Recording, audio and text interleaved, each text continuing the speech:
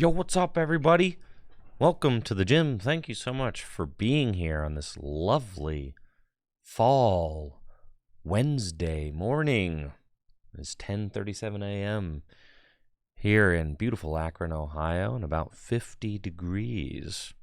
It has been chilly last couple days. It's that time of year where it's like in the morning, I feel like I wake up and we have to have the heat on in the house, and then by the afternoon, it's like, okay, well, now the air condition probably needs to be on. It's kind of like back and forth like that. Thank you, Trey, for that sub in the 70 months. And the the runs that I've been going on in the morning. Yeah. Fahrenheit, y'all. Fahrenheit. Listen, we're stupid Americans over here, okay? I don't know what Celsius is. But, thank you, Trey. 70 months. Thank you for the continued support. I appreciate it.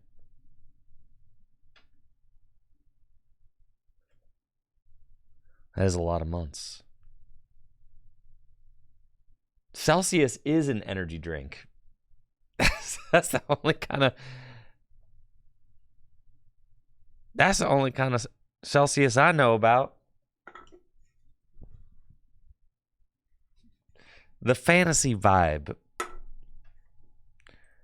But anyways, yeah, it's been chilly here in the mornings, which I'm cool with. I love my fall clothes, honestly. And it's always nice to be able to wear those long sleeves. And I don't have HVAC in the studio here, so I am getting a new studio built, which will have HVAC, but this one doesn't. So it's nice when the weather is agreeable outside, because then that means that the weather is agreeable in the studio. Construction's going well. It's moving along. They're getting the air ducts put into the new tournament hall right now.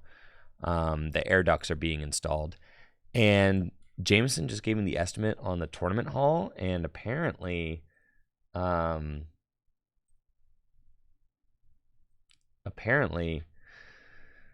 estimate is 2 to 3 weeks on that.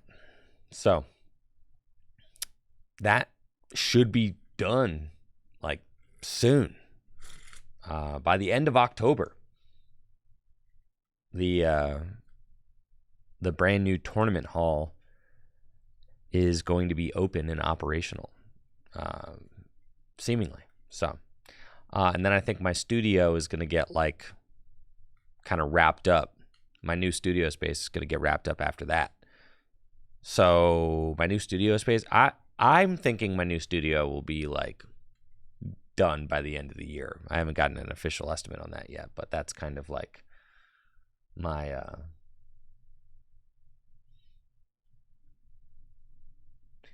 that's my thought. Oasis is the best Celsius.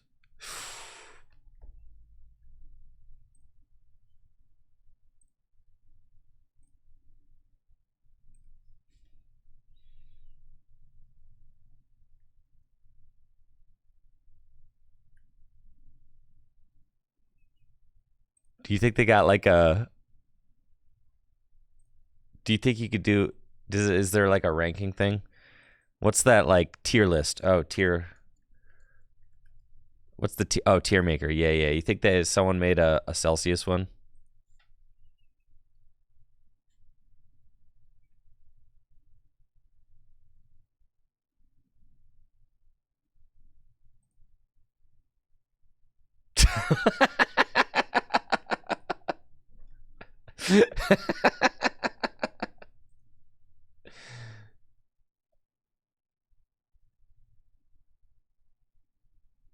The cola? I don't think I've ever had the cola. Honestly, Oasis is good, but I do think that Fantasy Vibe and Peach Vibe are the best ones. Yeah, Fantasy Vibe and Peach Vibe are insane. And then Galaxy Vibe and Oasis Vibe are here. All the vibes are like S tier. The orange is actually also up top. Nothing's F tier because all of the Celsius drinks are low-key kind of goated, but anything that's blue goes down.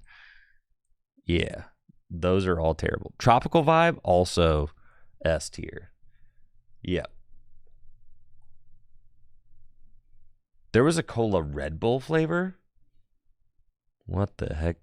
Yeah, berries. Sorry. Anything berry goes down here. Cosmic Vibe's okay, even though it's fruit punch. I'm not a big fruit punch guy. We'll go Cosmic Vibe there. And then like pretty much everything, all the normal non-vibe flavors are like B tier. They're all just fine. I don't really think of any of them as being any different than any of the other ones. They're all just fine. Except for the orange one. The orange one is excellent. But everything else, yeah. This is my official Celsius tier list right here. I've never had cucumber lime, and I've never had cola.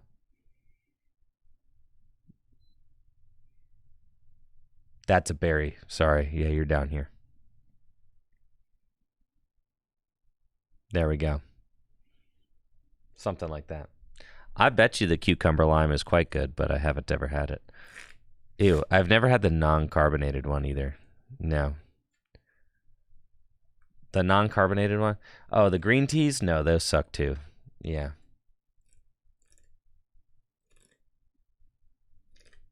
Okay. There you go. That's the official Celsius tier list. Berry slander? Yeah, berries are terrible.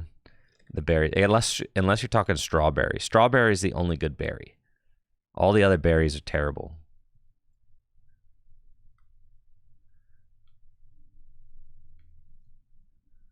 Spindrift?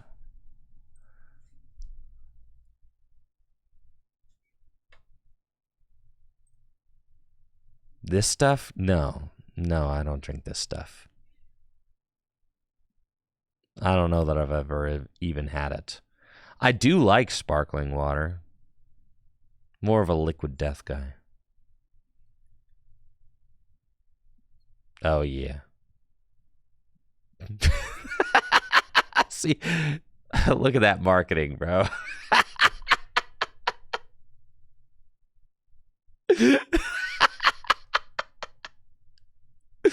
Liquid Death is an astounding feat of marketing. Yes, I couldn't agree with that more. Like, look, it's literally just sparkling water, guys. Like, it doesn't need to be. But look, they've got like they've got Ozzy Osbourne. They've got their own merch. Yeah, they've got like their own merch. You could buy a Liquid Death cornhole. Yeah. Liquid Death hats, Liquid Death shirts, Liquid Death lawn chair. Oh, just in case you needed a Liquid Death lawn chair or a hoodie, hats. Yeah, it's genius marketing. It's absolutely genius marketing. It's insane. But yeah, that's the Celsius tier list. Anyways, we got new Pokemon cards to talk about, so let's get into it. Pokemon card game. We've got the Louisville Regional Championships happening this weekend. That's cool. Good luck to everybody attending. I'm not attending any major events this year. I may attend one to meet up with some folks and work on a video project, but I'm not attending any major events this year. Just going to be spending time with my family.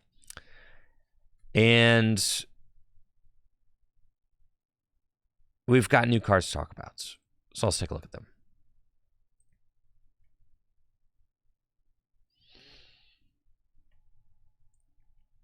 I can't believe there's no such thing as a fighting Shellos. This is so sad.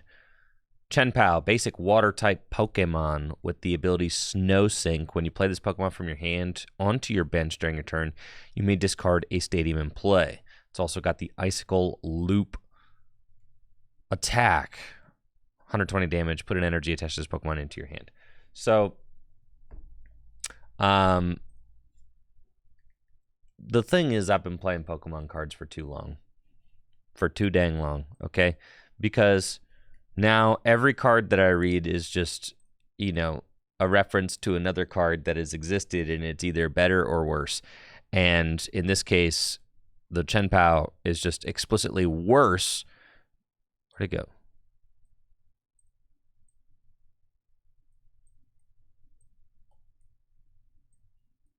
The Chenpao is... Yo, Trey's 5,000 points away from hitting a milli tricky points. It's 5 years in the making. Yo, let's go, Trey. That's sick. Chenpao is exclusively worse than Resetting Whole Marshadow. Resetting Whole Marshadow is, in my mind, the gold standard for this kind of ability. Once during your turn, if this Pokemon's on your bench, you can discard any stadium card in play and then discard this Pokemon. And yeah, and then we also had Pumpkaboo. Well, Pumpkaboo was the same thing, right?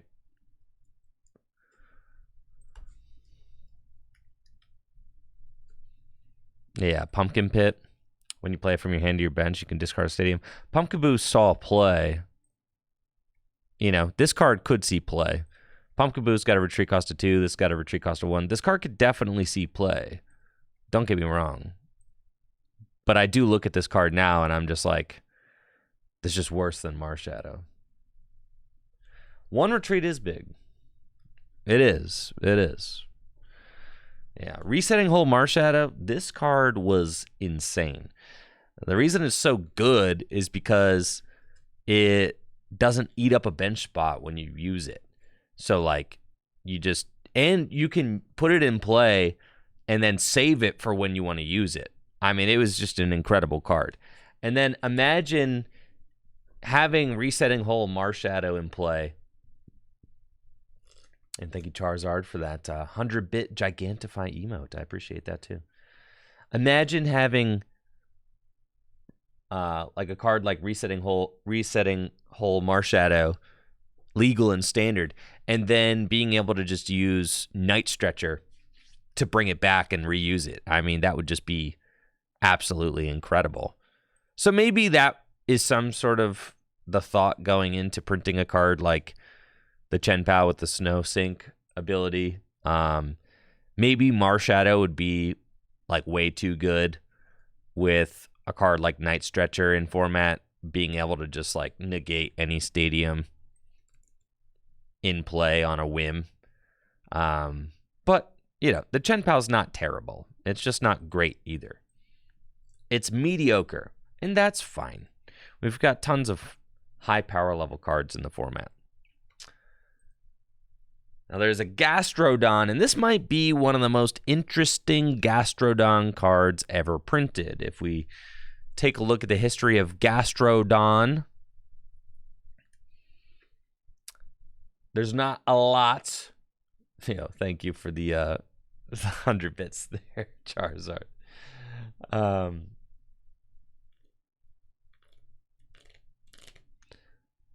If you look at all the Gastrodon,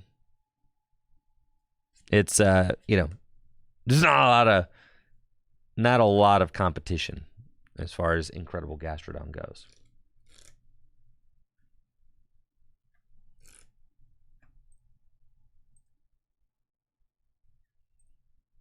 Gastrodon's got the ability Sticky Bind, which says if this Pokemon is on your bench, benched stage 2 Pokemon in play, both yours and your opponents have no abilities. I've got a bunch of problems with this card. This card is good and it's bad at the same time. It's good and it's bad. If you're reading this card and you're like, wow, this card's incredible, let me burst your bubble real quick. You want the good news or the bad news? What do you want first?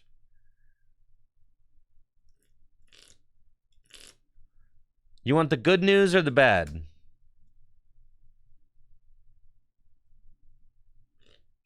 The bad news. All right. Here's why this card sucks.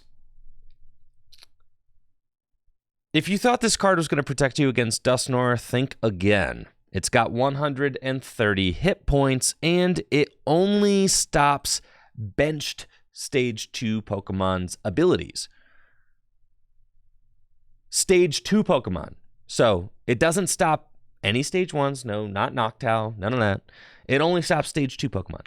So if you thought this was going to protect you against Dusknoir, think again, because Dusknoir can be used from the active spot. All you have to do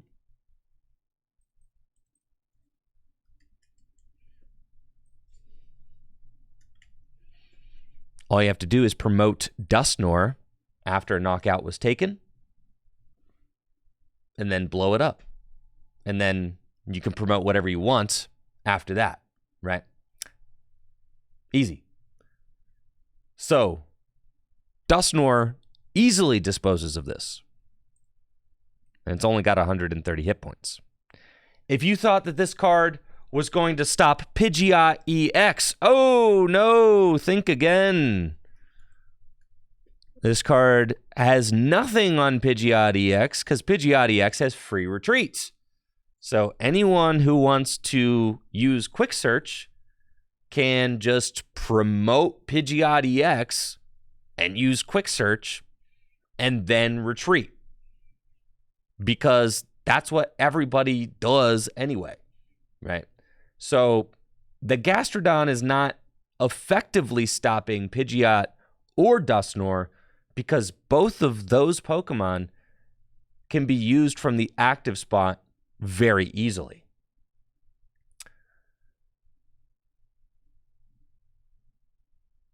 Charizard EX can also be used from the active spot quite easily.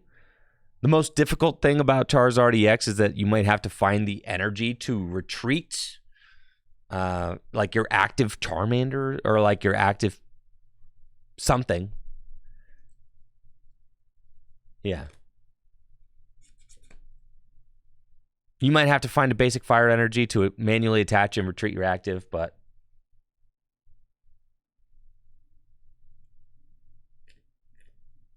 I don't really see it stopping Charizard.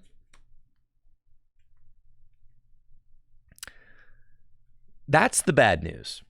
So when it comes to stopping Dusknoir, which, keep in mind, is probably the most popular Stage 2 Pokemon in the format right now, and Pidgeot, which is, well, probably the second most popular Stage 2 Pokemon in the format, it's not really capable of doing either of those effectively. Now let's get to the good. All right. Now there's one more bad thing. Even if you're like a Gardevoir deck, there's one more bad news. The ability only works when Gastrodon's on the bench. So, Gardevoir decks, what card does Gardevoir play? They play Counter Catcher. Oh, yeah, they do. They love some Counter Catcher. And you know what else Gardevoir plays?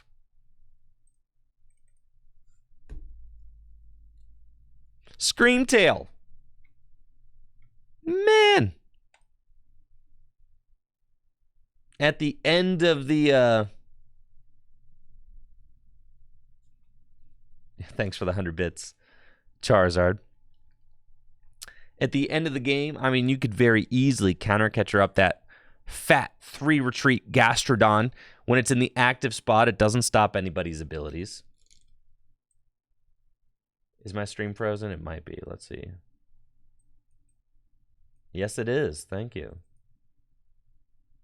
I don't know why this happens once a stream.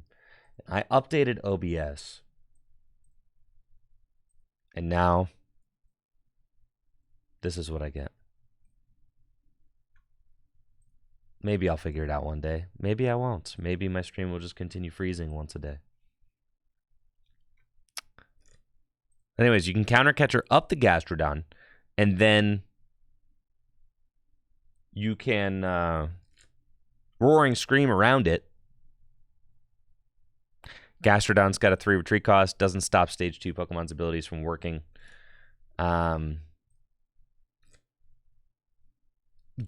also can just put itself in the active, right? You can just promote Gardevoir EX and use its ability. And you can even put the 2 energy onto the Gardevoir EX to retreat it. And then you've got Monkey Dory to move those damage counters off. So, like, it really doesn't matter.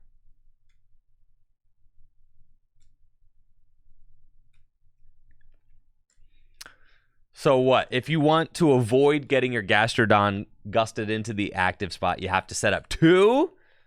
Man, I can't think of a better way to... All right, here's the real deck. What is it?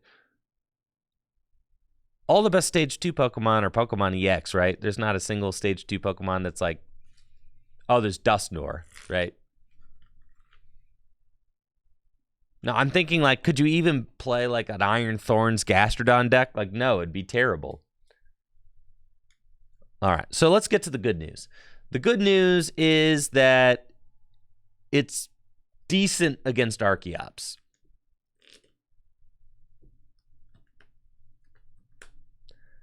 Bax?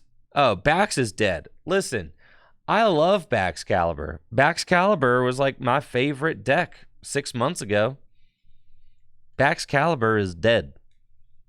It is dead.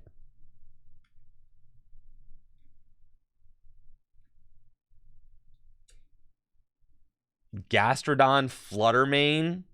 But what are you doing with your Gastrodon Fluttermane deck?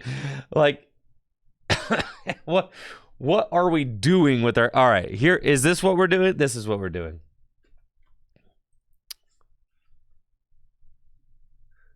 Fluttermane. All right, you got your Fluttermane, so stops active Pokemon's abilities. And then you put your Gastrodon on the bench, and then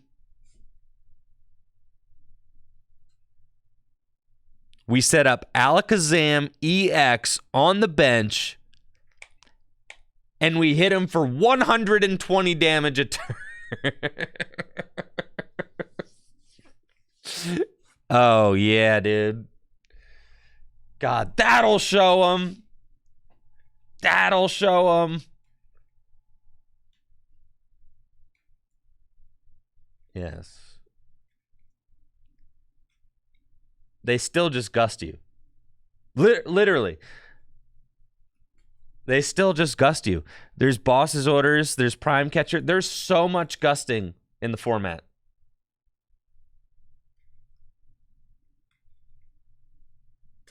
There's so much, guys. You can even Iron Bundle out of that.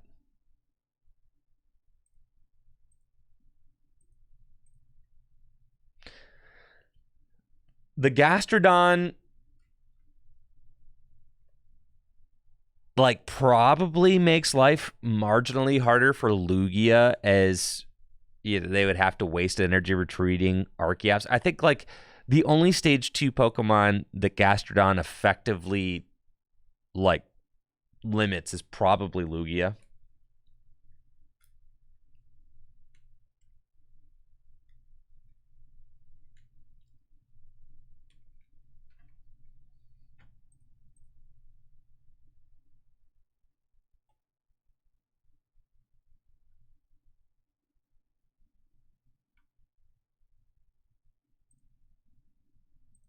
And the Alakazam emote. How many bits to get to the Alakazam emote? That's a great question.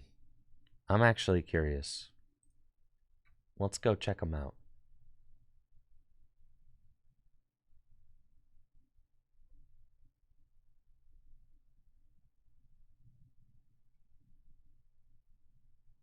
I don't know. How do I tell? Okay, it's 10,000 bits. All right. Here you go. Ursaring, 75,000 bits. There are 2 people who have unlocked Ursaring. The Misty Wow is 50,000 bits. There are 4 viewers who have unlocked that. Stonks is 25,000 bits. There are 10 viewers who have unlocked that. Alakazam's 10,000 bits. There are 32 viewers who have unlocked that. Bulbega is 5,000 bits, and there are 60 viewers who have done that. And the Carcoal Bit Train is 1,000 bits, and there are 216 viewers who have unlocked that. There you go.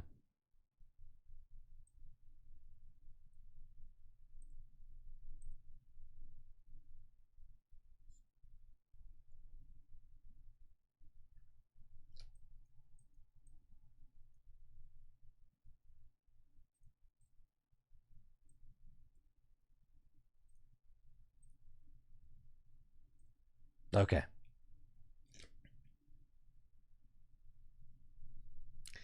You keep trying to fill the next slot, but anything you commission gets handed down to the proletariat for free. Emo bits count towards it. Yes, for sure, Charizard. Yes. I need to commission some new emotes. For sure. It's been a little while. Let me see. What do we...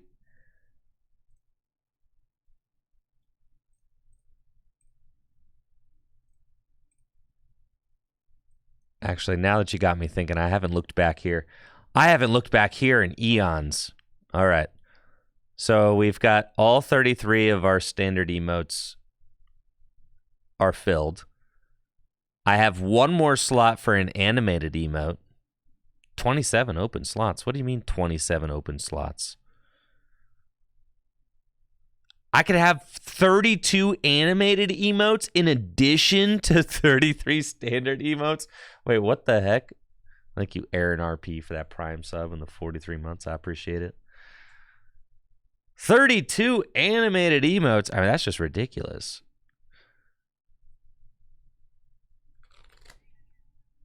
And then bonus animated emotes by using Twitch alerts.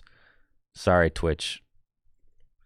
All right, there's the tier 2 emotes. You get the Squirtle, the Wartortle. I need to get a Blastoise put in here for the tier 2. That'd be so sick. Then I would have Squirtle, Wartortle, and Blastoise for all you tier 2 subs out there.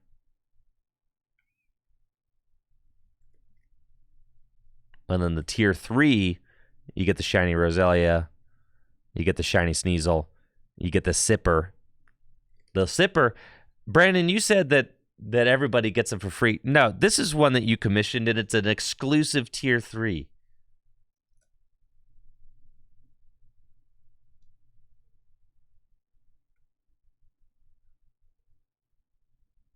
In order to get more emotes, I only have to get to 1,900 subscriber points. We'll never get there, folks. That's okay, though. I have 2 viewers at 100K bits. Okay. I need to, for the 100K bit earners, I need to create something. Thank you, Pock, for that Prime sub and the year. 1 year. Thank you. Thank you.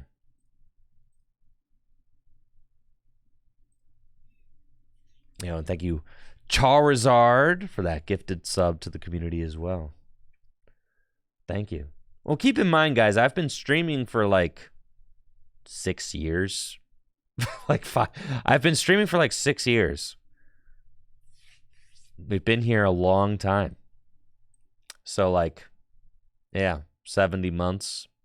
Almost 6 years.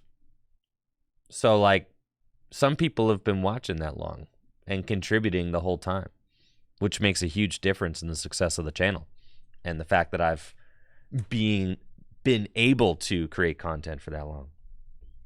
You know, thank you, Swizzerton.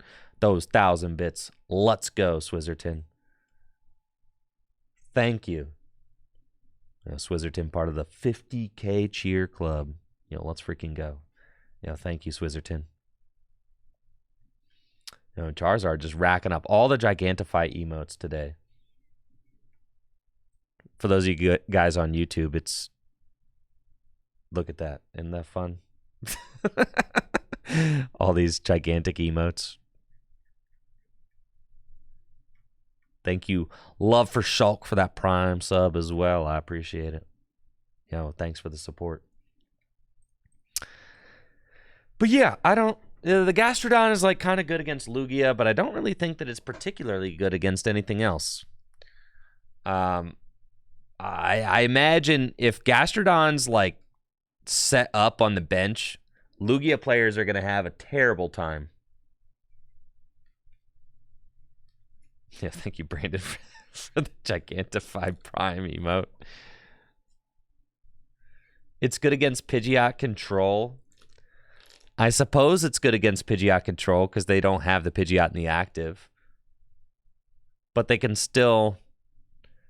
Every time a knockout's taken, they can still promote the Pidgeot. Gastrodon plus Fluttermane, I've already talked about that. You're not doing anything to win. Stops Dusknoir? No, because your opponent could just promote the Dusknoir. It only stops Pokemon on the bench.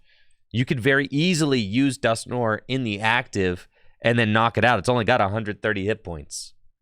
It's very easy to do that. So I don't think it like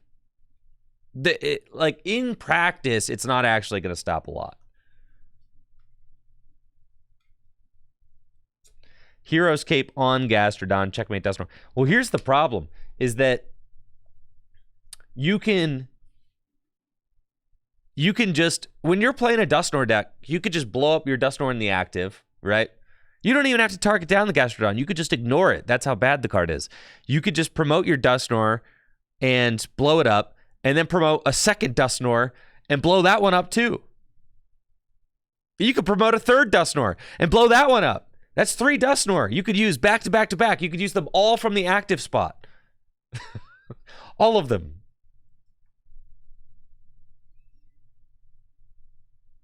Yes, I have already talked about Gastrodon, Fluttermane, and Alakazam EX. Anyways, we're done talking about Gastrodon. The card is mid. It reeks of mediocrity. Reeks of mediocrity, chats. Reeks of it. Cofagrigus.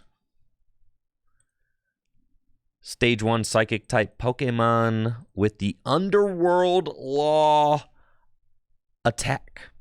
For 1 Psychic Energy, put 6 damage counters on each Pokemon in play that has any abilities. Both yours and your opponent's.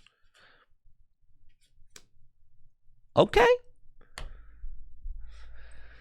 Yeah, I mean, in Gym Leader Challenge, this is certainly a viable option for Psychic spread decks. Definitely. This is not like a totally new kind of a attack. So we all have 2 L's, 1 L. There was a Weavile which had the Rule of Evil attack. I mean, this is all the way back in Burning Shadows. Thank you, Patrick, for that Prime sub in the 20 months. Appreciate you choosing Tricky Jim for that Prime sub. Thank you. Yes, Weavile has the Rule of Evil attack. For 1 colorless energy, it does 60 damage to each Pokemon that has an ability, yours and your opponent's, right? So, like, and this card was not great.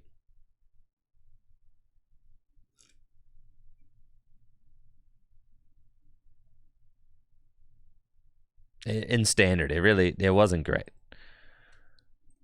So, like, I'm a little bit wary of a card like this in Standard. Keep in mind, you can't play Cofagrigus with any Pokemon that have abilities.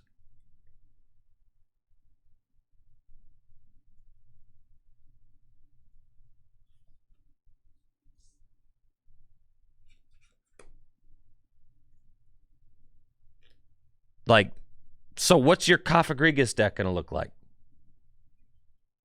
You can't play any Pokemon that have abilities. or you're going to have a bad time. Heavy monkey deck, you're going to kill your monkeys. As you damage your own monkeys. But then how are you getting darkness energy on all those? Frostlass? You're going to kill your Frostlass.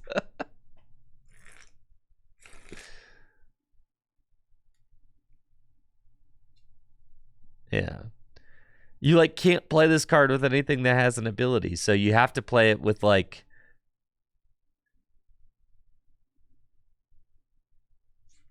you could play Dusknoir. Sure, you could play it with Dusknoir. You'd have to play it with cards. Yeah, I assume you're using like TM Devolution. Like I suppose, but then you still just like I guess against like a Raging Bolt player, you would have to hope they just overbench against you. Maybe you play with Palossand. Maybe we play it with Palossand.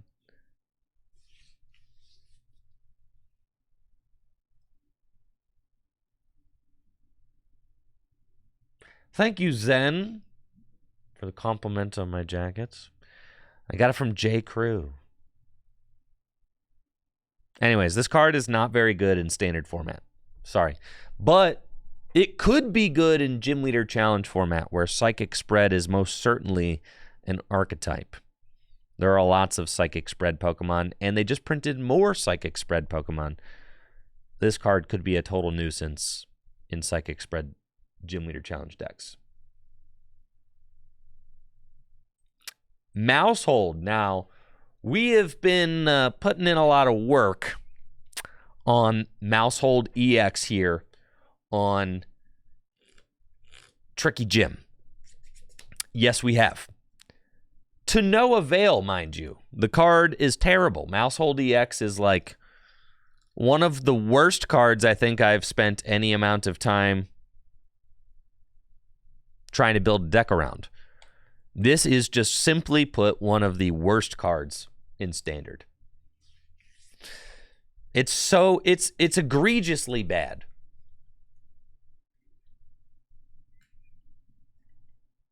But we get a new mouse. Mousehold has the Family March attack. Search your deck for up to 2 Mousehold or Mousehold EX and put them onto your bench. And then in Scissors combo, flip 4 coins. This attack does 30 damage for each heads. All right, man. It's so bad. No, it's so bad, guys. It's so bad. It's so bad. You guys realize we play in like a crazy turbo format, right? Like we live in a format where it's Dusknoir, it's Radiant Greninja, it's Dragapult. All right? Dragapult. Phantom Dive, 6 damage counters. No. Monkey Dory, yes. Yeah, turn 2, you summon the Mouseholds. Turn 3, they get wiped by Dusknoir.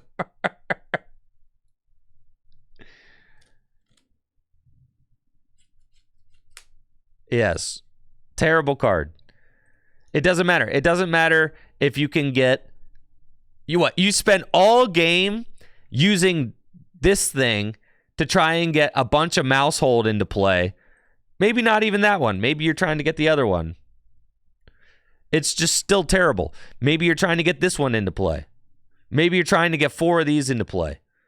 So then in order to get 4 of these into play, you'd have to like use this attack. You'd have to go turn 1, pass. Turn 2, I use this. Turn 3, I can start attacking with Family Attack. You realize most Pokemon TCG games are almost over by turn 3. You realize that? The game is almost up. Turn 3. It's almost time to sign the slip. You can't take until turn 3 to start attacking? Are you kidding me? Absolutely not.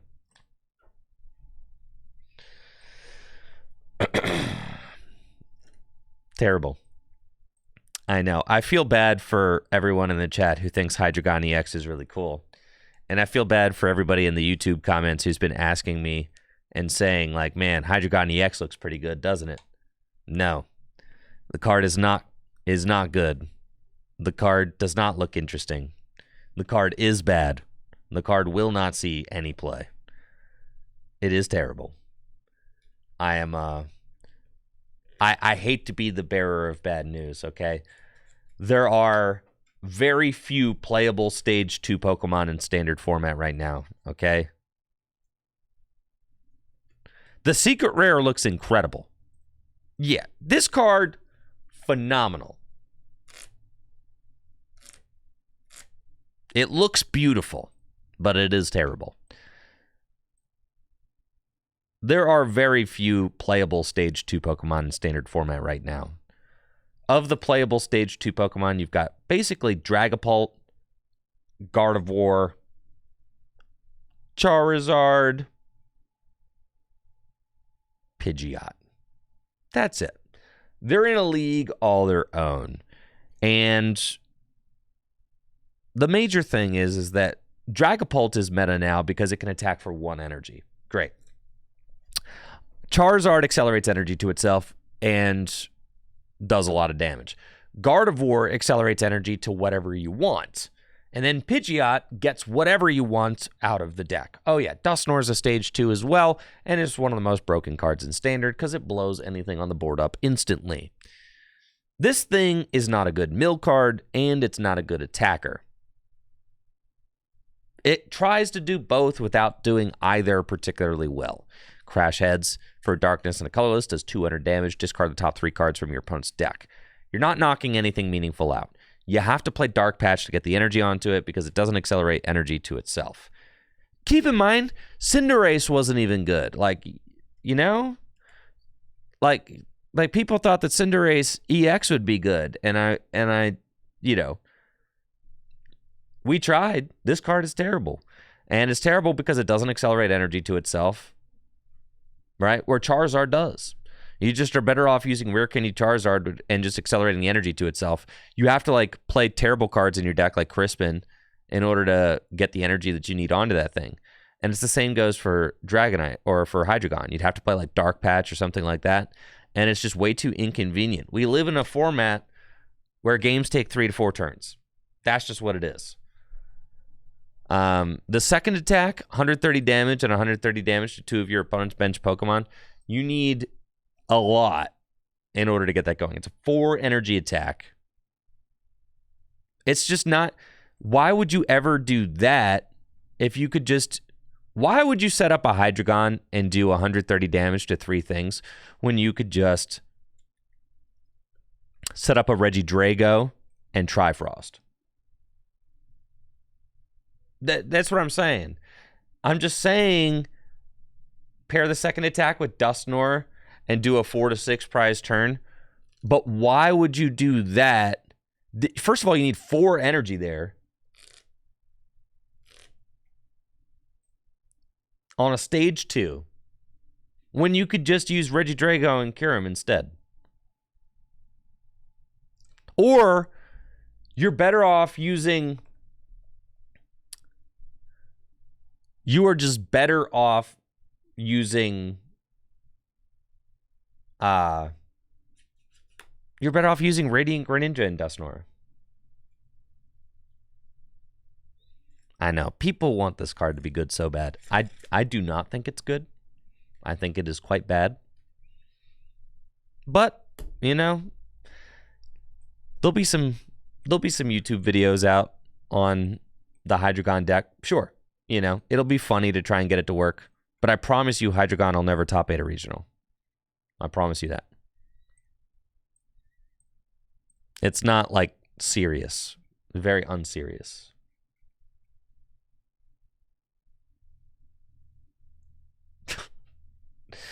Thank you for the bits, Charizard.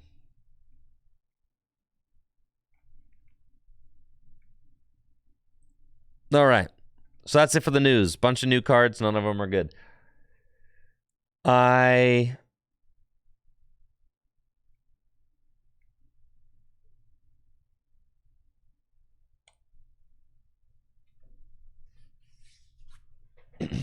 The fact that only the very most broken thing to do is worth doing in Standard is why so many Magic players only do Limited. Yeah, I mean, for sure. I only play Limited Magic. Do you guys want to do Pocket or Live today? I mean, I'm down for either. I was thinking that maybe we should do... I mean, people got Louisville coming up this weekend. I could play Sweaty Decks.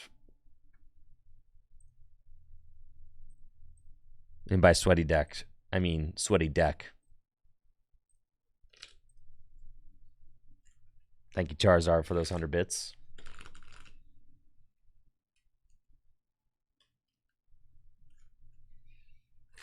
Is there anything to be excited about in Standard anymore? No, we don't play Standard to get excited. We play Standard because it's our jobs.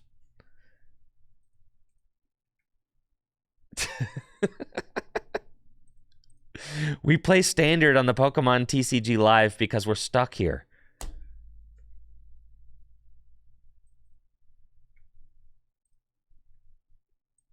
I stopped having fun playing Standard years ago. Years ago, folks. Years ago. I don't know. Probably at least 2018.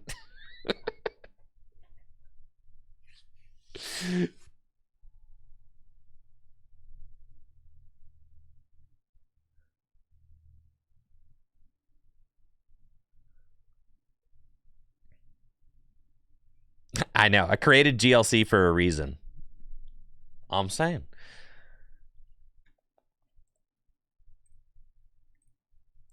Here we go. All right. Looks like I'm up against, I don't know. I have no idea what I'm up against, but they got a Pheasantipity. That doesn't tell me anything. I'm playing the most broken deck in formats, Palkia Dusknoir.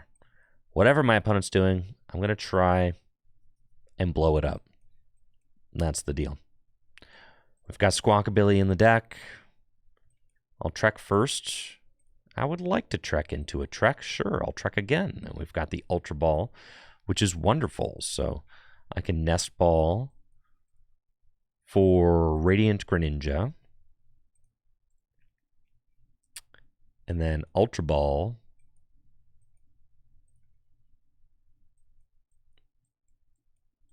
for the Squawker. And then we go here, and we'll Squawk and also Seize. Let's go. That's a pretty strong-looking hand. Duskull. Nest Ball, we got another Duskull. We can conceal cards. Love it. And I can even get a second Palkia if I want to, just in case my opponent blows up my first one. So we'll do that. And then we will pass. Your go, bud. Let's see what my opponent's got going on over here. Pheasantipity.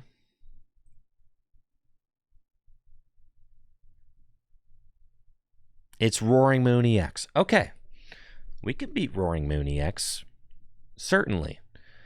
The scary part about this matchup is that my opponent is probably knocking out this Palkia. But that's fine. All I have to do is go Rare Candy Dusknoir, Rare All I have to do is go Rare Candy Dusknoir, Rare Candy Dusknoir, blow up the Pheasantipity, blow up the Roaring Moon, and then Iono them or whatever, and hope they can't respond. That's all I got to do is take 4 prizes next turn. Hope they can't do anything about it. I could go Moonlight Shuriken. Yeah, I actually just have it all right here. Because I can Irida for Palkia and a rare candy, and then Ultra Ball. I just have it. Yeah. I have rare candy Dusknoir, rare candy Dusknoir, Palkia. I don't have the Iono, unfortunately. But I mean, it still is pretty substantial. Now, this is tough because the Roaring Moon's got 290 hit points. That's more HP than you want a Roaring Moon to have. That is, that's a lot.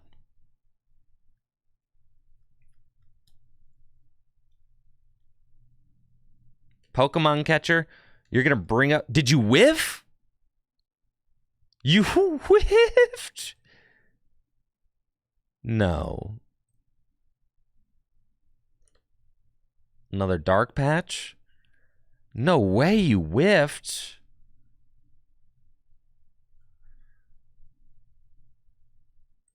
Oh, you didn't get your Pecharunt EX or whatever? Discarding the Dark Patch? That's crazy. Radiant Greninja, concealed cards?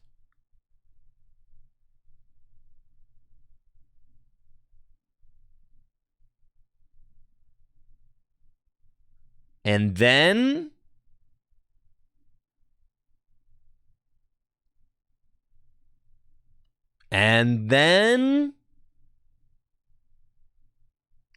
What do you do? What do you got? Nothing? You concede?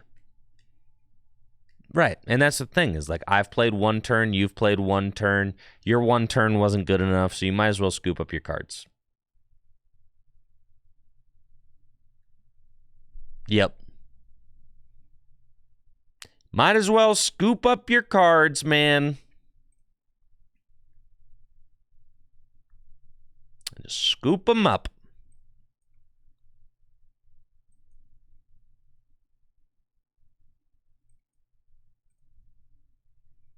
Ultra Ball for Dusknoir. Irida for Palkia and Rare Candy. Rare Candy Dusknoir. Cursed Blast.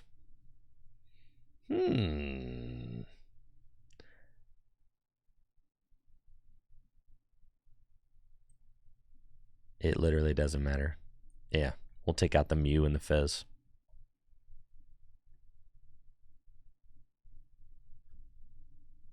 You take a prize, and then I go Night Stretcher, and then I go Dusknoir, and then I go Rare Candy Dusknoir, and I go Curse Blast, and I knock out your Mew.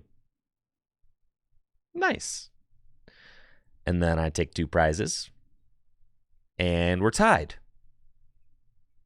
But I haven't announced an attack yet, so I get to keep playing. And then I can evolve into Palkia VSTAR. And then I can Nest Ball. And we can get the Mew EX out. And then I can go get a Duskull and bench it, Patch of Water, restart. And then I'll use Star Portal. And we'll go here. And then I can attach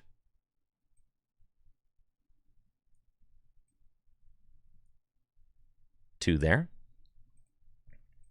And I'll subspace well for the knockout.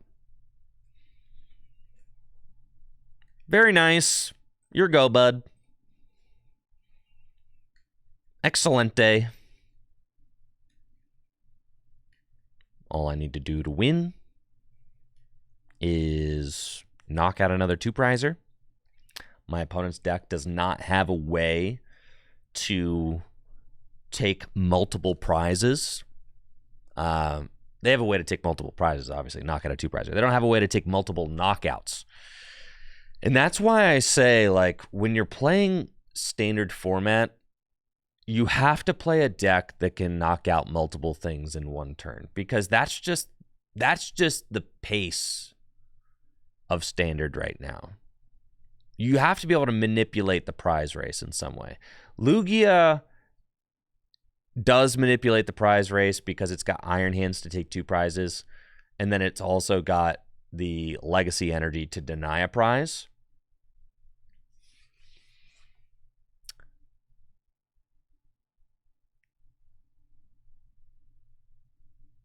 And then Raging Bolt, I mean, even we've seen some Raging Bolt lists that are playing a 101 Dusknoir. Like, that's how good Dusknoir is, even in a deck where you're just trying to race your opponent down like 2, 4, 6.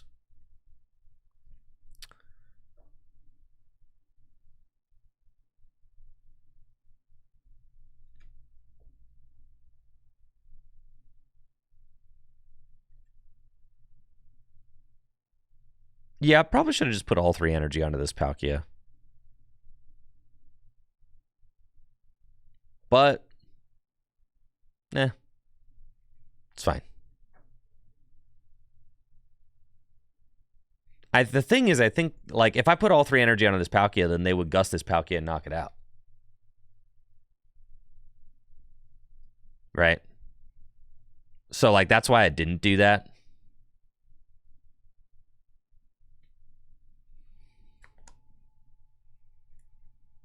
Now, I do have my Pheasantipiter prized, so this is a very nice find here,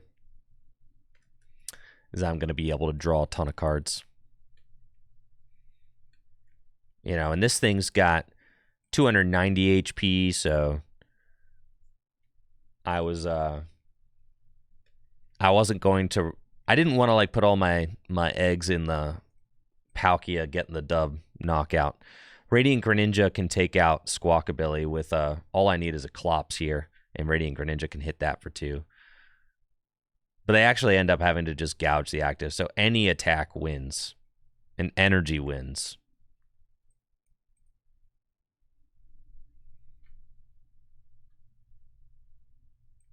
And we've got Hisuian Heavy Ball for Pheasantipity. And this is like, dude, you Iono'd me.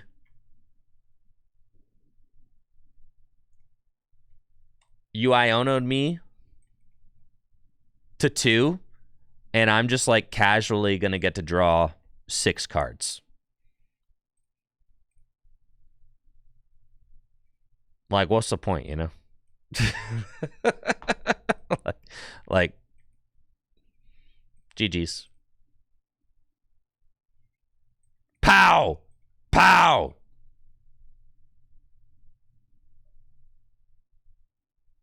Let's go. Now, I know it sounded kind of depressing, okay, when I said I haven't had fun playing Standard since 2018. All right, that was hyperbole. I do obviously have fun playing the Pokemon trading card game. I love Pokemon cards. Pokemon cards are my favorite thing in the world. Don't get me wrong, okay? Pokemon cards are my favorite activity, period. I love Gym Leader Challenge. I love playing Retro. I love playing TCG Pocket. And sometimes I even like Standard. My favorite part of Standard is when there's new cards and you get to brew new decks. Like, that's my favorite part of Standard. But, like, game in, game out, just, like, grinding Standard ad nauseum, I like, you know, competing at the regional level and at the world level in Standard can be fulfilling and fun. But, like, if I'm going to play casual games of Pokemon with my friends, We're not whipping out the standard decks. And I haven't done that. I haven't done that since probably about 2018. Because if I'm having fun with my friends, we're playing any other format.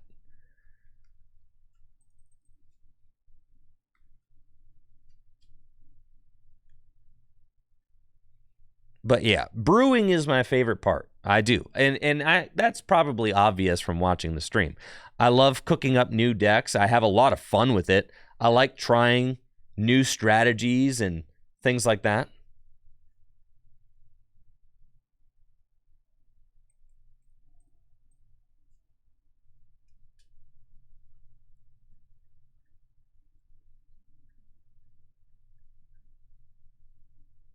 You know, but this that I'm doing right here, this kind of like blow them up, nobody gets to play the game longer than 3 turns kind of crap, this is not what made me fall in love with Pokemon cards, y'all. So, like, that's why I'm being critical.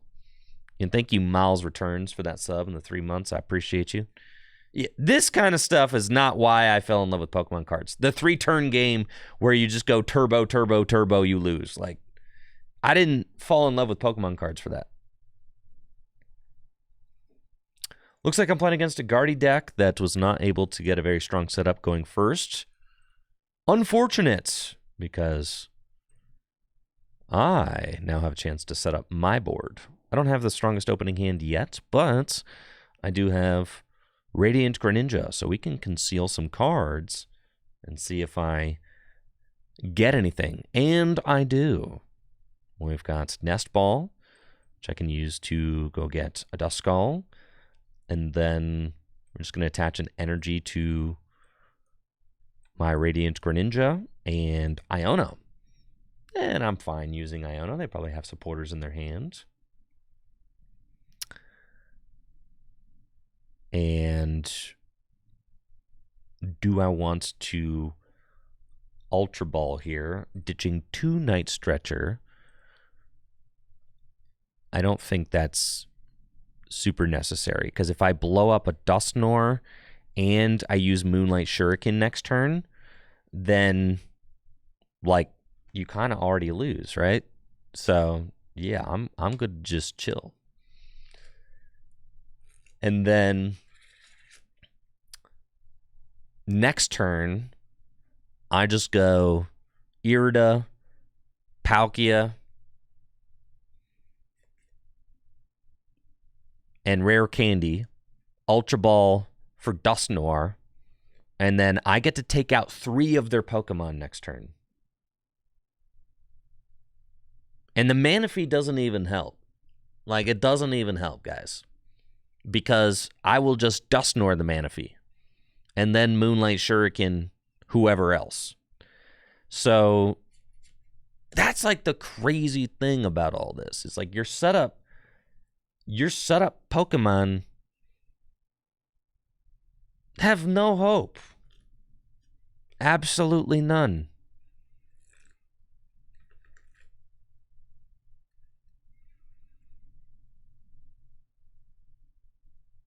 Like those Ralts there, you slap, all those guys are dead. They're all dead. All of them. They're all dead, bro. They're all dead. It's over for you. This game, already over. Pack it up. Pack it up, pack it in. Let me begin. Okay.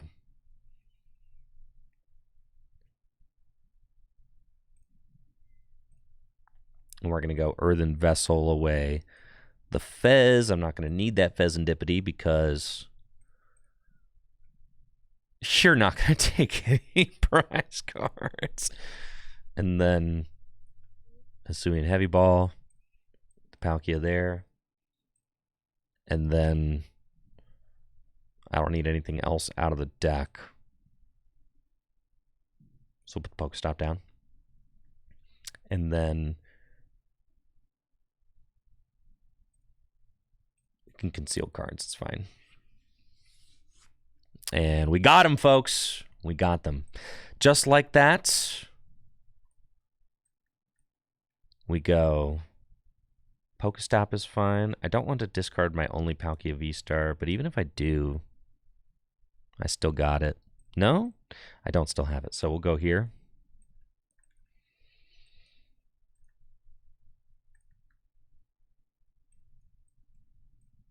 And get Palkia. No, and get Dusknoir. And then we Irida for Palkia Rare Candy. That's it. Yep. And then Irida. I'm just going to go get these. There's like a weird situation where I could have Pokestopped away both Palkia, so I wanted to actually sequence things that way first. Then we'll get these. Cool. I can Rare Candy into Dusknoir. And then we can evolve into Palkia. And then I can use Star Portal. And I'm just going to put 3 energy onto Radiant Greninja because I know that this game is just over. I'm going to use Dusknoir to blow up your Manaphy to get rid of your bench protection. And now I'm going to use Moonlight Shuriken to knock out both your Ralts so that you have absolutely no chance of being able to play this game. I can Trekking Shoes. Yeah, keep the other Dusknoir. That's nice. And then I can save this water energy for next turn to Moonlight Shuriken again. I can actually just attach it here. You know what? Let's just keep going. This is boring. All right, we're going to Ultra Ball. And I'm going to go get Mew, and we're just going to keep drawing cards. Yeah. Here we go. Boom, boom. And then restart. Oh, yeah, that was sick. Okay, cool. And then, yeah, all right. Moonlight Shuriken, both your Ralts are dead. And that's it. Cool. That's 3 prizes on turn 2. Your go, bud. What do you do from here? I really do think that this is like one of the most degenerate decks in the format. I think it's like, I think that this Palkia Dusknoir is the BDIF, if you ask me, because I think it just so quickly and efficiently eviscerates any setup that the opponent has and can just completely take control of the game. This format is a lot about going first, because if you're the player who goes first, then you have kind of Dusknoir control. All right, my opponent benched 2 more Ralts, and I just win the game this turn. Okay, so I can Night Stretcher for Klops. This is greedy, but I want to win the game this turn. I'm committed to winning the game this turn, guys. So we're going to do it. Curse Blast. And go here.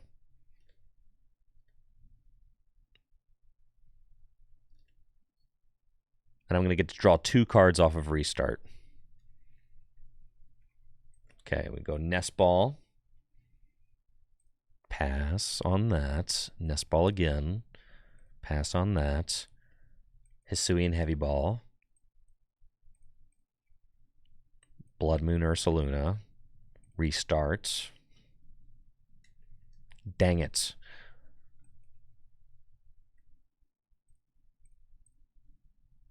Unfortunates. My greed did not pay. I wanted to win this turn. Because I wanted to win this turn, okay? Of course it was greedy. I just wanted to win.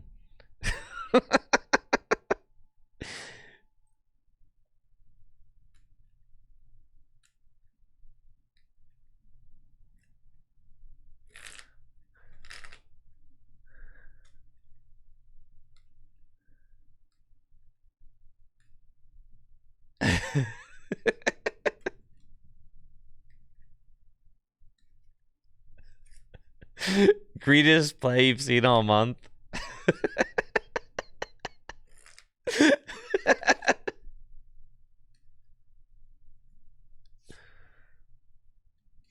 But that would have been sick if we won, all right? No, I wanted to win in 3 turns, chat. It's hard for me to take it seriously, bro. How can I take this format seriously? Like, look at this. At this point, I'm just trying to win in 3 turns. Obviously, I know if I'm at a tournament, I never make that play. You never make that play. You just go at the water and you knock out both rolls. Of course you do.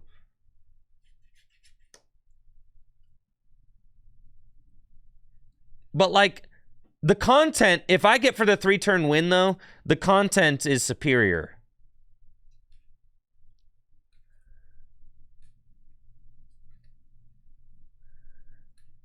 Six prizes, 3 turns. Complete board domination. My opponent never gets to play. That's what I'm going for. I did it for the plot. Right.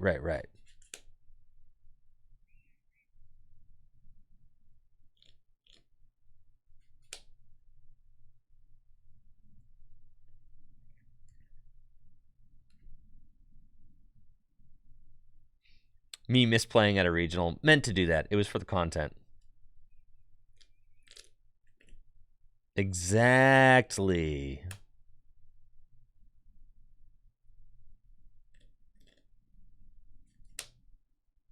Exactly.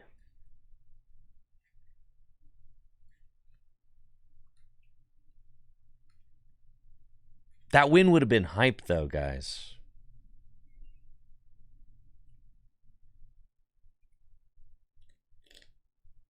Why would you do something so hurtful like gust up my Blood Moon Ursaluna and attack with a Scream Tail?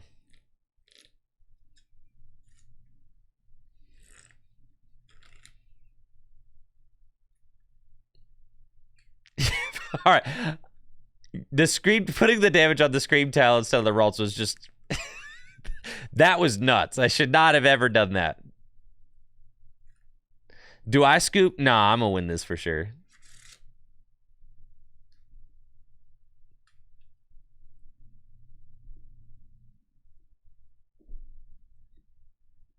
All right. Here's how we can still win. I shouldn't have done that.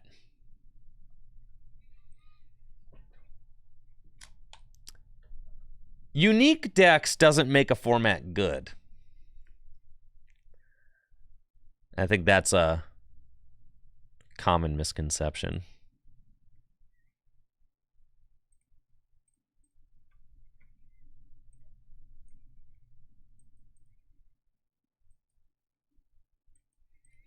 That's why people think some lot is good. Because you can have unique decks.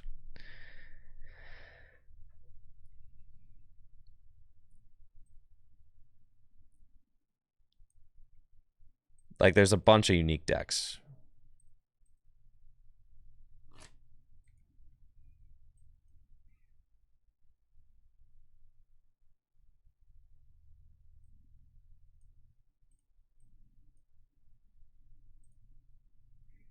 When was the last good format? Dang, that's a question.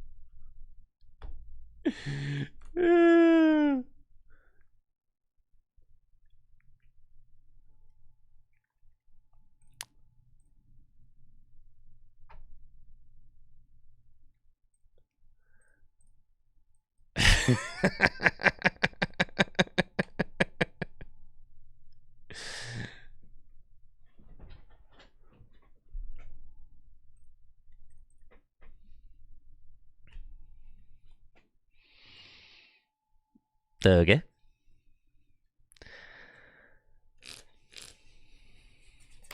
I still kind of lose if they... No, because they'll have... But they'd have to gust up and stick this, I guess. I could lose if I get stuck, for sure.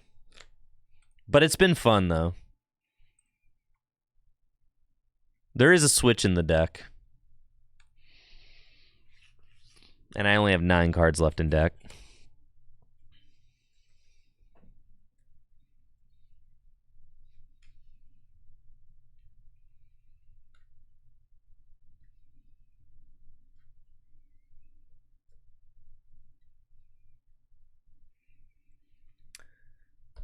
When was the last good form? Well, you're asking someone who's extremely biased.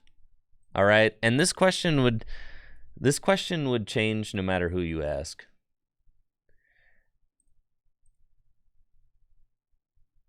There's like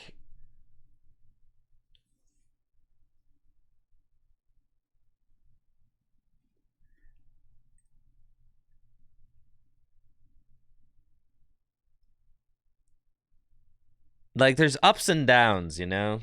All right, you have to gust up Origin Form Palkia. You gusted up the wrong guy. I can just attach a water and win. Why did you had to gust up him. This was the wrong decision.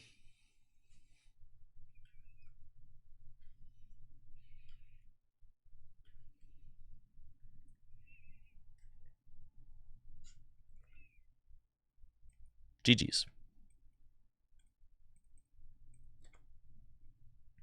I would have totally found the switch anyway. Yeah, it's actually guaranteed.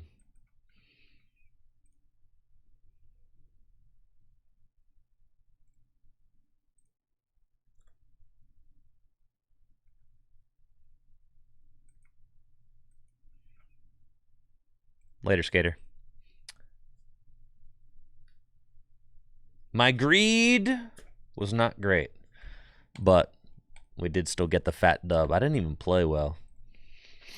I made a stupid play, which put the game in jeopardy.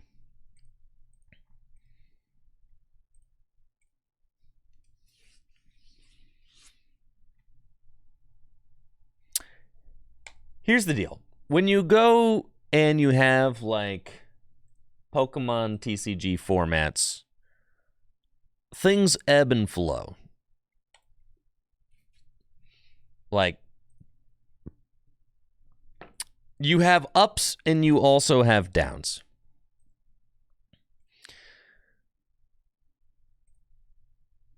Because things are very subjective, too. Like, you're talking about, you know, what's the best Pokemon TCG format? We're talking about fun, you know? What makes a format... You're talking about game design. What makes a format fun, right? What fun?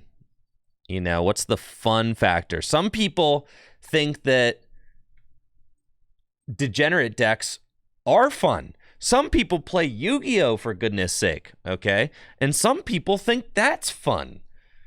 You know, like that's... fun is subjective. Some people think that, you know, me getting to like... Some people think that like expanded with all the broken control decks is like fun. Some people think that playing combo decks where my opponent never gets to play and I just have 1 or 2 turn wins, some people think that is fun. So like everybody has their own idea of fun. But the way that formats kind of go is that, you know, you got your Pokemon TCG. You got Pokemon TCG, right? And it starts in 1999. And now it's 2024.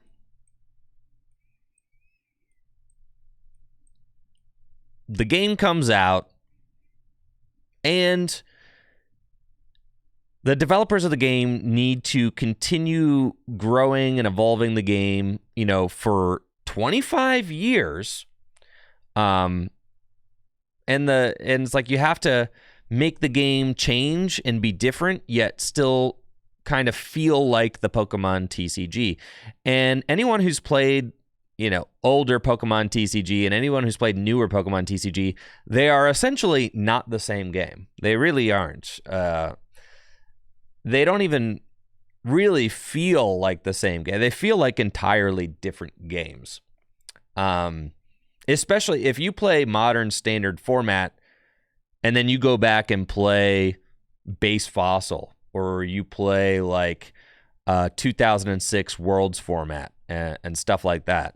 The games are worlds apart. I mean, the mechanics are similar, but modern Pokemon is way more turn, combo, and draw heavy, and older Pokemon is more methodical, board position, more like a volley back and forth, where your opponent does something, you respond, you do something, your opponent responds, my opponent does something, I respond. Like more of like a conversation. Like modern Pokemon is more like both me and my opponent are trying to blast off at the speed of light and see who gets to the end first. Older Pokemon is more like a tennis match, like ping pong. Yeah. Modern Pokemon is definitely going more towards Yu-Gi-Oh! In that kind of way. So, like, your fun factor is going to ebb and flow. It's going to have ups and it's going to have downs, and it's going to have peaks and valleys. That's just kind of how things go when you're developing a trading card game. For me personally, I think that there were really high highs in like 2006. And I think 2017. In my mind, those are like the highest highs that the Pokemon TCG has. I think like, all right, so if we're going to like actually kind of do the graph, it would be like 2006,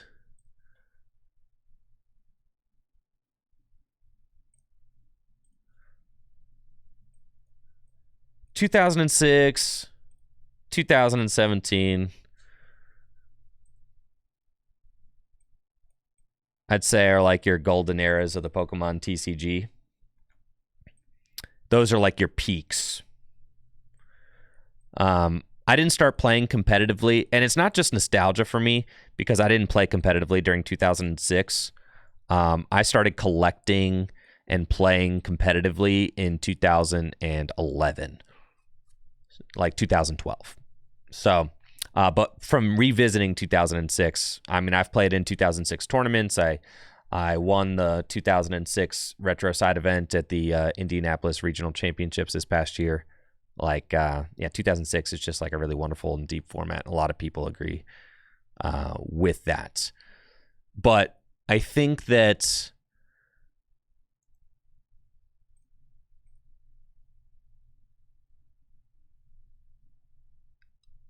let's see. So like there was things started getting bad right around tag teams.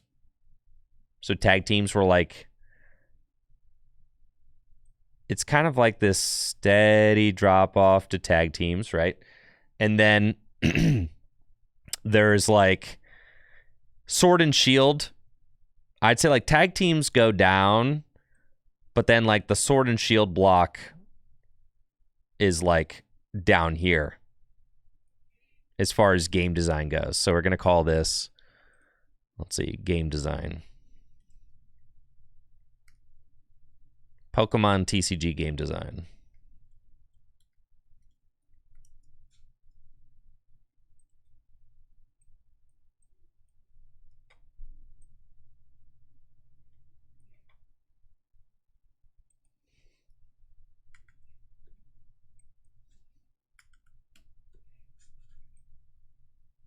Okay. So you got 2017. When like the Sword and Shield set come out? Was that 2019? It must have been 2020, right? Yeah. So that's like 2020. I'd say it's not even like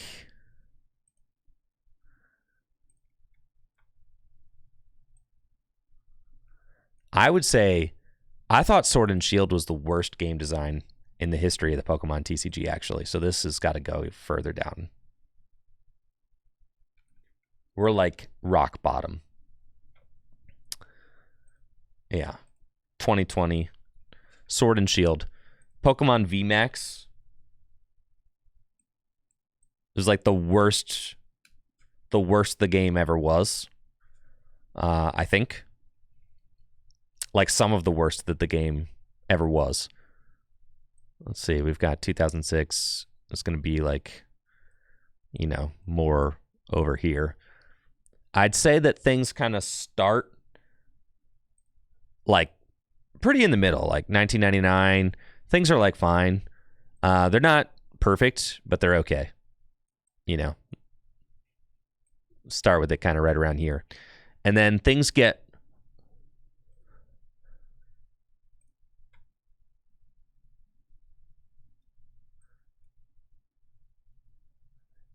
like better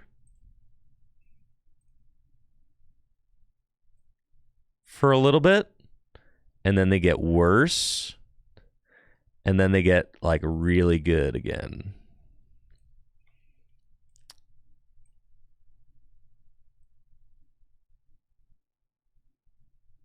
It's not even like that fast. It's honestly like things like get better for like a second and then get worse and then get better. It's like that, right? Because you've got 1999, like base, jungle, fossil are all pretty good. Then like rocket, like all that rocket gym comes out and all that. So like by the time rocket gym, like until Neo comes out, you know, you're talking like 2000, it gets like pretty bad. Rocket and Gym were like pretty bad sets for the game. So like at 2000, things get, from 1999 to 2000, things get like really bad. And then things start getting better. And I'd say like right around 2004, you know, things are like looking real good. You know, 2004 is like even better than 1999. And then 2006, yo, what's up, Amy? Thank you so much for the raid, Amy. Definitely make sure to check out Palkia Amy's channel if you have not already. She creates some awesome Pokemon TCG content over there. Does some artwork too. You know, thank you, Palkia Amy, for the sub in the 45 months too. Hopefully you're doing well. I'm making a graph right now talking about the game design in the Pokemon TCG. I got sidetracked because someone asked me when was the last good Pokemon TCG format, and now I am like stunlocked on that. But I also think it's kind of a good question. I've never really directly addressed it on stream, though it's something I've kind of talked about multiple times. So today we are embarking on the answer. Because that's just what we're doing. All right.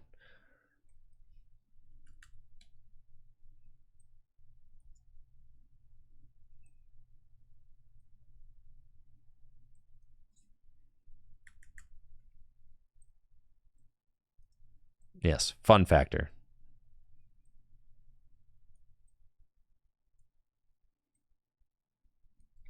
Okay. Yeah. Fun factor by year, right?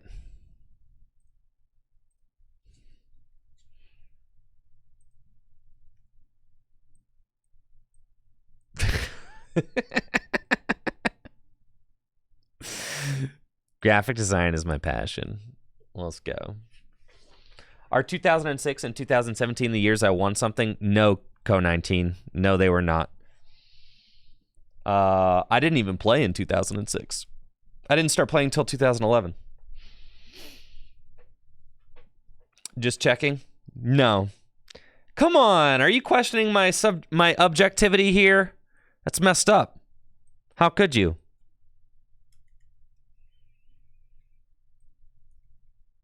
I can't believe you would question my...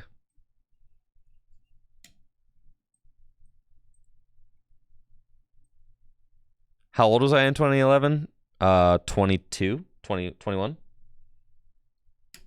Okay. Pokemon TCG game design. Fun factor. Year. Okay. So then you get to like 2006, and I would say like things drop off after 2006 and are not quite as fun as they were in 2006, but they still remain okay. And then a lot of people really like 2010, so we'll give you another little bump here in 2010. People like 2010. I think 2010's okay. There's like a lot of different stuff going on in 2010, which is pretty cool. You've got like the introduction of...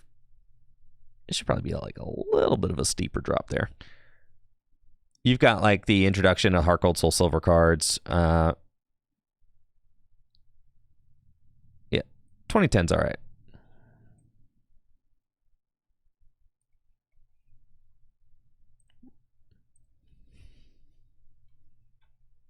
Yeah, people like 2010. I've played a decent amount of 2010. 2010's cool. You've got a lot of player interaction happening between 2010. 2010 to 2018 were good. That's a huge blanket that I am not ready to co-sign on. Actually, because things actually get pretty bad after this, because you've got your formats like 2011, 2012 are like actually crap. So, yeah. You go back and you look at like the formats I started playing in were kind of crap. And then you have like Mewtwo EX Wars and all that. Like, dude, I started right in the middle of that. That stuff was not good. Yeah, you go to like TCG Legends. Yeah, you go to like tournaments, World Championships.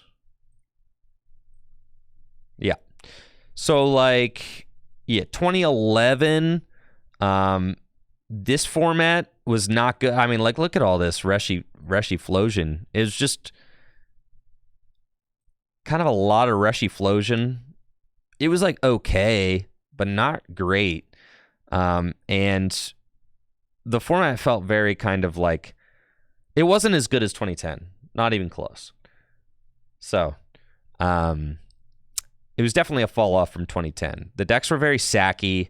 Kind of felt like you just had to open collector, set up your stage 2s as fast as you could. Infinite resources with Junk Arm felt really bad. It was kind of a mess. You had a lot of baby Pokemon sleep flips, just like straight up. Do I have a 6-digit pop ID? Oh yeah, I do. A lot of one of the biggest problems with this format was this card, right? Cleffa has the Sweet Sleeping Face Pokebody, which says, as long as Cleffa is asleep, prevent all damage done to Cleffa by attacks. Cleffa was also the best setup Pokemon in the game. Has 30 hit points, and then you shuffle your hand into your deck and draw 6 cards, and then Cleffa goes to sleep. Cleffa has free retreat, so it's like... so like every time you use Cleffa to set up, then your Cleffa goes to sleep. But then if your Cleffa stays asleep, then it's invincible and your opponent can't take a knockout. But then if it stays asleep, then your Cleffa's stuck and you can't move. So it's like, yeah. So that's why 2011 sucks. So you got a lot of Cleffa sleep flips just deciding games. Ross Cawthon did invent the truth and kind of like, went ham on the World Championships with that, but that was more like an outlier, and not like, not necessarily like, indicative of the health of the format or anything. So like, there's a pretty steep drop off after 2010. 2012 also pretty garbage, because then you had Mew VMAX come out, or not there yet. Mewtwo EX come out, and wow, I wonder if Mewtwo EX or the powerful new EX Pokemon had an impact on the metagame. I mean, look at that. The year previous, you've got like all of these Stage 2 Pokemon. This is 1 year, by the way, guys. 1 year. You go from all these evolving decks, and then you go to 2012, and it's just Mewtwo. It's just big basic decks. Evolutions died like that. It was crazy, right? Evolutions just freaking yeeted themselves from the format, and it just became all turbo. Pokemon Catcher was not a flip, by the way. This was an item card. Boss's Orders used to be on an item card, okay? Let that sink in. Boss's Orders used to be on an item card, and Junk Arm was a dowsing machine A-spec that you could play as many times as you wanted per turn. Like, you had 4 of them you could play. Absolutely nuts. N was in format. Just craziness. Big basics ruled the world. That's just what it was in 2012. So, like, I mean, like, 2012, I mean, it was, like, kind of exciting. Yeah, it was, like, kind of exciting because, like, big basics were stronger than they'd ever been. And in a way, it was like, dang, this is nuts. This is, like, a totally new way to experience the Pokemon TCG, right? But, like, that got old fast. We're going to say 2017 is going to be, like, slightly lower than 2006. But still better than 2010. Yeah. Peaks and valleys. So, like I said, Pokemon TCG game design, it's peaks and valleys. So then, yeah, 2012 was just pure Mewtwo Wars. You had 2013. 2013, things got, like, a little bit more interesting because of Garbodor. You had, like, Garbodor was kind of cool. Still a lot of big basic decks, but you had, like, different strategies. You had Plasma was a big basic deck. You had Darkrai Sableye. You had to really think about, like, what to junk hunt for and how to do that. You did have electric decks, which I was, like, a big fan of at this time, which was like a deck that actually used a stage 1 Pokemon to set up. You also have Blastoise Keldeo, which is, like, an actual playable stage 2 Pokemon. So I'm going to say 2013 definitely was, like, an upshoot on 2012. So 2013 was kind of cool. 2013 was, like, my first competitive format. I mean, like, I started playing in 2012, but I was, like, definitely terrible. In 2013, I top 8 at a regional championship. So, like, I actually was, like, having a little bit of fun and was actually, like, not terrible at the game at this point. Yeah, like 2012 down here. Not that low. It wasn't that high either. Yeah, 2013 was a little better.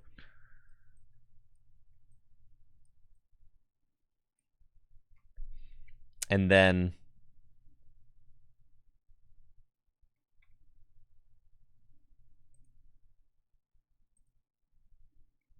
2014 was, like, Virizion Genesect Worlds.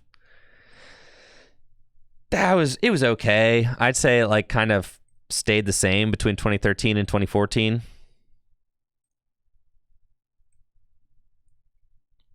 And 2015, extremely handsome man at 9th place with his very cool Night March deck. Things started getting really degenerate around this time. I mean, even just a couple years ago, we used to evolve our Blastoise into play, but at this point, look at this turbo deck, dude. Like, look at this turbo deck. You don't even evolve Blastoise anymore. You just summon it into play with Archie's Ace in the hole, which required that you have no other cards in your hand except for Archie's, and you had to have Blastoise in the discard pile. But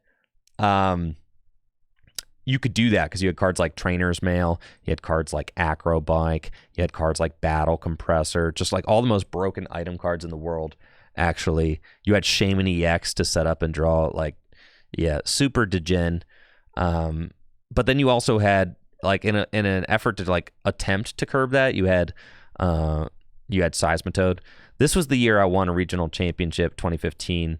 It was before Shaman EX was printed, so things were like a little bit more in control, but things got out of hand pretty fast. I definitely was having fun that year. I mean, but like I'd say like the like health of the format was definitely like still kind of just here. Things actually dipped because they like released Lysander's trump card and then they banned it. So like I'll give it a solid plateau.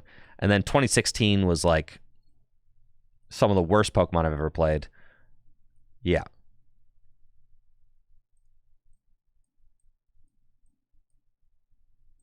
'16 was actually the worst format. Like one of the worst formats I've ever played. Like down here. For sure. 2016 was the freaking pits, dude. But we're going to say between 2013 and 2015, things were pretty stable.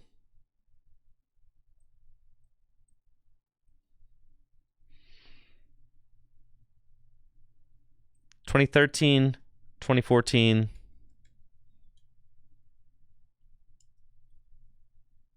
and 2015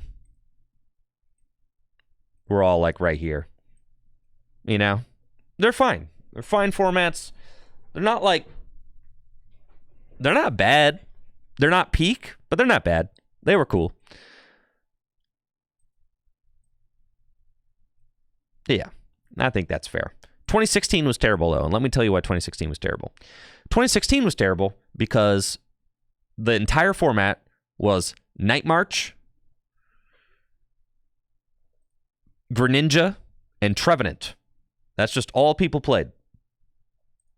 It was either Night March, your turn one blowing things up, Greninja, Ability Lock, or Trevenant.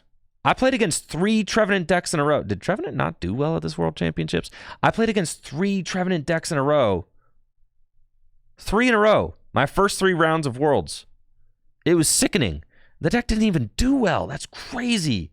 Trevenant was all over the place. It was like a sickness on the format. Golly. Yeah, it was absolutely miserable. So you were either playing Night March and trying to dot. I played Greninja at this Worlds, Greninja Break, and I played against 3 Trevenant decks and a Night March deck my first 4 rounds of that World Championships, and I ended up dropping. It was miserable, and yeah, it just was not. It was not a great time, honestly. You had Mega Audino won this World Championships. I mean, come on.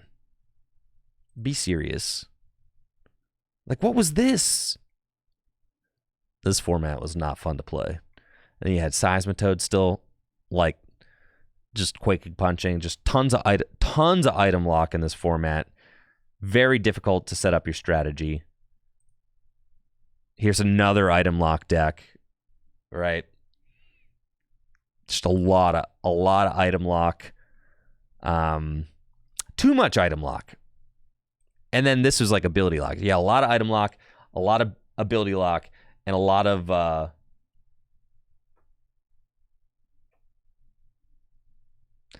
it's not that bad looking at actual bad formats.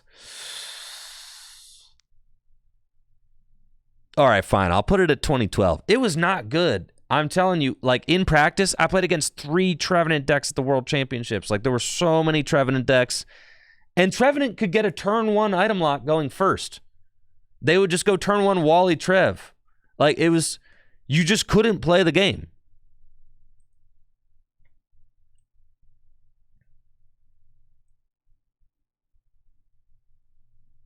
They go turn 1 Wally Trev, you're go, bud. And then you're like, cool, I guess I'll pass. And then they would just win.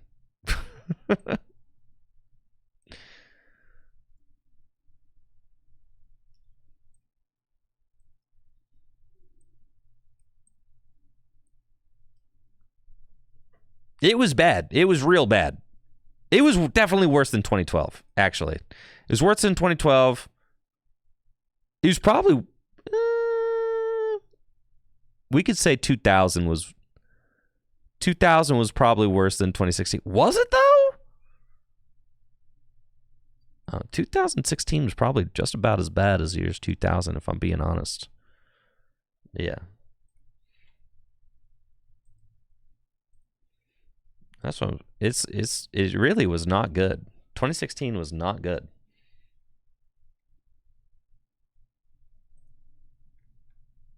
Like, I would never go back and play 2016. I have no desire to do that. One of the worst years. There we go.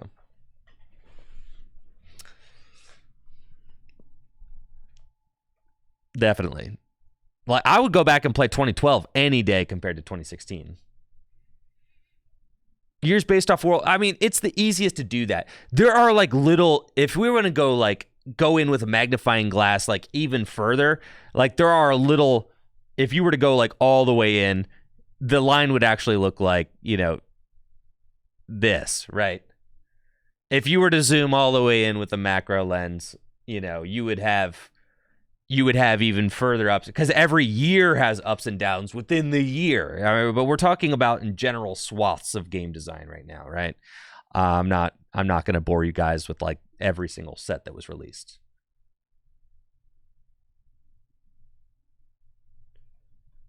'16 was worse than 2020. No, 2020 was definitely worse than 16. VMAX's horrible game design. I do think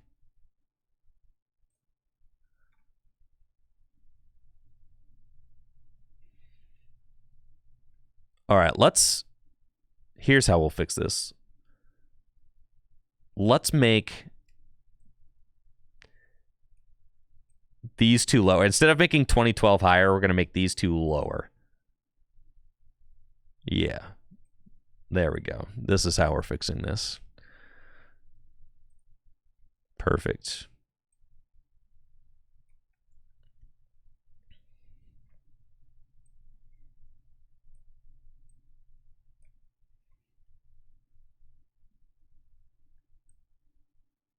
I hope you guys are appreciating how much artistic effort is going into this graph.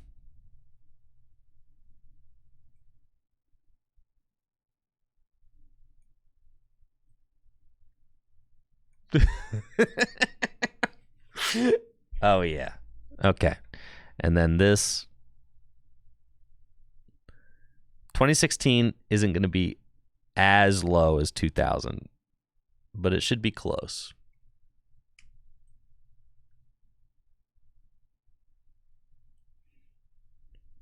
There we go. Those are chunky lines. That's fine. We can make all of the lines equally chunky, and then it'll blend in.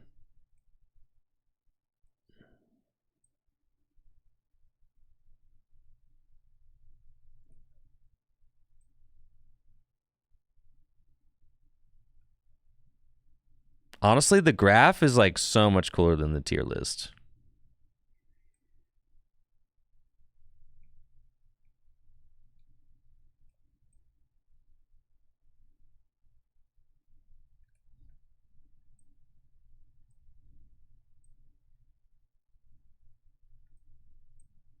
This is art, dude.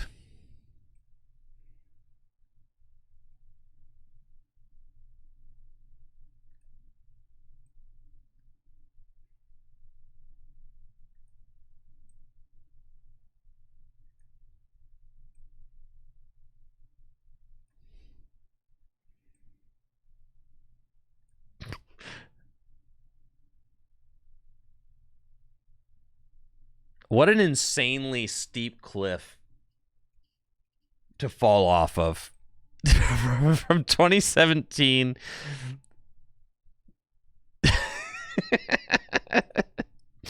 What an insane cliff to fall. 2017 was like peak Pokemon. This was so good. And then 2018, that was interesting. You had Zoroark. I mean, a lot of Zoroark stuff. 2019 is when the tag teams were out. Yeah, so we're like 2019 is like here.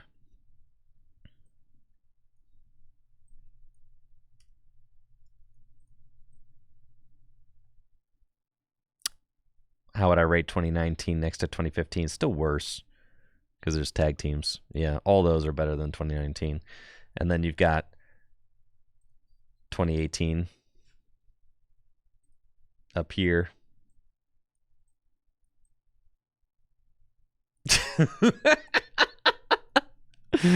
Yeah, and then 2020, bro. So bad. 2020. And the reason why 2020 got so bad is because you had Pokemon VMAX, and we weren't even subjected to these world championships, which is crazy because of the COVID-19 pandemic. But 2020 was one of the worst designed. It was terrible. It was horrible. You had Arceus, Dialga, and Palkia, like ADP. People got videos on ADP like ruining the Pokemon TCG.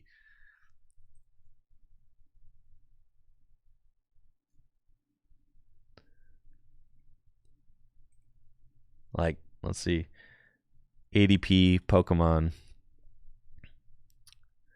The card that changed the Pokemon TCG forever. Celios deck. Dude, he's got almost 400k views in this video. Hot dang, that's nuts. This ADP list makes meta decks cry.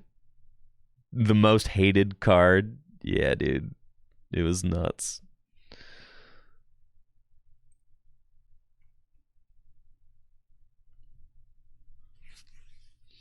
Right. ADP was fine until Zacian came out, which is Sword and Shield card design 2020. So I would say like 2020, 2021, really. And then, well, we got to put Scarlet and Violet on here. So when did Scarlet and Violet come out? Holy smokes. Just what a terrible format that was. Yep, 2022 was bad. Scarlet and Violet came out for the 2023 season. Extremely handsome man spotted at 21st place at the 2023 World Championships.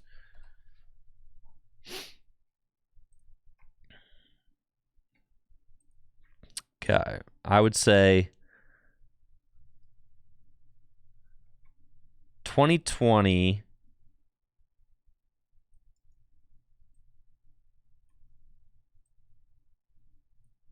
and then 2020, 2021, 2022, 2023 is when Scarlet and Violet comes out. So like we're down here. Scarlet and Violet comes out. And then Dusknoir is back, right? So it's like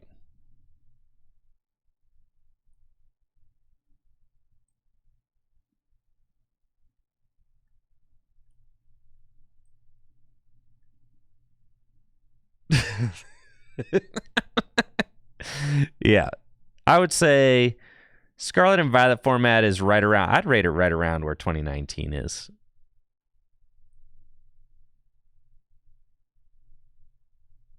So that's 2023.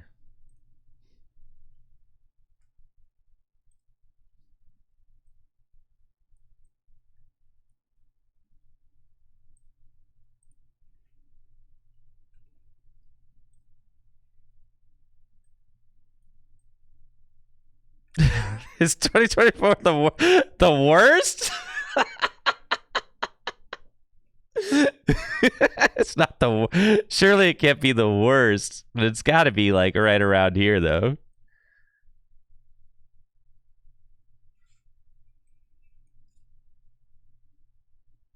All right, we're going to put 2024 has got to be right with the other bad formats, 2020, 2016.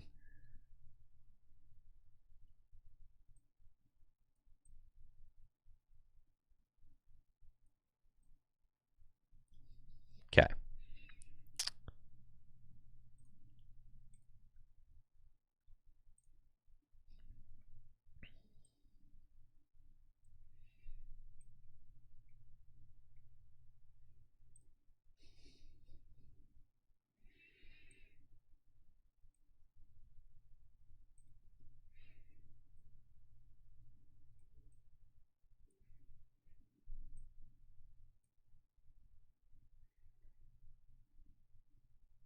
Okay.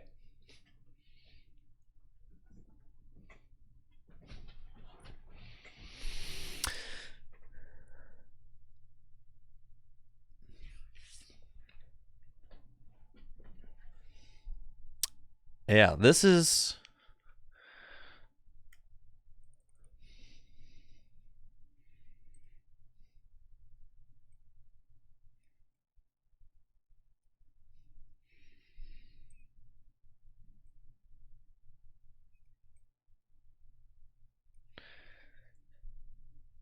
If you can't tell, I think 2006 and 2017 are like the best Pokemon formats.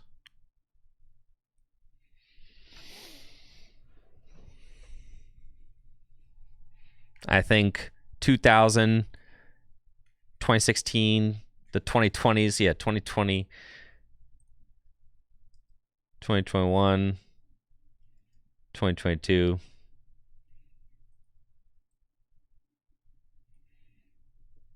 Yes.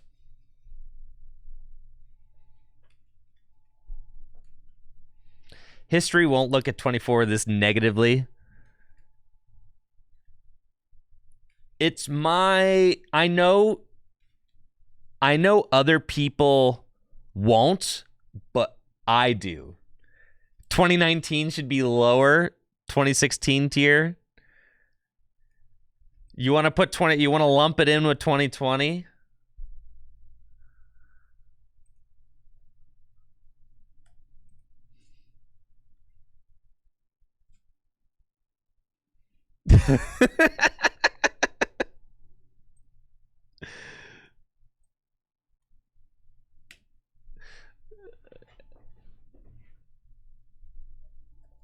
The EX era has been anything the Sword and Shield... better than everything the Sword and Shield era had to offer. I'll give you that. All right, we'll go...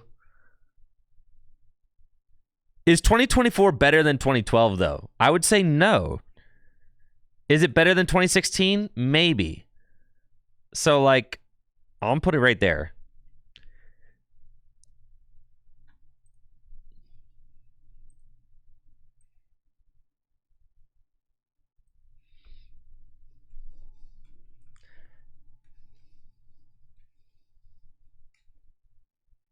I don't think anybody's going to rebuild this format to play it.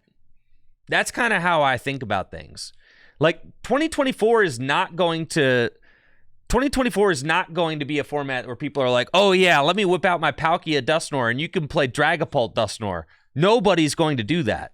People are going to look back at the Dusknoir formats and be like, "This sucked." People are going to do that. I promise. Like nobody, maybe Yu-Gi-Oh enjoyers, will be like, "Oh yeah, the turn 2 wins were sick." There are some real freaks out there.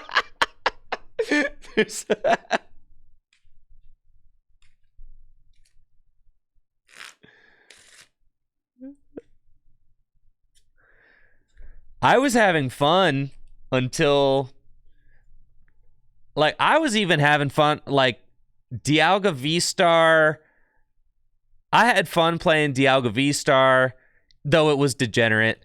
I had fun playing, Miraidon. I had fun playing Baxcalibur, though it was super degenerate. I had fun doing all those things. I mean, that's 2023 stuff. I mean, into 2024. So you're talking like, yeah, right around here. I do think that 2013 to 2015 was better than this current format, though. Like, I think 2023, like, personally, I think it's right around the same. Yeah, that's fine. So, like, this stuff is, like, right around... It's, like, right in the same ballpark as, like, all the mid formats. Like, these are all mid formats, right? Mid. So, it's mid.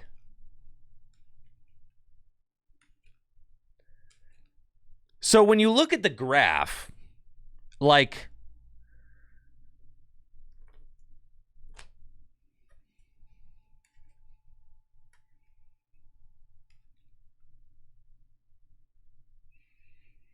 the game has peaks and valleys. Right now, I think we're headed for a valley with Dusknoir and all the turbo decks. But the thing that I think is so important is that the mid bar has got to be the 2013 to 20. That's what I'm saying, and that's why it's exactly in the middle, Natalie, because that's about as mid as it gets, right? It's like, I'd say these years were like the definition of mid.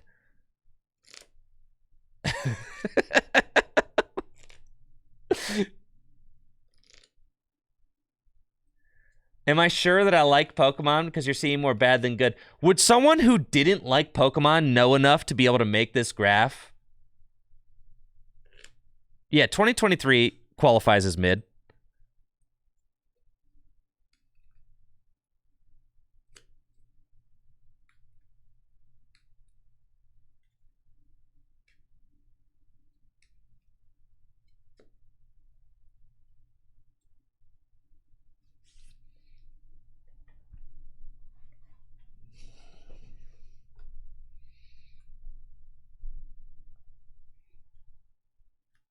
Yo, is this Kyle? Yo, we got Kyle in the chat. Kyle Sablehouse. I barely hung on during 13 to 15, then went to commentary at the 16 decline. See? That's Kyle Sablehouse in the chat right there saying that. I'm saying I'm not making this crap up, guys. This graph is like, I'd say this graph is pretty spot on. I know I'm biased because I just made it, but I'm pretty sure that this graph is accurate. Thank you, Bergman, for the sub and the 53 months. I appreciate that.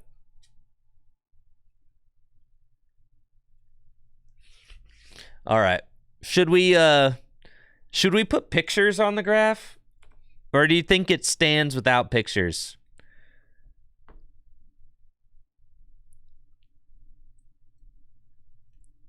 We probably don't need pictures, right? It's just data. It's good old... You think some pictures will make it really pop?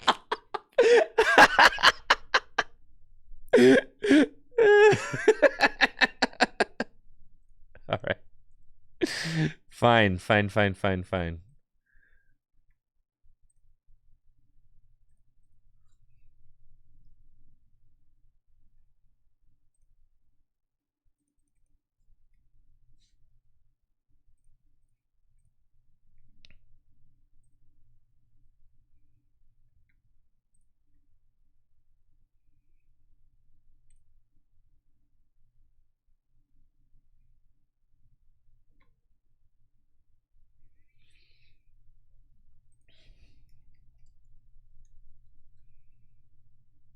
Okay.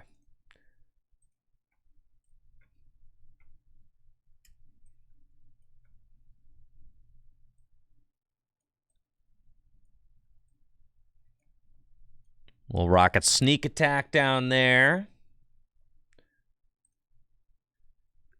Okay. We're going to put some pictures in to make it more fun. We're going to put in the cards that like are kind of the quintessential cards of each kind of like peak and valley and decline and things like that. The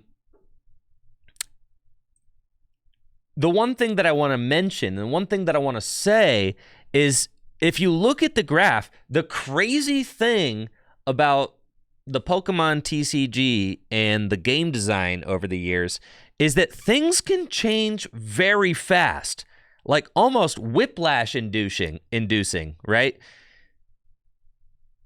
Like things happen. Like 2016 was one of the worst formats I had the displeasure of playing. 2017 was one of the best formats that I ever played. Or like that's 1 year. Like one rotation, a couple new sets, bam, perfect format. It can really happen like that. And it did sometimes. Like 2000 was terrible, but 2006 was incredible.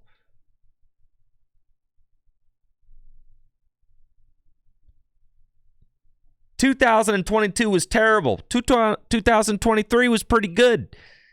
Then they printed like a few cards that just really started to make it bad again. It peaks once a decade. You just got to wait it out. Exactly,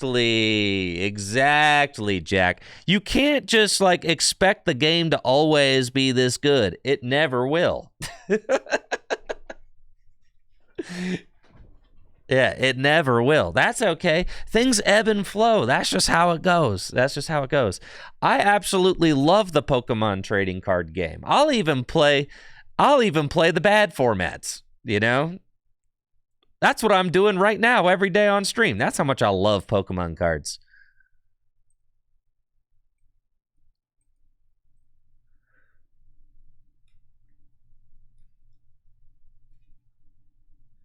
I'm saying there's got to be a peak sometime soon.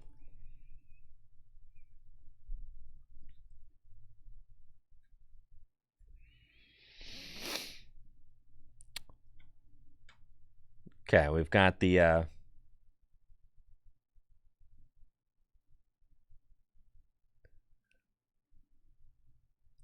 this is the Scarlet and Violet set. Scarlet and Violet era.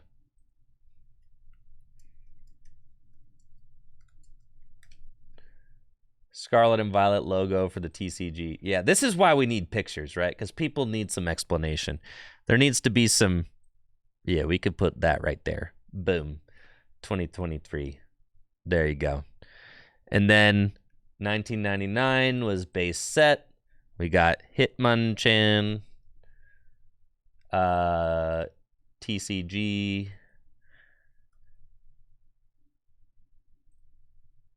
There he is. Oh, lordy.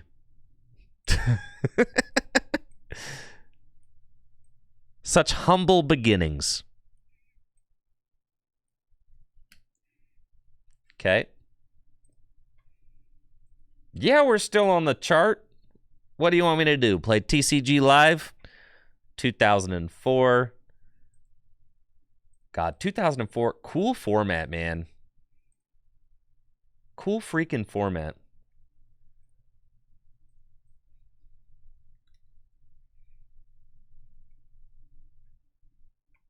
Team Magma's Pokemon? Sheesh. How cool is that? Yeah, 2004. Kind of sick, honestly. The first ever Pokemon EX. Things are going up in 2004 for sure.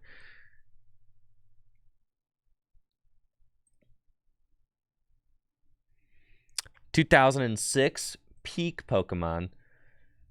What would you say is like the quintessential 2006 card? I know Jason won Worlds in 2000. Oh, Pidgeot. Yeah. It's definitely quick search Pidgeot.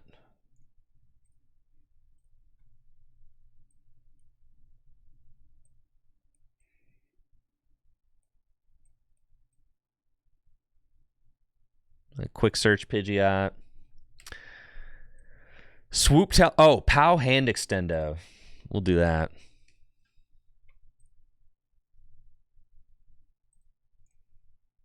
I feel like POW hand extension is pretty indicative of like what the format was like. 2010, you've got those like Luxray, G level X, Bright Look. I feel like that's pretty... That card is so 2010. I know. My graph kind of like definitely... do you guys kind of agree with like the graph going from 2006? It's like fine. Like 2007 is not as good as 2006. 2008 is not as good as 2007. 2009 is like not as good as 2008. But then 2010 is like probably better than like almost all of those. I really do think it's like a pretty steady decline, like 07, 08, 09.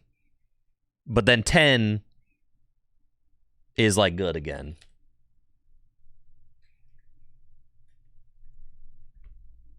And then 2011 kind of stinks. 2012's Mewtwo. .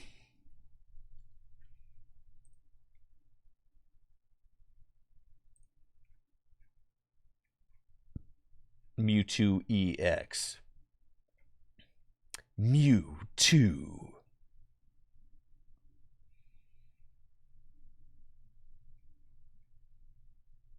Mewtwo and Mew tag team GX. Might as well copy that while we're here.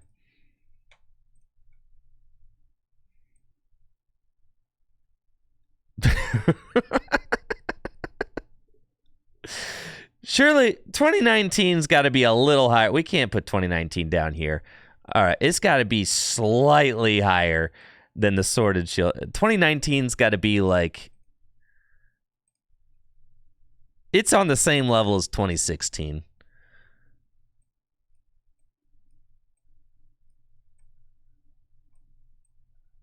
Yeah. This is like the drop off, you know. And then we're in the entire Sword and Shield era.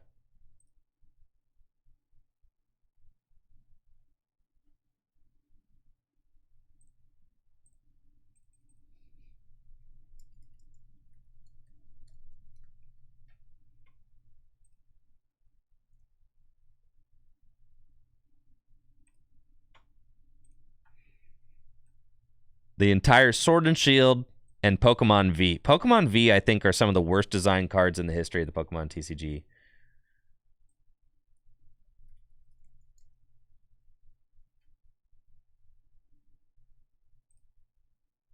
VSTAR, VMAXs, all that. All terrible. Because they're just incredibly uninteresting. They don't really evolve. You just get big guy, go bigger. It's just a mess. 2017 was peak because you had like, let's see, GX logo, Pokemon GX logo.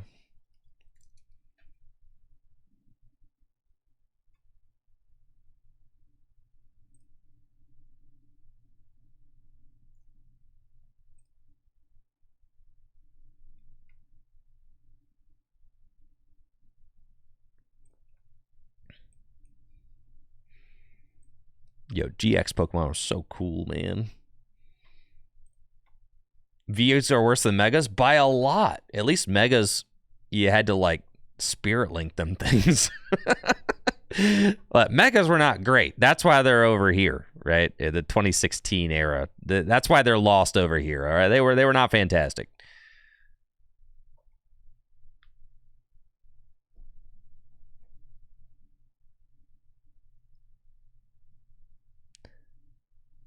Listen, do you guys need like a? Do you guys need this? This is the thing that I think a lot of people are like. A lot of people are mistaking. Is that they think that just because I rate a format lowly that like that it means that I hate Pokemon. This is the thing that I think you guys got. All right. Here's the deal.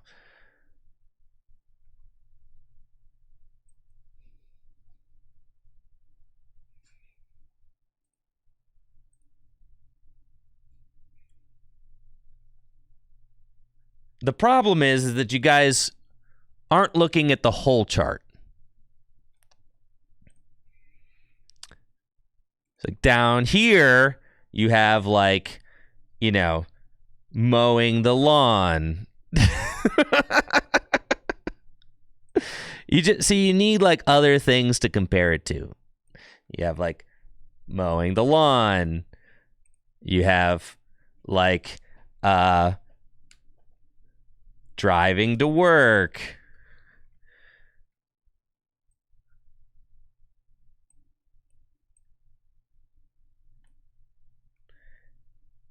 Over here, you've got like, you know, playing Mario Party. You know, I'd rather play the worst Pokemon formats than play Mario Party. You know? And then you've got like playing Mario Kart. Mario Kart's pretty fun. but it's still not as good as Pokemon cards, just period. But Mario Kart's like still like a pretty fun activity, okay?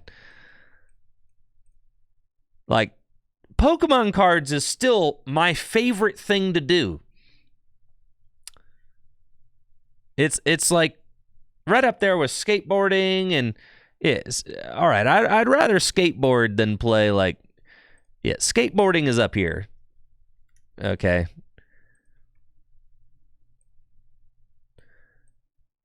Skateboarding as an activity is like up here, and then running / working out. All right, running and working out, you know, those are like the worst Pokemon formats, right? The worst Pokemon formats are, it's like, okay, it feels like something I have to do. You know, I still do it. Yeah, so you see, working out, it's right around here. Skateboarding, that's like 2017, 2006 skateboard. That's as good as life gets, okay? That's what I'm trying to say. 2017, 2006, that's as good as life gets. That's as good as it gets, man.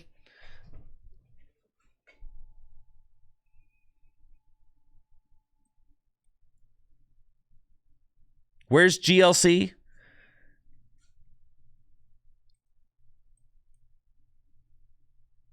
Right here.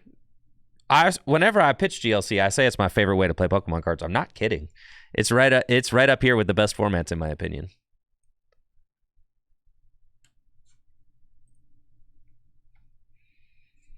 But yes, you see, I think perspective was needed, because now you guys understand that, like, yeah, I love Pokemon cards, okay?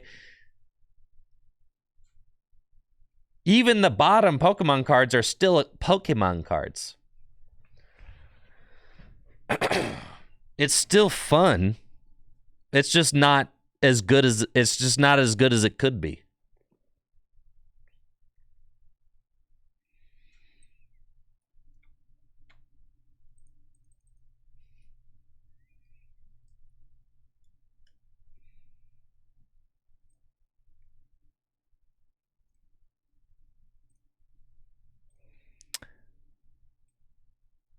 And you can see why, like I said, when I get together with my buddies, like, I haven't played Standard with my buddies since like 2018. Do you see why? I did watch Shane O'Neill's new Thrash Apart. It's insane. Yes, I watched it. I watched it like last night. Yes. Absolutely nuts. But do you see why I say that I haven't gotten together with my buddies to play Standard since like 2018? That's why I said that, because it's true. So like when I get together with my buddies, a lot of times I'll do GLC or Cube, because GLC and Cube are right up here with like the best Pokemon TCG formats.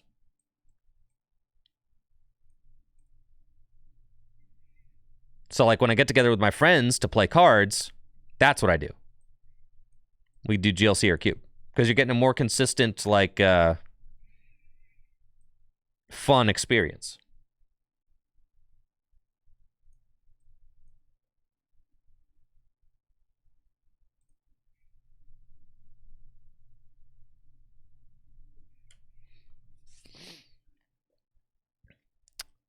$2024. Let's see, Dusknoir.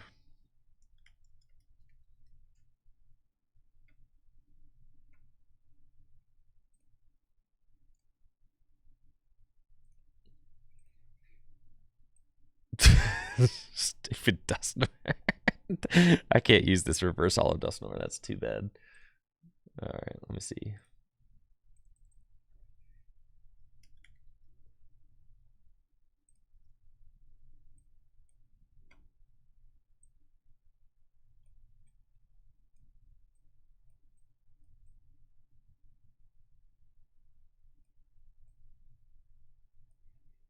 Dusknoir.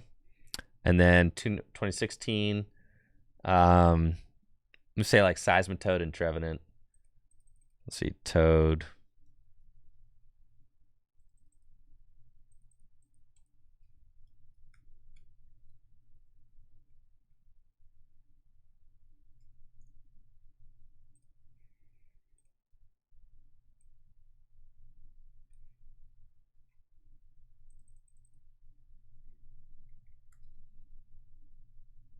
Trevenant.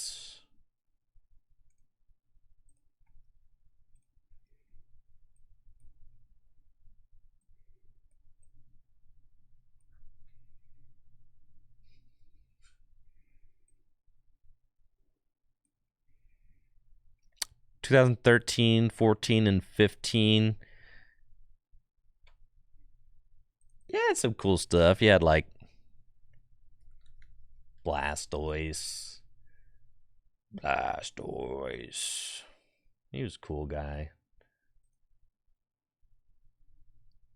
Blastoise is probably like, I feel like Blastoise was like an ever-present Pokemon. Seismitoad released in late 2014.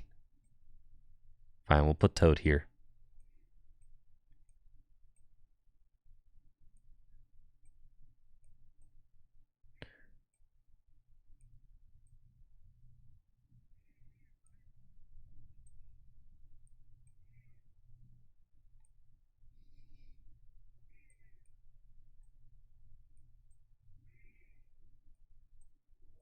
(2014, 2015, 2013 was Verzian Genesect.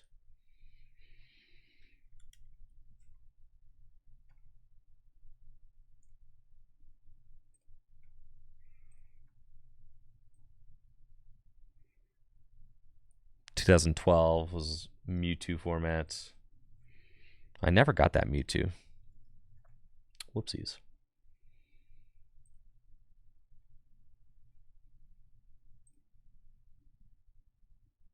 There we go.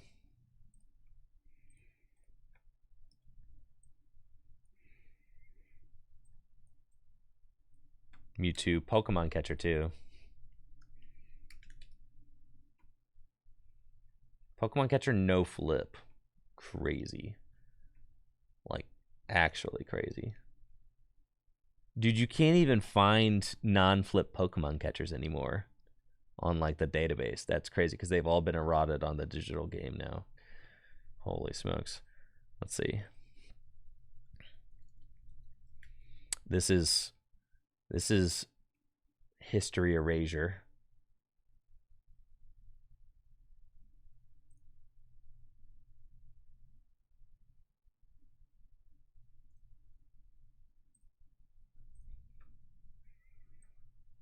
There we go.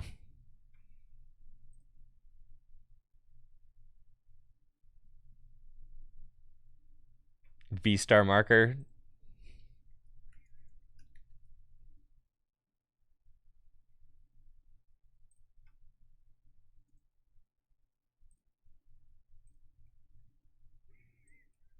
VSTAR is definitely a terrible mechanic.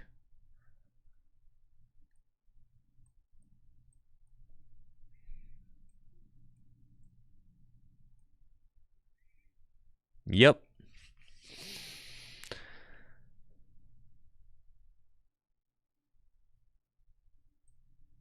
That's nice. Shady Dealings format? Holy moly, dude. That's all Sword and Shield. Arceus.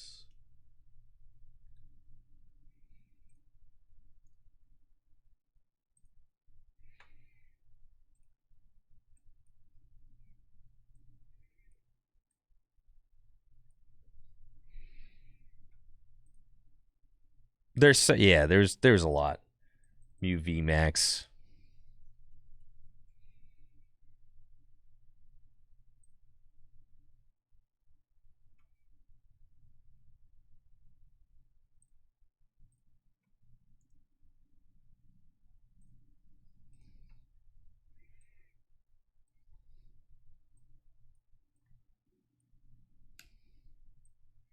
Cool.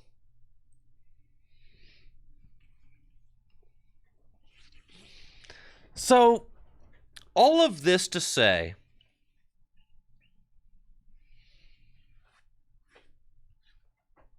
the game design like ebbed and flowed, and it was it's better and worse at times. Where's ADP? ADP is right around here in 2020.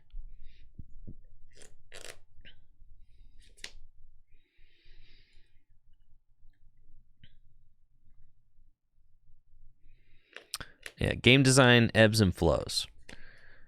And there are peaks and valleys. And like I said earlier, if you were to like zoom in on any of these, like sure, people would be like, "Oh, well, you know, I thought that when this set came out, like 2021 was like not that bad." Yeah, people would be like, you know, but then this happened, right? So like if you actually zoomed in, it would be like, you know, the lines wouldn't be as smooth, right? It would be more like that. But we ain't got time for all that. That's beside the point.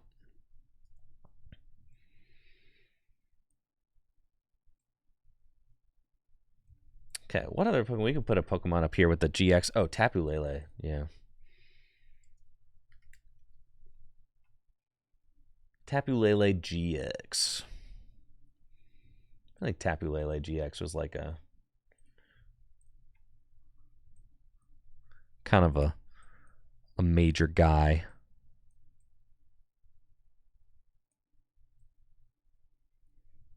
Trampa GX was big. Yeah, we'll do GX Pokemon. Tapu Lele.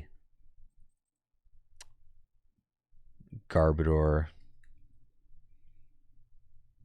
Trashlanch Garbodor.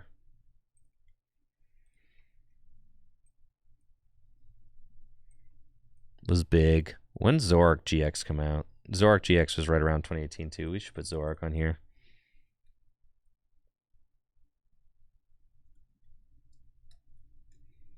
People will be mad if we don't. There we go.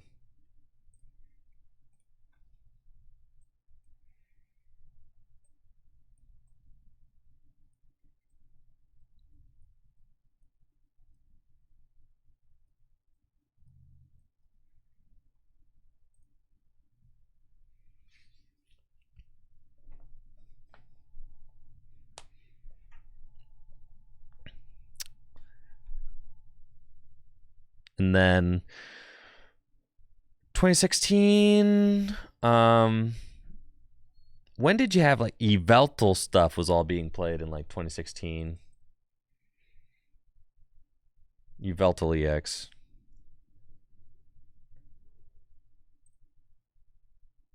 I feel like that card was huge.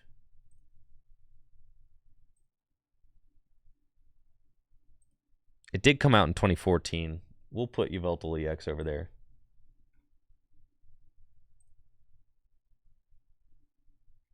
Because Yveltal EX was a big deal.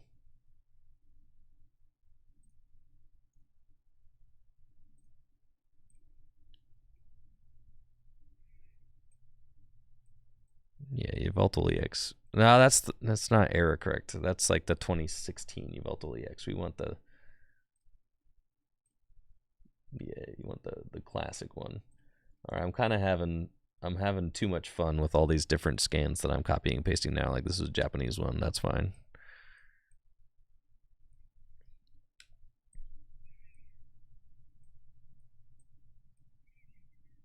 But Yveltal, what? Yeah, Yveltal was played during. Yeah, Yveltal was played during 2015. Yeah, and 2016. Yveltal just like existed like forever. The original Garbodor, let's see.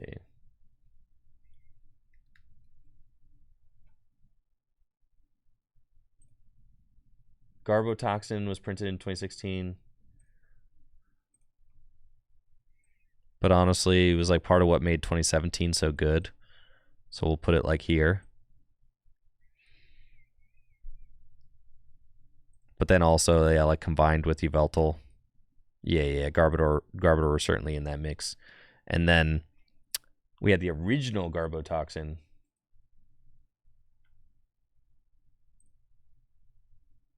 Came out in 2012.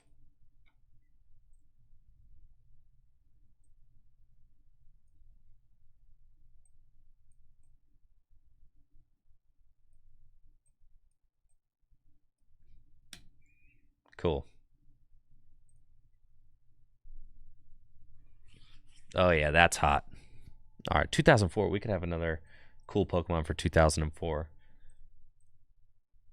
2004, we could put Blaziken EX.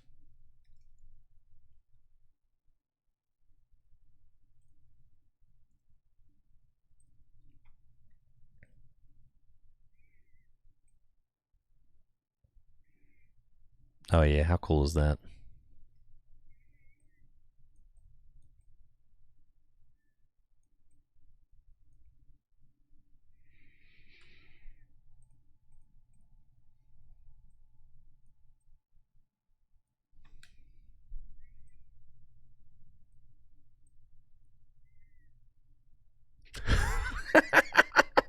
This is the craziest graph ever.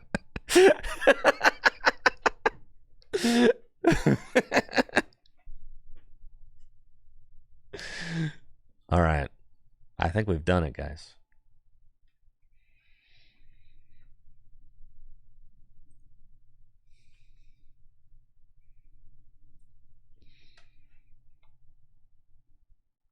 I know. Riley, I had 2019 up here, but Natalie told me it was worse.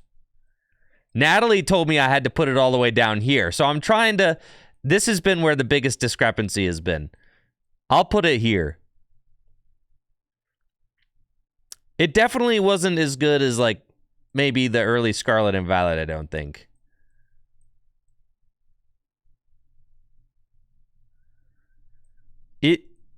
We're talking about, like, is it, like, here or here? 2019's right below 2023. I kind of agree with, like, right there. Okay. See, this was like a really good question. When was the last good Pokemon TCG format? So finally, after all of that, I can tell you that the last good Pokemon TCG format, 2023 was good. But the last great Pokemon TCG format was 2017.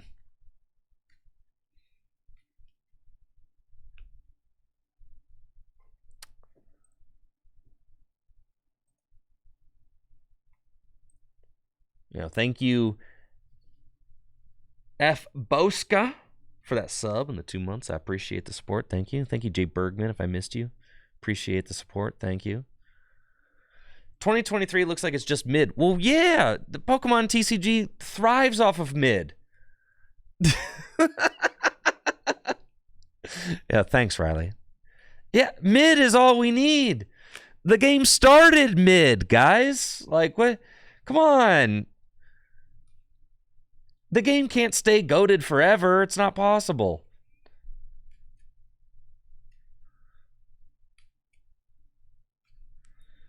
People love mid stuff all the time. Dude, Chipotle wouldn't exist if people didn't love mid. Like, literally, dude. Every day I drive by McDonald's and people are lined up to get their crappy cheeseburgers, okay?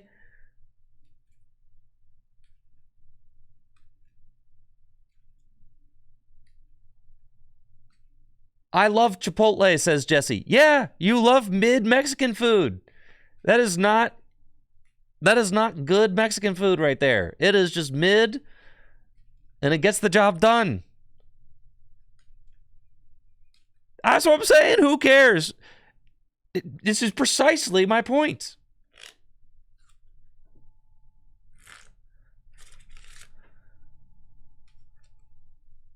They're NPC burritos, right?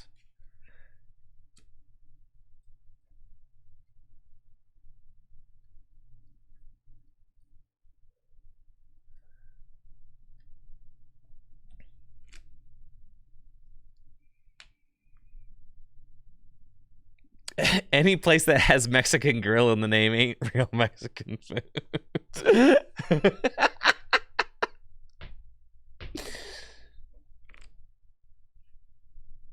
Jesse, you don't need to be a 5-star Mexican chef to appreciate good food. You don't need to be a 5-star Mexican chef to make great Mexican food. I've been to the little hole in the walls in San Diego that had some incredible Mexican food. San Diego. Lamberto hit the nail on the head. Mid has to exist, or how else would we know what greatness is? Yes, exactly. Precisely. People love mid. It's why they listen to Taylor Swift. Okay?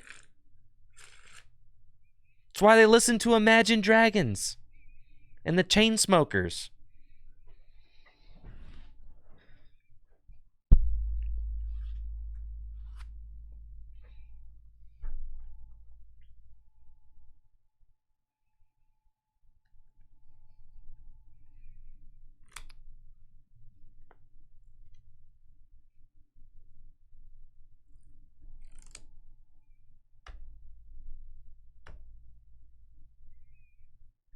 All right, this is our graph.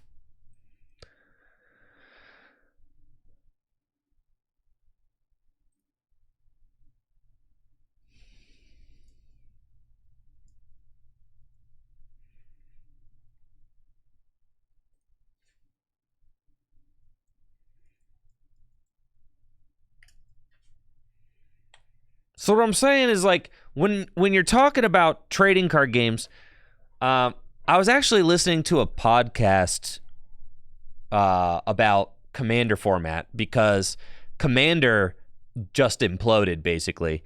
And Commander is no longer a fan-run format. It is now possessed by Wizards of the Coast and being operated by Wizards of the Coast because there were some bans that did not go over well with the community with how they were released, and then there were death threats and threats of violence, and then the committee decided to quit and hand the keys to the format off to Wizards. I mean, basically. So, like, I was listening to a podcast about Commander, and I think one of the hosts said that, you know, the trading card game, you know, game design is going to ebb and flow, and you're going to have good design and you're going to have bad design, and all the game designers have to do is release enough fun cards often enough so that the mid cards get you to the really good stuff. And I thought, like, and I was like, dang, that's true. Like, not every set is going to be like peak fun. Really, if as a game designer, if you can come up with peak fun like every few years, all you're doing between those few years is just trying to, like, get people to the next peak fun. Like, you can't, every set is not going to be peak fun. That's just what it is. They released too many cards for that.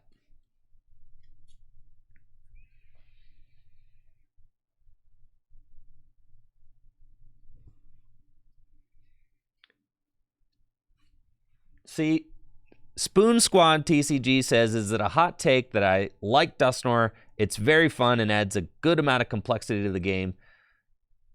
Listen, you know, like, some people eat Wendy's every day. And that's, you know, that's okay. Some people eat, you know, some people eat at Five Guys and think that Five Guys makes good burgers. Listen, I'm not going to agree with you. I think you're objectively incorrect, but, like, you know, that's okay. You know? Some people are going to eat at Five Guys with the greasy burgers. Disgusting. Five Guys is the most heinous restaurant I've ever eaten at. So here's the thing, is that you're equating complexity with good. And complex does not mean good. Yes, like Dusknoir makes it so that sequencing your turns, like in current standard format, sequencing your turns is like, you know, it's very sequence heavy format, right? As was 2015 when you were trying to Archie out a Blastoise turn one and just turbo through your deck, right? That doesn't mean that it's good. Like 2015, playing your hand in 2015 for Archie's decks was like very complex, but that doesn't mean it's a good format because it just means that playing your hand is complex. In current standard, like Dusknoir makes it so that, you know, like you can have a very complex turn, but that doesn't mean that both players are having fun.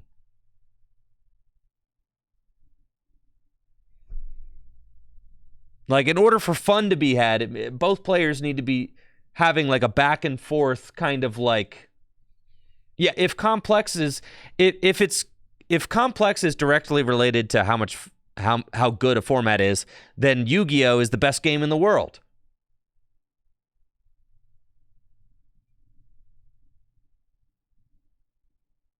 Right? But it's not. Just because it's overly complex doesn't mean that it's good.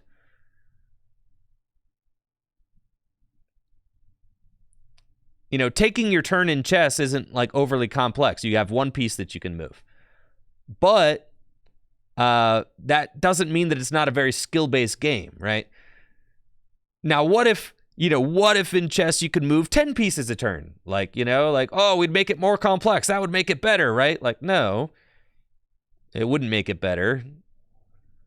You know, like complex doesn't mean better. Yeah, we should add VSTAR powers and GX attacks to chess.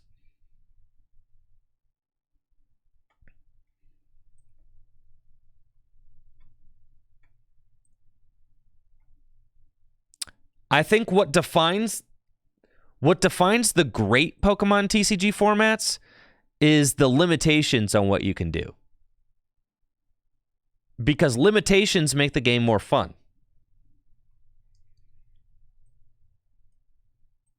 And playing within limitations a lot of times increases the fun factor.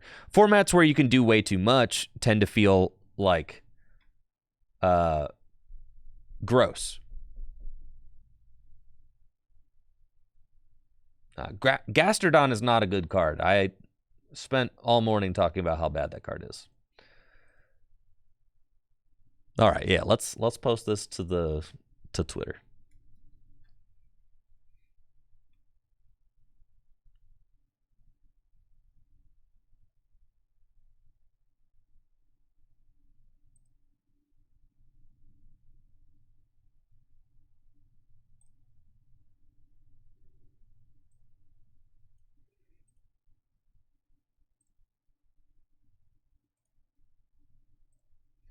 Let's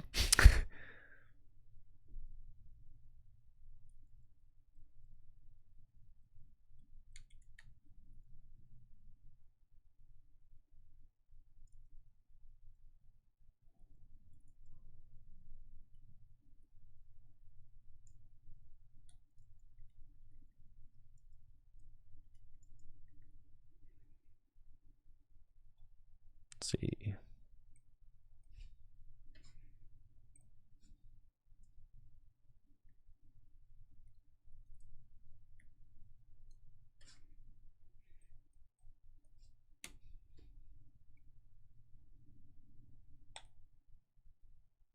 Oh yeah. That's fire. That's fire content right there.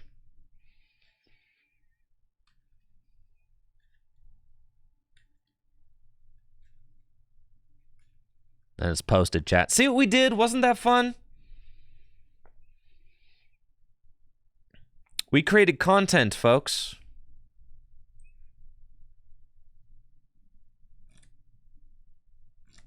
Thank you guys for the contributions there.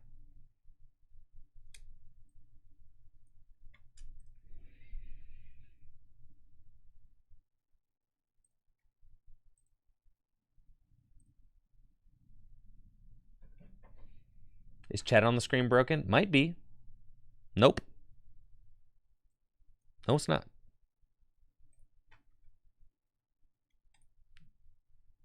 Yeah, back to Dusknoir. Oh, but yes, chat is not broken, but man, dude, never update your programs, man.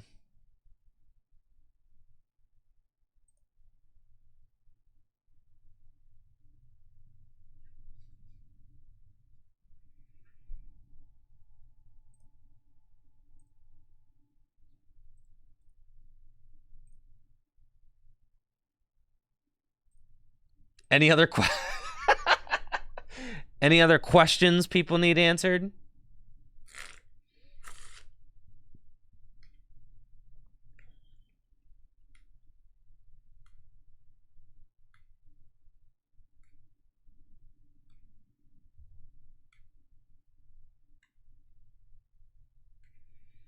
What's the play for Louisville? Jesse, I think you guys are totally misplaying if you don't play something with Dusknoir in it.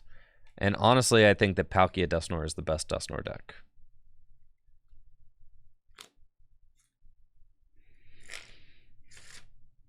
But I would also settle for Dragapult Dusknoir. I think you guys are... If you send Lugia again, I will not forgive you.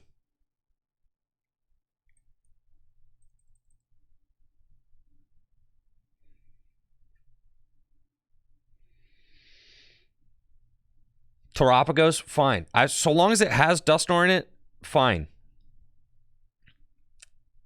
All right, looks like I'm up against some sort of turbo deck. They've got Squawkabilly in there. I've got, yeah, I've got some guys. I got some things.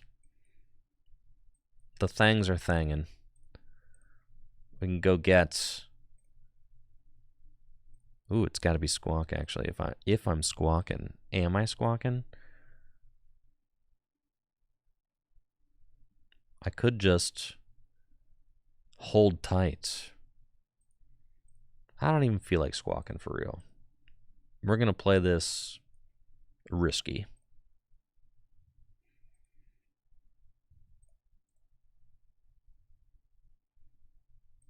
Pokestop.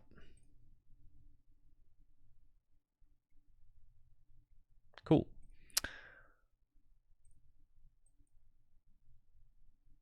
Cool. Oh, yeah. We're chilling. Pass. Let's see what my opponent does. What kind of deck are you playing?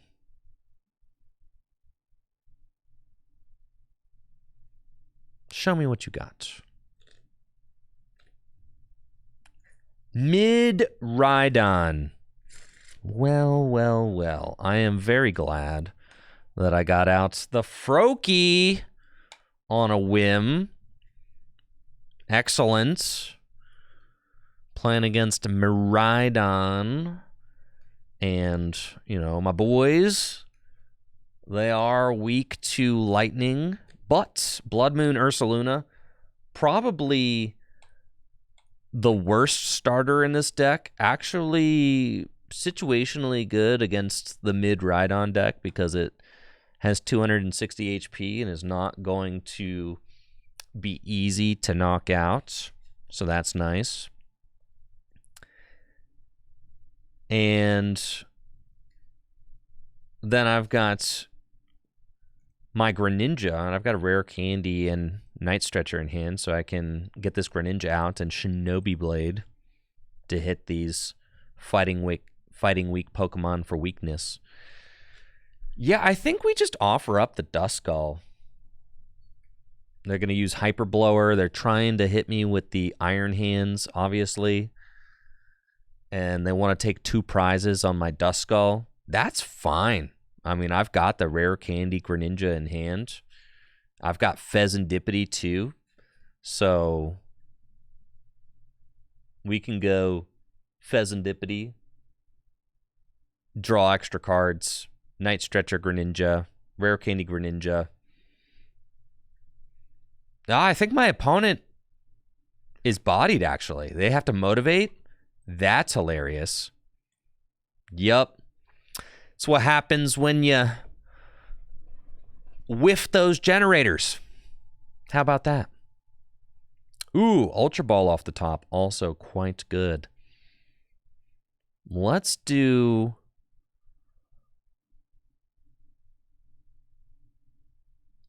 Pokestop first.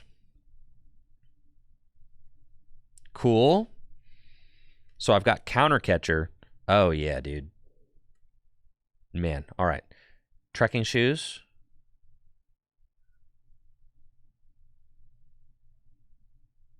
Yes.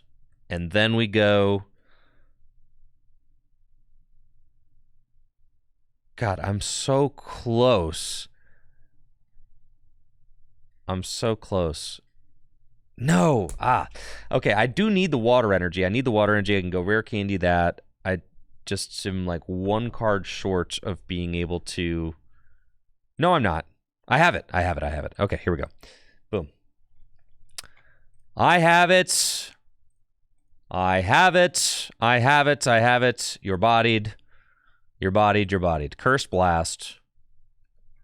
And we're going to put the 5 on you. Sure. And then you can select your prize card. And then we promote Froakie, and we Night Stretcher, and we go get Greninja, and we go Rare Candy into Greninja, and we go Water Energy, Counter Catcher, your Iron Hands, and Shinobi Blade. Blam! That was fun. See? Wasn't that fun? I would love to search my deck for whatever card I want. Thanks. And I will get... Irida? Like Iono, I guess? Like 4 cards is cool. I like the sound of 4 cards. Sure, I'll get Iono. Yeah. Pow! Right in the kisser. All right. Just like that. And then, what do you do about that? Not much. You're kind of roasted. You should probably just scoop up your cards. I don't see my opponent having any way to win this game. I can just sweep them with Greninja. They cannot afford to 2-hit KO the Greninja. Absolutely not. Greninja is 1-hit KOing all of their attackers. But they've got the secretive box.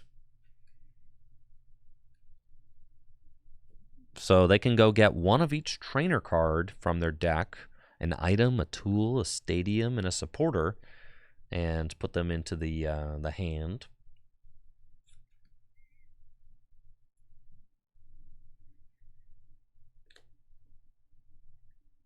Area 0 underdepths. You can fill your bench to 8. Sure, that's fine.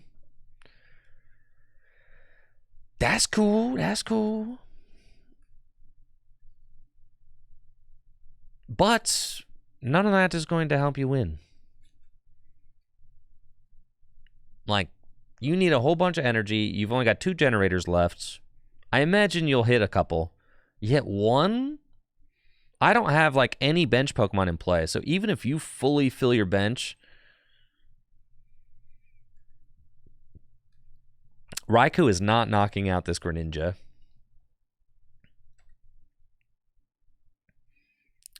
Well, they do 2, 4, 6, 8, 10, 12, 14, 16, 18, 200, 220, 240?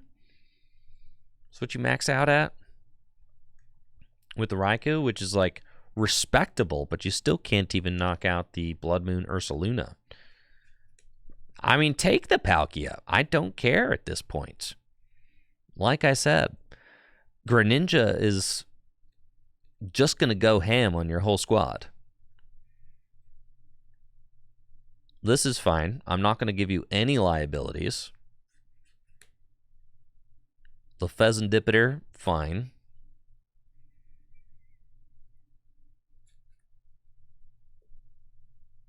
And another Raikou. Sure.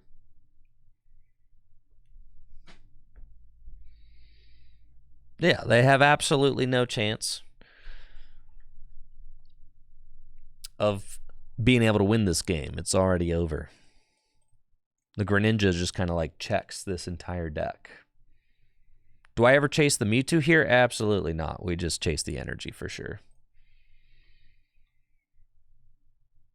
I don't even think it's worth benching anything else.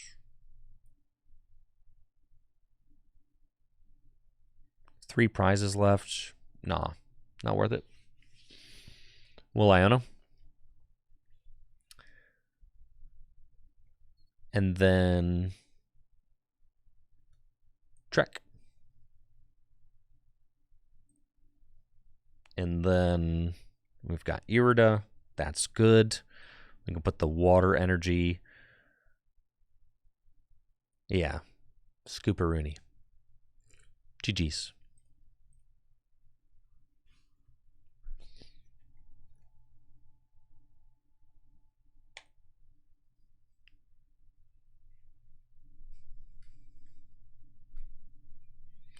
Raichu? Raichu is not saving them.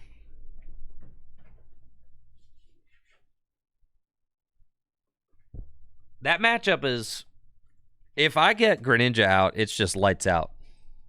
They got to just hope that I can't get Greninja out. That's the best way for them to go about that matchup.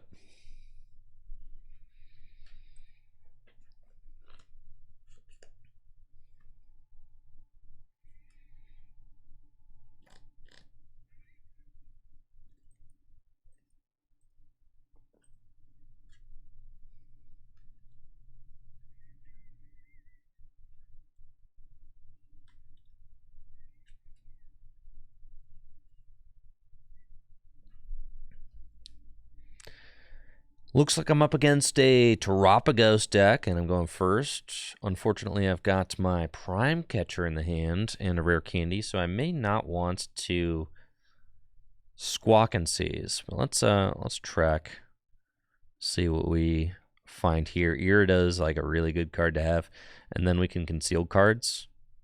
Let's see what else we get. We've got Rare Candy Dusknoir now, so with the Duskull, I am definitely not going to...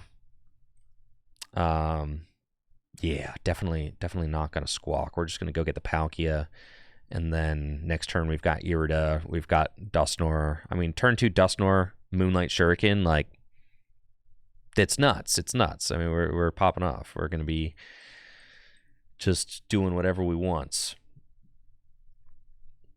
So... we can attach the water energy if we want to, or I can save it to concealed cards. I do think that attaching it is awesome. I can Irida for a Vessel, so we'll attach and pass. Attaching it is good because what it allows me to do is if I can get 3 energy accelerated with Palkia VSTAR next turn, then I can... I can load up 2 to Greninja and 1 to the Palkia, which is just really strong. Or I can load up 3 to the Greninja if I don't think it's going to get threatened the following turn. I do think that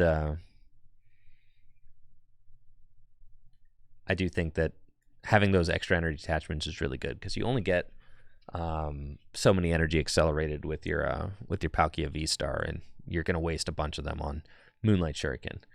We probably do want Froakie out in this matchup so that we can get Greninja going. Greninja EX does hit the Terapagos for weakness, but the hand wasn't really leaning that way for the opening hand. Like if I had a extra Nest Ball or Buddy Buddy Poffin or something, then yeah.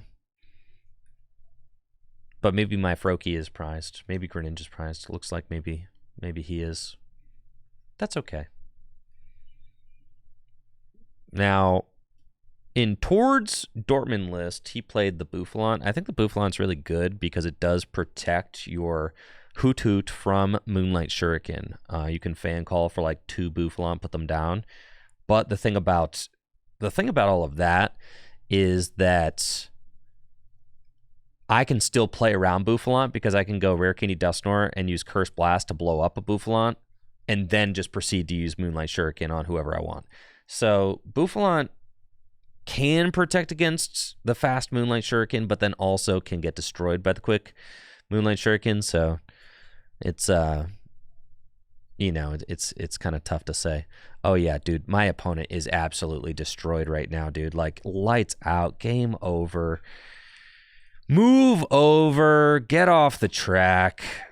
Yes, sir. Yes, sir. Let's go. We've got Earthen Vessel, discard the Clops. And then we'll conceal cards. And we got a Nest Ball and a Buddy Buddy Poffin. So unfortunately, I was not able to get 2 Water Energy into the discard pile, but it is fine.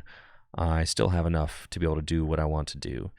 So we're going to, it looks like I prized my Froakie. Yes, I did prize my Froakie, but that's okay. We'll get out Duskull and you. Rare Candy into Dusknoir. Going to knock out the Pidgey. Maybe I get my Froakie here. I do think I goofed this up. I should have Nest Balled for the Pheasantipity EX and then Buddy Buddied for both my Duskulls. I was tripping on that. That's okay. We've got Mew to save the day, so excellent. Never punished. And then we go Switch. And then we go Mew. And then we go Attach. And you see, it's over. And that's why this format is bad. You have so many non-games because it's a stunt or get stunted on format. There's not enough back and forth. That's what makes formats bad. Is that like yeah, my turns are complex, but that doesn't mean that the game is good right now, right? There's not nearly enough back and forth interaction between you and your opponent. And that's what you get when games only have 3 or 4 turns. You get far less interaction between you and your opponent. And that is indicative of bad formats. That's what there's no counterplay. Exactly. It's like I just keep flipping the coin. I keep going first, and that means that I'm going to keep winning. Well, this hand stinks, but then that's just like that's just like RNG, right? Like I'm just, oops. Opened a dud hand. And then it's like you open a dud hand and the format's not at a place where you're like, it's cool, I have a few turns, I can play out of it. You know? How would you solve it? More prize cards? The best way to solve standard format is to start by banning every rule box card. Honestly, okay. It's a big conversation to have. And let's see. All right, I'm playing against some sort of turbo deck. Let's trek. We don't want that. I've got a Duskull down. This is not great. We'll pass. Hopefully they can't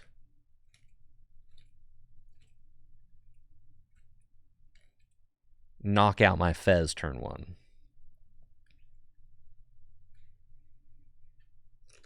Ooh, this is fun. I haven't seen this deck in a while.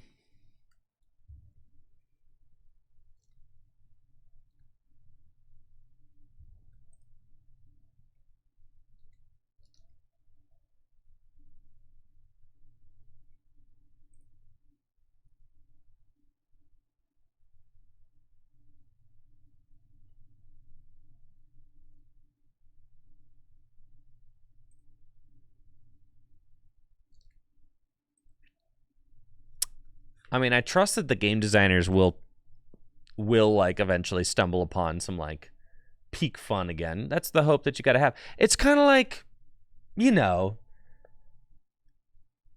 like people still root for the Cowboys, right?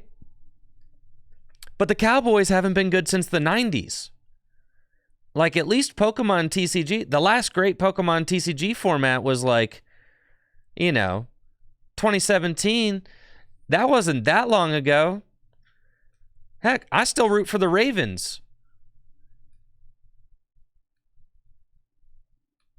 And they haven't won a Super Bowl since, what was it, 2013? Was it 2013?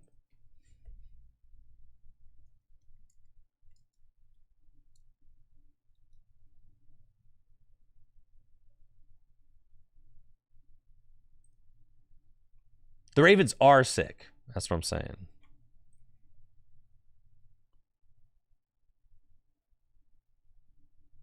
Well, this is bad. I still think I can win this, though.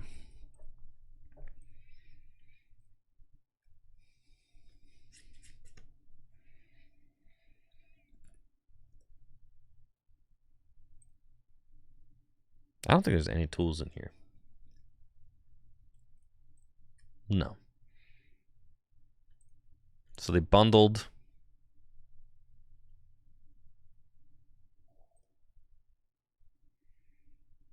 Six-card hand. Do they have Prime Catcher on my Froakie? They need to not have that. Let's Irida.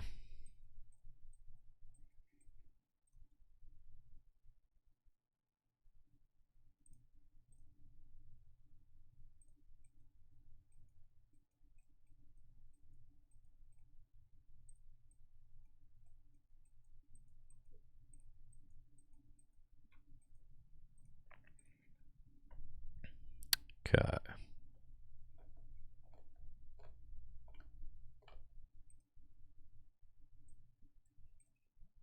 That's fine. Put that down. Concealed cards. Nest Ball.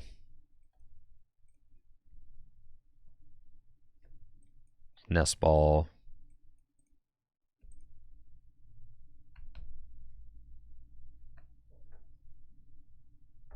And then if they do that, we want to do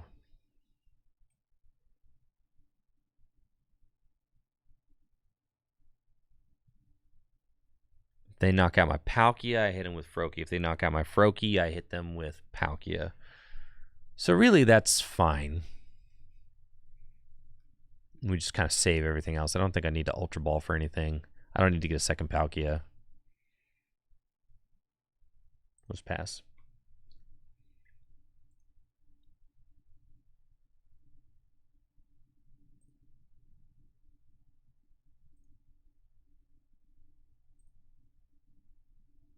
Get rid of Town Store. I'd rather not, right? Like, because now I get to get rid of the Heavy Baton, right? Thank you, Peter, for that sub. Sorry if I missed you. 45 months. They're going to bundle her.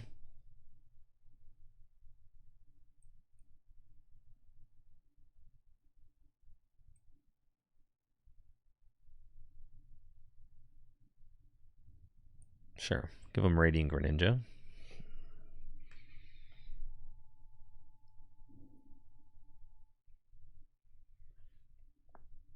Iono. Dude. What the? That's fine. We've got a pretty good hand. Thorns.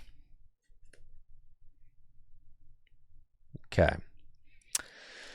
So here's what we got to do. Here is what we got to do. I just sent my vacuum to the bottom of the deck, so I'm going to use the Town Store to reorder the deck. I want to attack with the Froakie. Definitely. Yeah, send this guy up.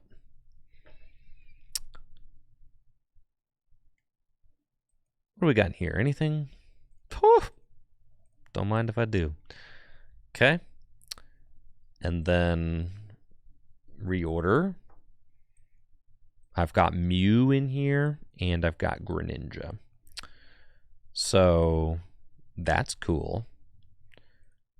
We'll flip the script. I just need to get a water. Oh, I can actually just guarantee it because I can just... Oh, this is crazy. I can Palkia onto my Froakie and then evolve it into Greninja.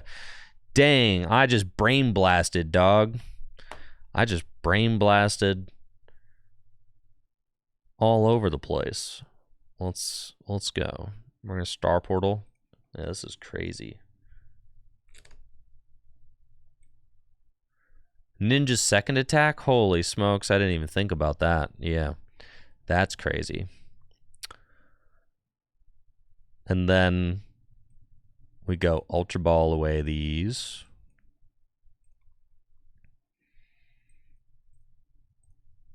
Get Ninja. Get that. And then...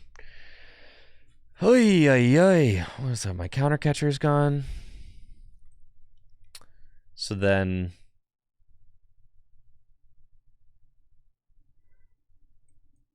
Counter catcher's still alive. I don't even need that prime catcher for real.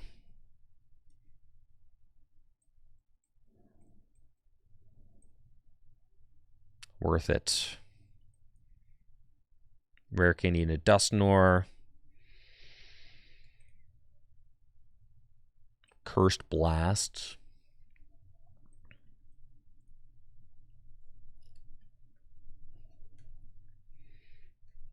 And then we Iono them to 2. Let's go! Come on, baby. That's right. Very good. We've got Mew. We've got our energy. Nest Ball. I don't even want that thing out. I should have Earthen Vessel the Nest Ball away. That's fine. I really can just do that. I don't even want to give them Pokestop. That just gives them more options. So we'll... the stop could be good. The stop could be good. Because then what if I do find the vacuum, you know?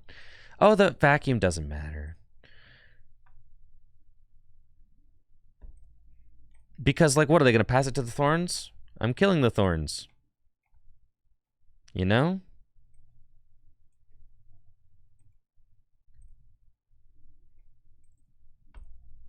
Oh, they could pass it to the Mew, though. Oh, that's a problem.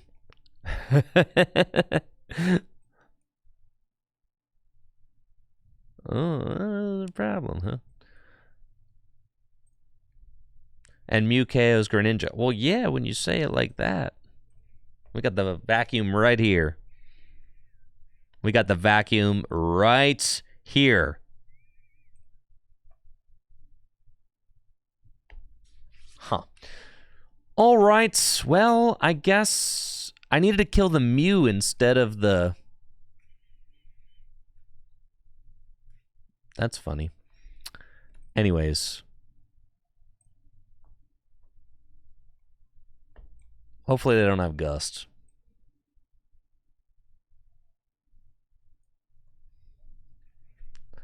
I forgot about Mew hitting Greninja for weakness, so I needed to just put the Dusknoir on the Mew.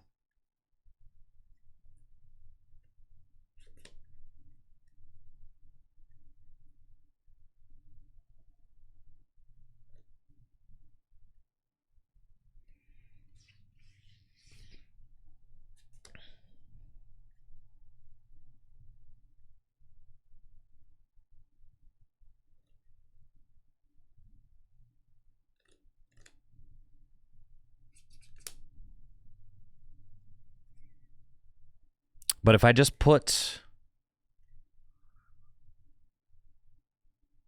Okay.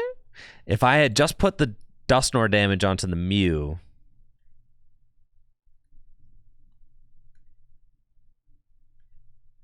instead of the thorns, then I just win here, I think. Well, then the problem with that was that it still gives them an out if they found... If I didn't find the vacuum for the Iron Hands, it still gives them an out.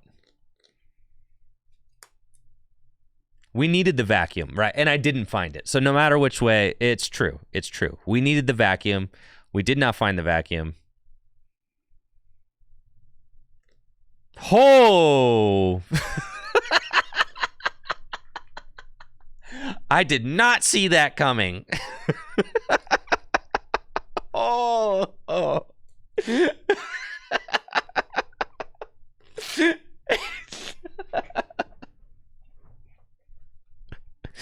No shot, dude. No shot.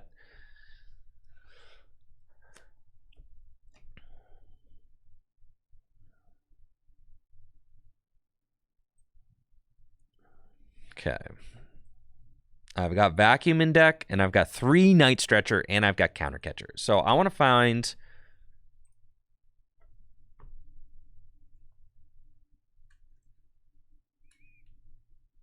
I want to find Night Stretcher, Counter Catcher. So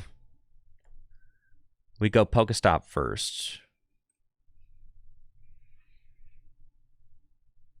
Okay. And then we can go Night Stretcher for Blood Moon.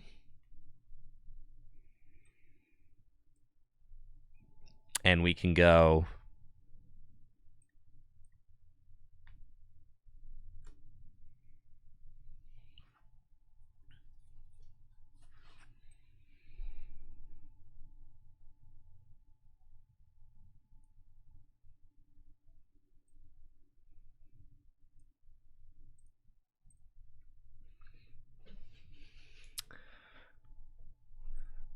I think... Yeah, I'm just going to conceal. And I could thin my hand down and potentially... I'd Ultra Ball away the stop and the rare candy. Attach an energy here. That's fine.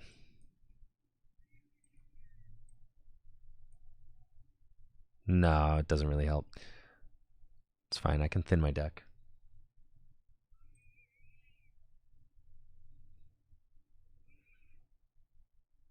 Conceal cards.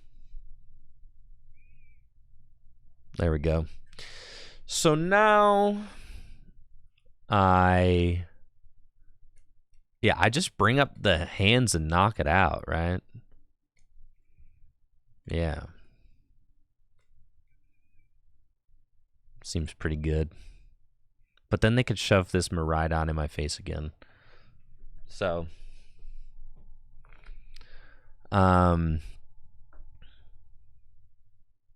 I should have attached to the Greninja last turn.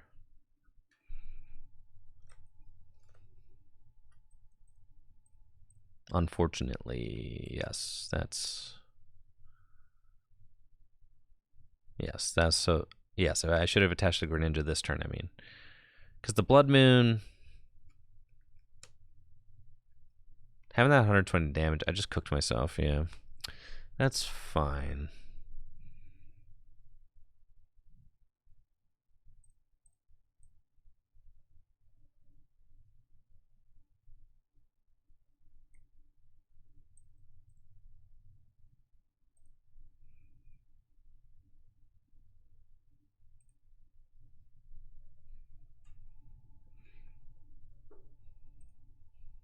I don't need to search my deck for anything. I'm going to deck out. I think, yeah, I just needed to... I thought I was going to attack with Blood Moon this turn, but I just needed to pop that energy onto the Greninja, and then I'm just threatening game with Mirage Barrage next turn.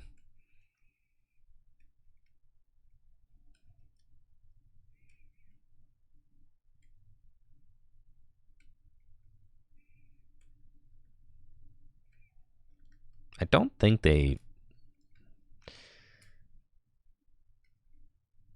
I should probably get rid of my own Pokestop. I think it's giving them more outs than me at this point.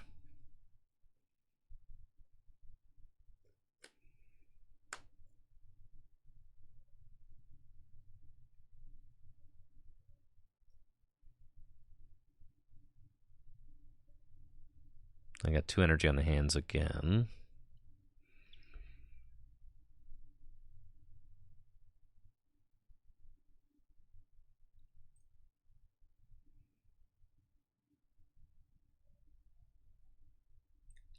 Yeah, tough.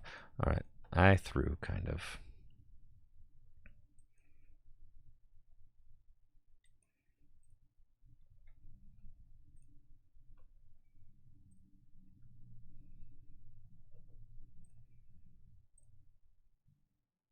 Why not use switch? Because I have to attack with Blood Moon next turn too, and you can only attack back-to-back turns. You can't attack back-to-back turns. You got to be able to switch next turn.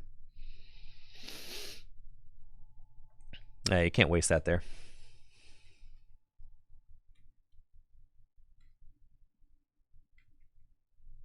Yeah, they could gust my Palkia if we burn the switch. So, and also we needed to be able to do this for game. Yo, chill, dog. This stinks, man. All right.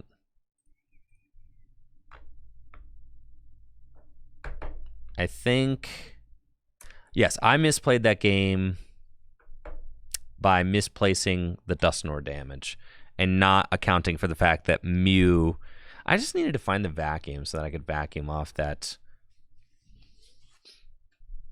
thing, and then all was good if I did that, but I do think that I needed to target the Mew.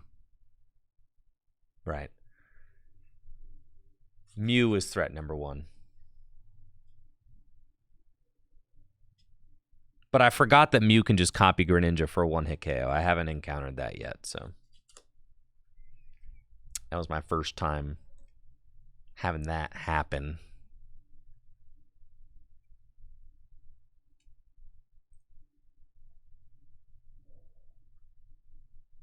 I also could have won if I left bench space for Duskull.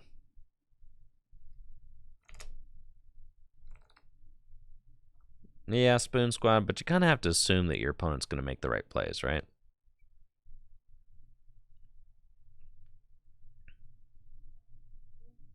They may not have seen it ahead of time, but when they ended up with both their lightning guys knocked out and all of their energy,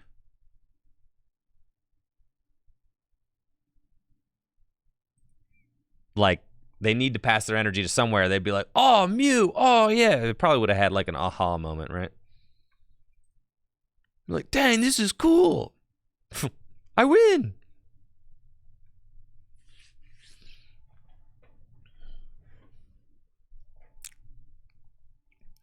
Looks like I'm playing against a Terapagos deck, and I'm going second, which is super cringe, because we like to go first here. That is, it's what we want. Going first is good.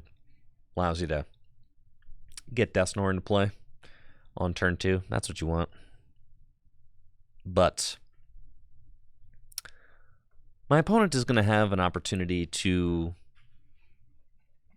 knock out my Pokemon before I have an opportunity to knock out their Pokemon. And that's not good. My hand is kind of suspect as well. Got a Rare Candy and double Night Stretcher. Trekking Shoes and Nest Ball. We probably have to Squawk and Seize. Yeah, they're going to be able to set up this whole gang next turn, and that's just super scary. And my Froakie is in the active spots. Start with Earthen Vessel. Discard the Palkia. See what we have. I've got 3 Duskull. And I've got 2 Palkia. I've got my Squawk. I think my Radiant Greninja's priced. Yeah. Okay, so Radiant Greninja not around. But the Squawker is. We've got 3 Rare Candies. And I've got 2 Night Stretchers. Okay. So then we're going to trek. We'll keep the Palkia. We'll put that down. And then Nest Ball to get the Squawker. And then we'll go Energy to Palk. And Squawk and Seize. All right. Got Iono. Trekking Shoes, Earthen Vessel, Nest Ball. Let's trek. Bear is good to have in the deck. I only have 2 Night Stretchers, so I'm going to not be greedy on the bear there. And I'm going to go get a Duskull of our own. And then Iono. And let's see what we get off these 6 cards. Buddy Buddy is quite good. So is the Pokestop, but I don't want to give it to them. So Go, buddy, buddy. And I think we just say pass. And let's see what my opponent has got in store for us. Yeah, things could get ugly here. That is the format. The Palkia is dying. Well, what if they're actually more afraid of the Froakie?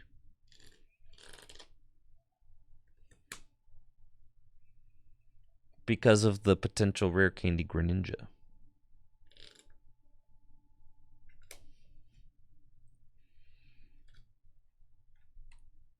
Oh, I should have used the Earthen Vessel. I should have. You're right.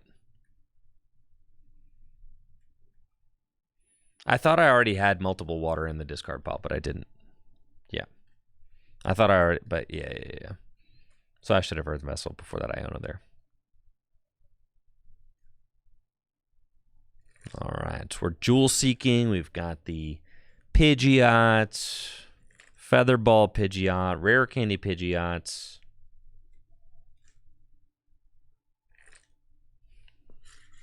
The gang is here. Area 0 Underdepths. Double Turbo Energy. Iono. Ay.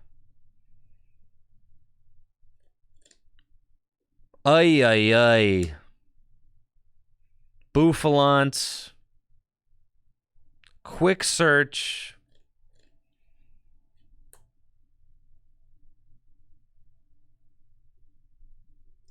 For Noctowl so they can go get 2 more trainer cards.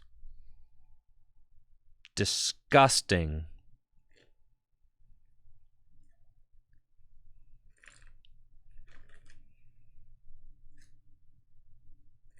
Rare Candy Dusknoir Prime Catcher? Dude. Bro. Do you see why I say this format is not fun, bro? It's only kind of fun when you're doing this to someone else.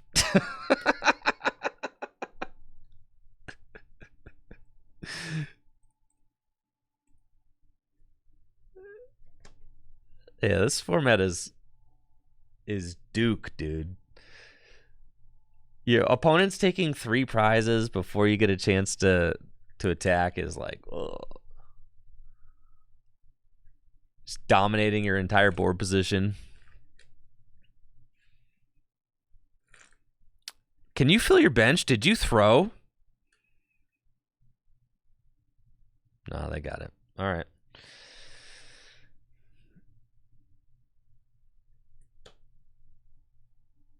The Fez and Dipiter, too.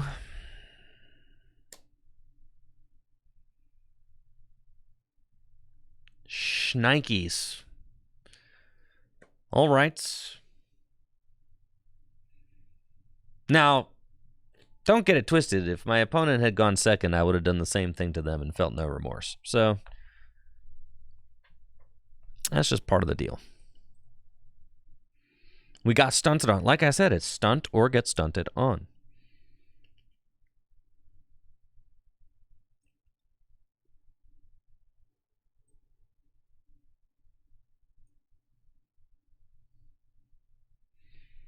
Put Pokestop down.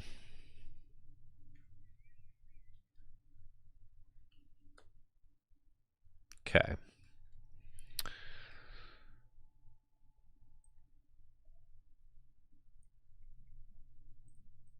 Nest Ball.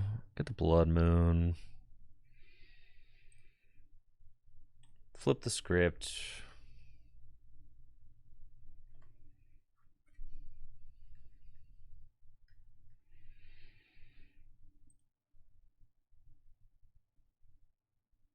Pokestop. Cool. Tracking shoes.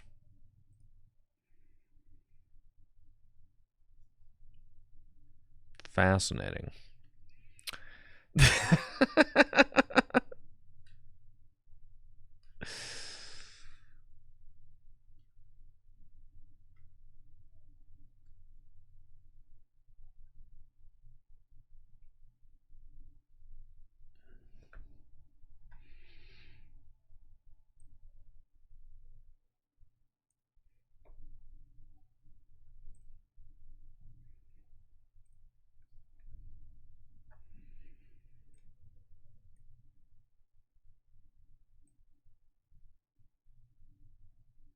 280, right? 50, 230. Yeah.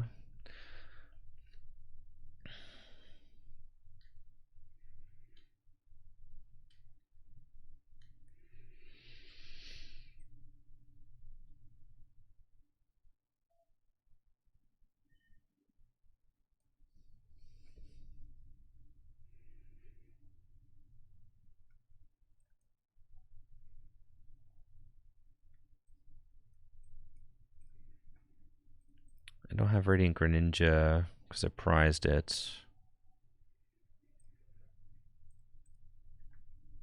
So we go there, go here, go here.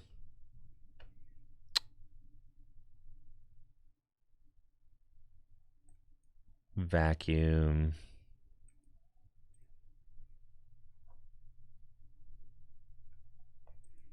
Nest Ball. I can't draw any more cards. Yes, we have to Iono to 2. That's fine.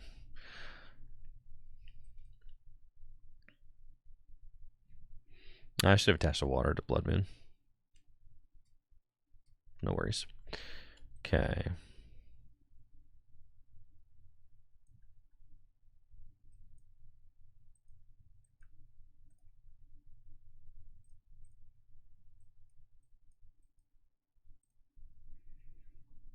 Switch. Restart.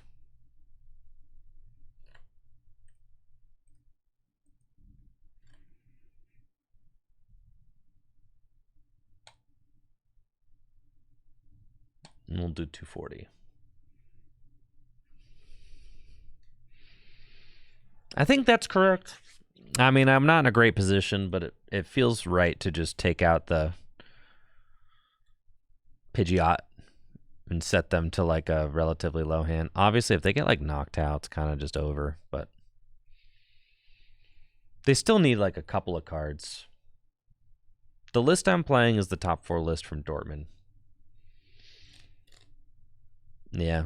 Pheasantipity. It's kind of like way too good. Like, what's the point of hand disruption, really? Hilariously, like, in order to maybe keep them from winning the game, I needed to like I need to be able to like double Dusknoir myself, right? I need to be able to like double Dusknoir the Fez and do a whole bunch of crazy crap.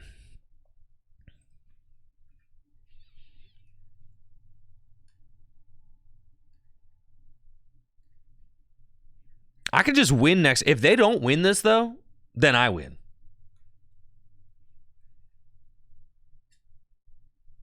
Because I go Prime Catcher Dusknoir game. Like, you see how ridiculous that is?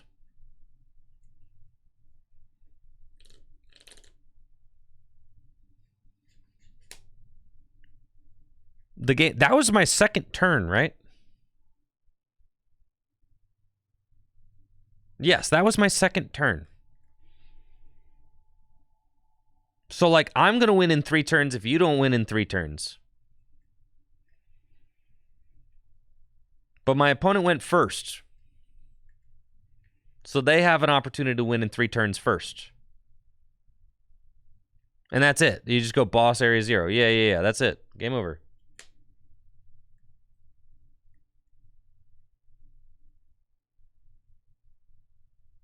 Yep.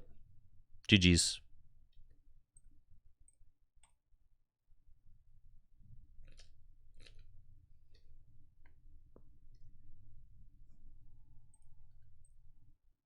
That's what I'm saying. You have to be playing a Dusknoir deck.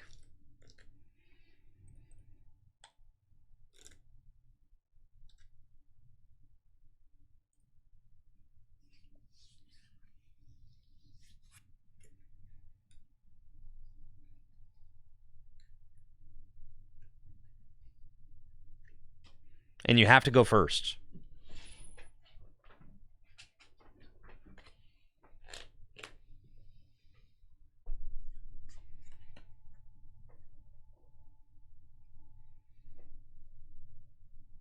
Was Tapu Lele like this during his time? Absolutely not.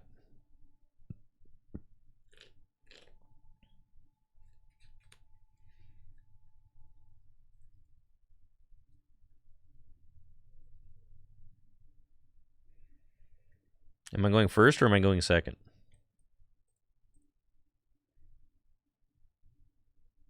Man, I keep going second.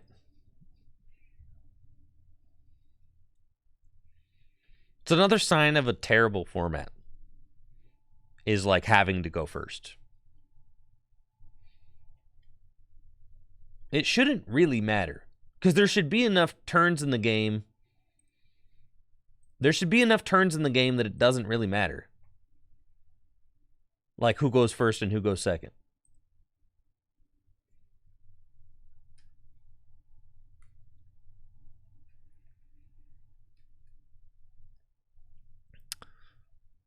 All right, we are playing the Palkia Dusknoir Mirror, and we are going second, which most assuredly means that we are going to lose. But we'll see if we can make some crafty plays and come out with a dub. I'm not banking on it because my opponent is going to be able to get the turn 2 Moonlight Shuriken, Dusknoir, and wipe out like my entire bench. So any Pokemon I try to set up pretty much cannot survive this combo. Which is why nobody's playing Manaphy anymore, because Manaphy is pointless. Your opponent can just Dusknoir the Manaphy. And Dragapult does not care about Manaphy, so you've got all of those factors. Let's go Irida.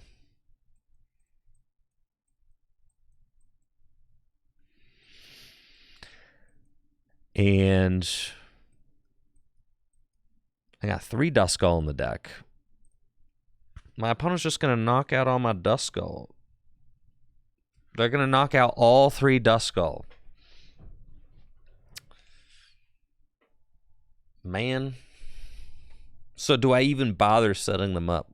I think I set up 1 Duskull. 2 Duskull.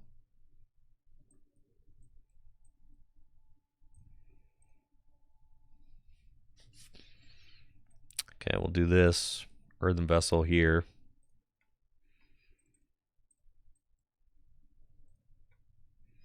And then conceal some cards. And then I don't want to give them the Pokestop. They discarded a Pokestop because they didn't want to give me the Pokestop. That's crazy.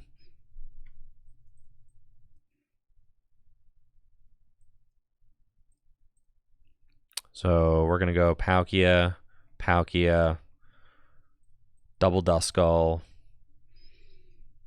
I think we do this because then putting down 3... Well, they could knock out Greninja in both Duskull, which would be like... Okay.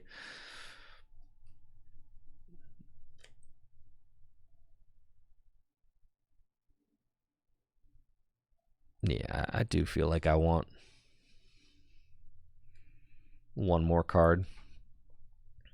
Ooh, I got the vacuum, so I can vacuum my own Pokestop. That's crazy.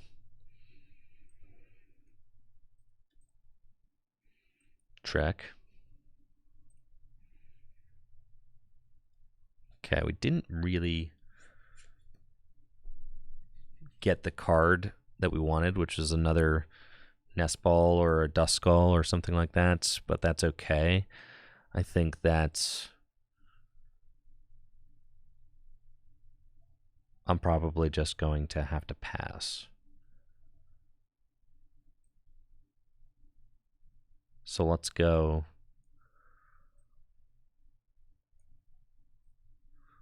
vacuum away the stop.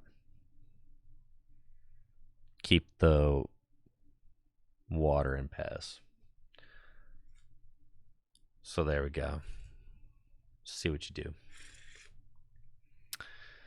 Well, here we go.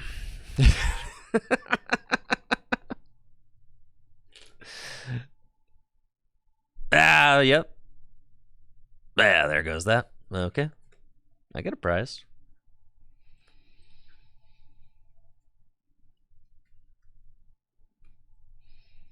Then all you need to do is evolve Palkia, and then you go boom, and you take out both my Duskull. Sick.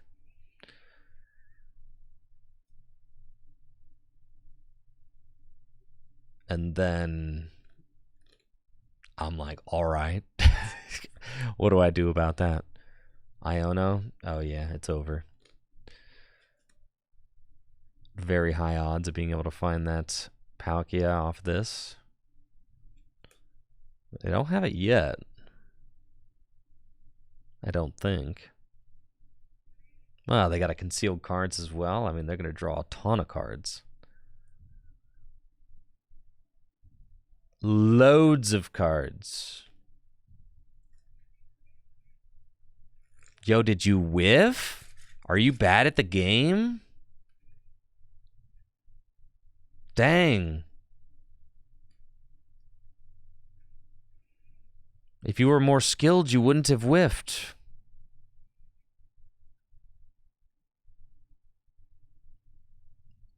Do you see what I mean when I say this format is stunt or get stunted on? That's what you're either getting dominated or you're dominating. There's no like, the games don't feel close. Oh, so now I get to dominate. Oh, okay, okay. I see.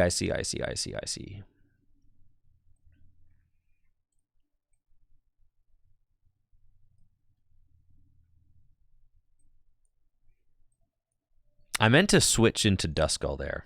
I just clicked the wrong trainer. So let's...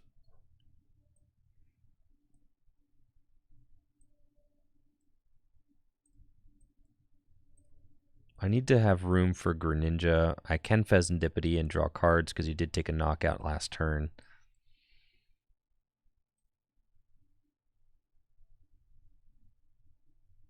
My trigger on Iono is touchy. It's so real. Okay.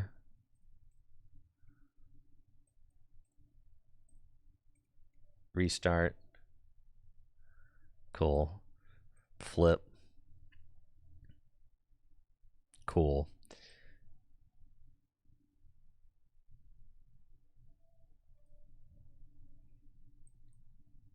Stop.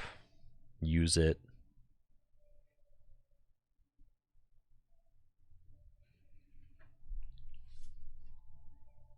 Okay.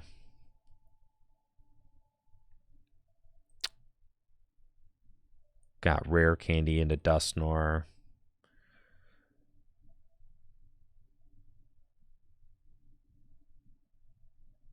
And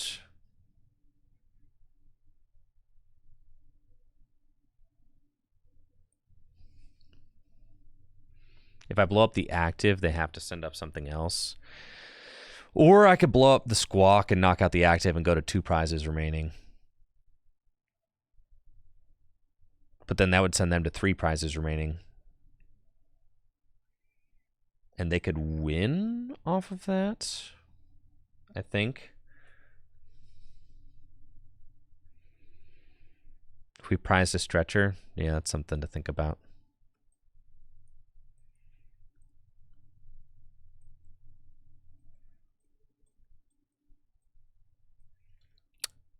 How many rare candy do I have down? 3? Didn't I vacuum one? Yeah. All right. So no rare candy prized. 3 stretcher. I did prize a stretcher. Okay. KO Mew. Yeah. Mew instead of Squawk. Yeah, for sure. So I think we do that.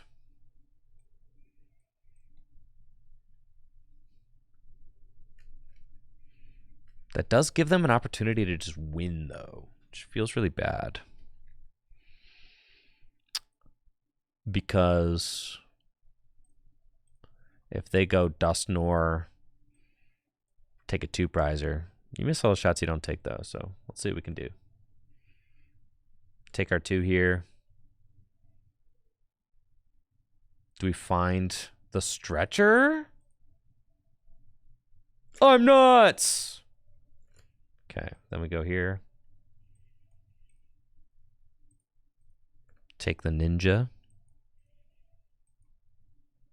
Switch.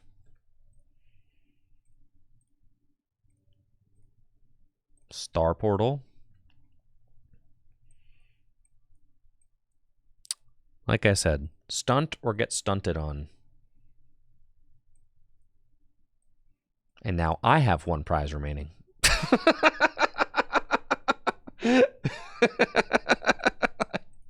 Okay.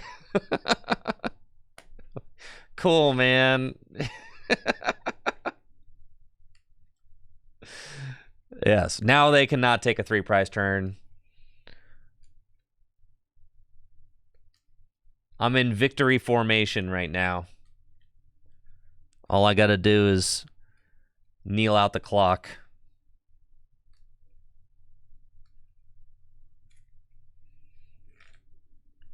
Yup. So we go, you know, they have to try and Iono me. And if they Iono me to 1, but that's the thing, there's no point in Iono. Because what, like, what? What are you gonna, you're gonna Iono me to 1? Cool, I'll fill my hand to 3 and draw 3 more. Like, dude, there's no point. It's just over. It's over already. And it's because you whiffed on 1 turn.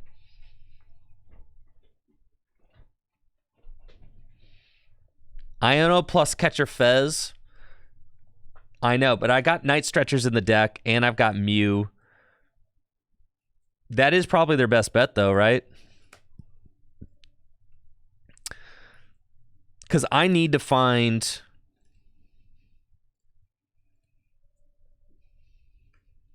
Why are you bringing up the Palkia? Isn't Blood Moon just better?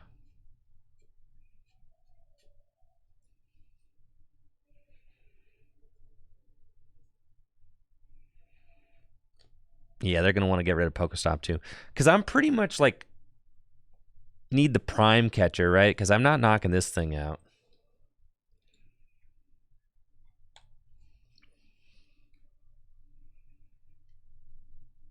Well, and they need the Iono. So if they don't have Iono, like... And they're already down 2.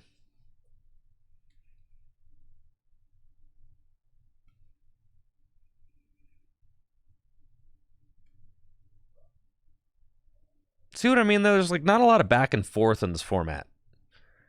You kind of just like sit around while your opponent sits around while you solitaire for like 5-10 minutes, and then you sit around while your opponent solitaires for 5-10 minutes, and then the game's over. All right, here's Iono.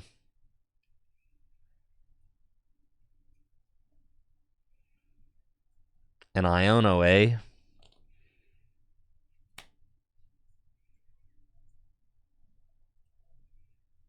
All right, if they don't have Vacuum, I'm still feeling pretty confident. Okay, no Vacuum. We've got Mew and we've got Stop. And I've got concealed cards. And I've got like 3 Night Stretcher in the deck.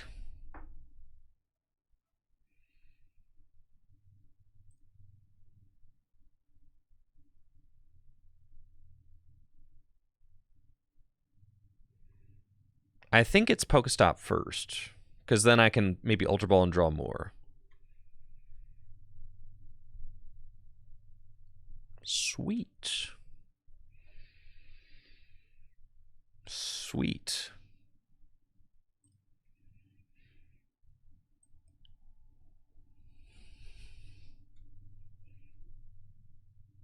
Holy smokes, this is bad. I'm about to find my Night Stretchers right here, though.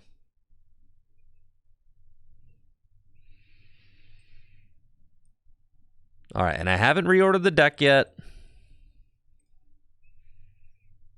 So I have to find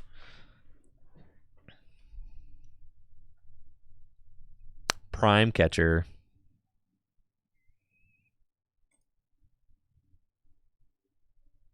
Yeah, see? Just like that. You guys were stressed, bro. You should have seen the looks on your faces.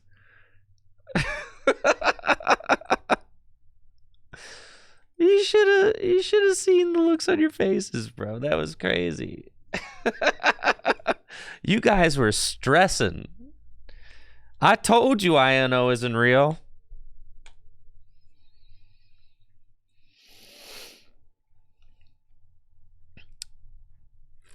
The thing is, though, that I knew the stretchers were in there.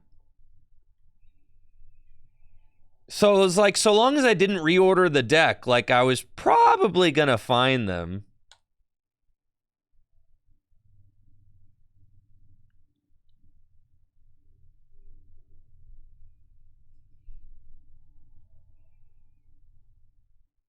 The uncollected rewards, but there's no rewards. There's nothing rewarding about this program.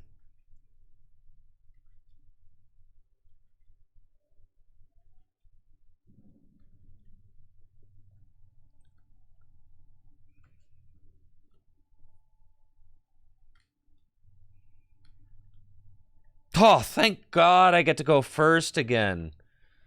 Holy cow. Feels like it's been forever.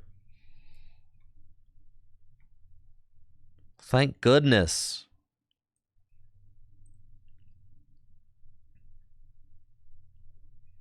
All right, we're going first against Dragapults.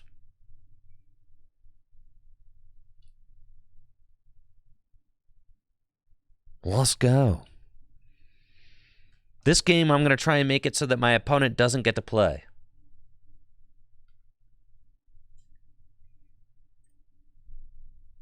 Beautiful. We're up against Dragapult EX. I have no intention on letting them play this game. I am simply going to set up and stunt on them, like all the best decks in the Pokemon TCG do. We'll Earthen Vessel and discard water, get some more waters. I want Radiant Greninja, but I also would like some Duskull.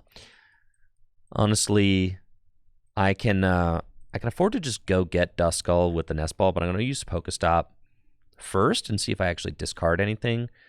So I'm going to Pokestop before the Nest Ball, see if I discard any Pokemon that I want, like Greninja or Duskull, so I can Night Stretcher for one, Pokeball for the other, or Nest Ball for the other. Pokeball. Pokeball.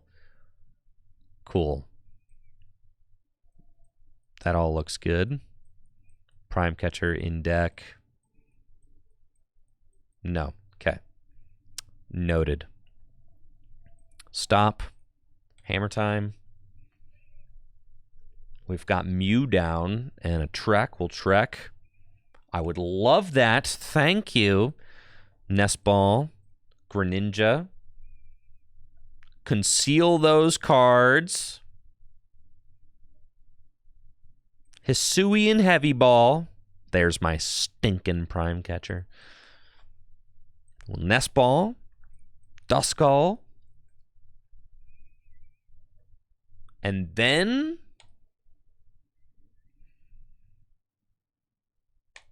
I will attach to Radiant Greninja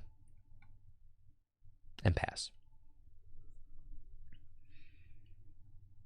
And I am perfectly set up with everything that I need to knock out 3 of their Pokemon next turn. 3. It's crazy. You need so little. All you need in play is Palkia, Greninja, and a Duskull. And you have enough technology. Oh, Scoop! Scoop your cards. The game's already over. It's already over. That's right! It's over!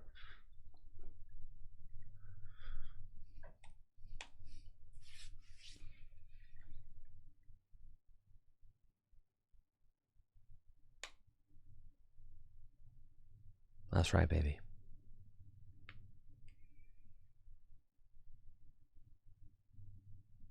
Sick.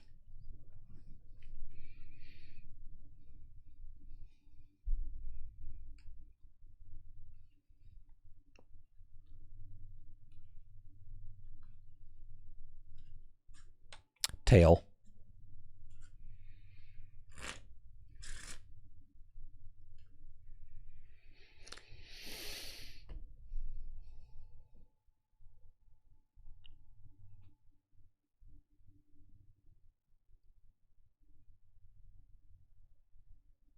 No, dude, no. Not going second.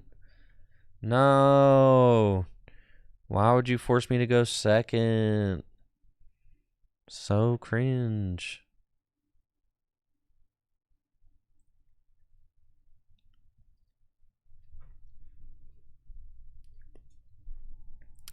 Is this Regidrago? Trekking shoes. Cleffa. Oh me, oh my. What do we have? Mew. Trek. It's Regidrago. All right. This is a tough matchup to be going second in. But they don't really have anything. They didn't attach an energy even, so that is all quite good for me. We're going Duskull, Heavy Ball. We prized Greninja, prized Clops, prized 3 water energy. Do I want to give them the Pokestop? No, I do not want to give them the Pokestop. So, should I go for the turn 1 knock on the Cleffa? I'm doing it for sure. All right, here we go.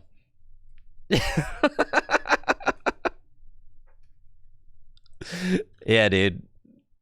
This thing is a goner, man. Try bouncing. Heads. Is the Cleffa dead? Dang it. This stinks. All right. So, you know, things could get ugly if my opponent... We tried bouncing, but we failed. Things could get very hectic if my opponent, you know, attacks with Dragapult. If my opponent knocks out my Palkia, you know, all of which are definitely possible because we're playing standard format in 2024. They could just draw through half their deck, knock out whoever they want.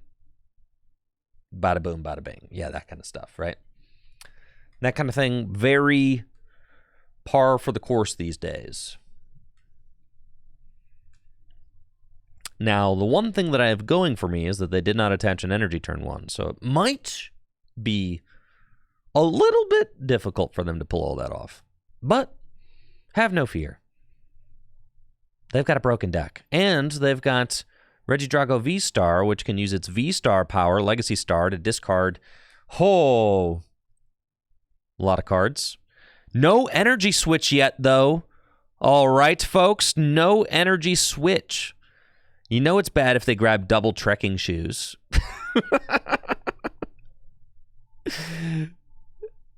And they go for the double energy switch off of double trek. No way you get double trekking shoes. They didn't get any. They got the Mew. Drago V. They have one energy switch. Uh-oh. They're one energy switch away. God, I'm dead, bro. All right.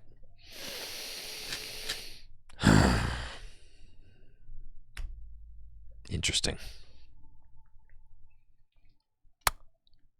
Fantastic. All right. At least they can't cure me. They're just going to knock out 2 Pokemon with Dragapult. Fine.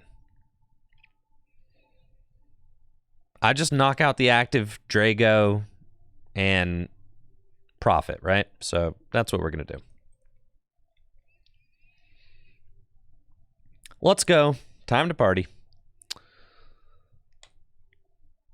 Iono for show. Water energy here.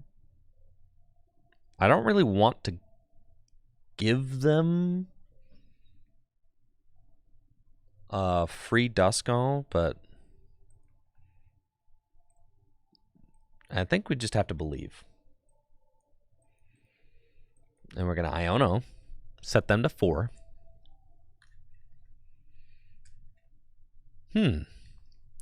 tough. Nest Ball for the Pheasantipiter. Flip the script. The Night Stretcher are not good if...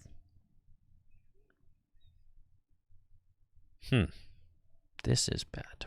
This is quite bad, yes. Yes. Yes, why am I drawing such hot potato garbage?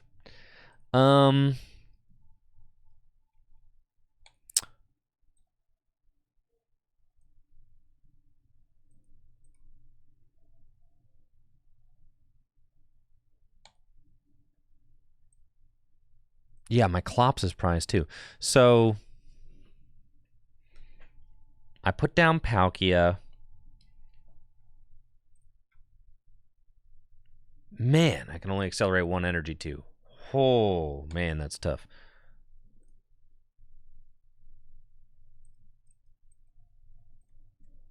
Can I win this game if...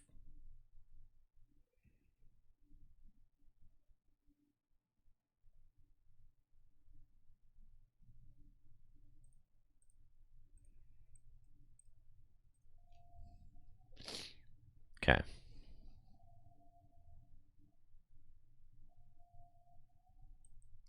Yeah, this is bad as it gets. All right.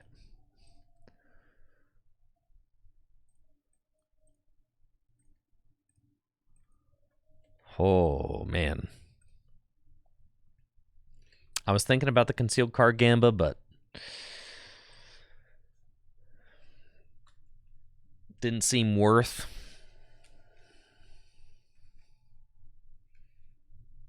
Yeah, this is terrible.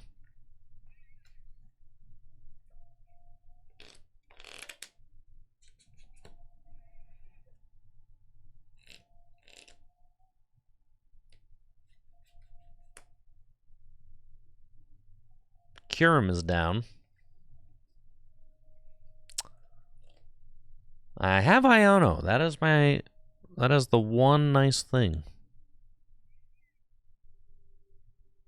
Dusclops, my only Dusclops is prized. And they're about to get their second Regidrago set up, so really there's no hope here.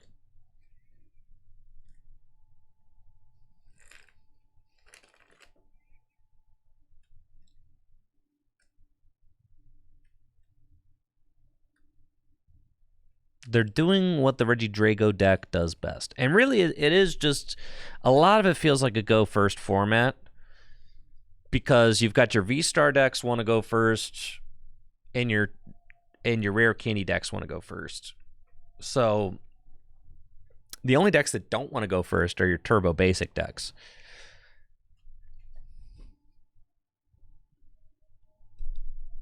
So those decks are kind of... They don't really care. What's my prize map? I can't... We don't have a great prize map right now because I'm drawing like crap. Really, we're just trying to keep them from, like, being able to continue attacking.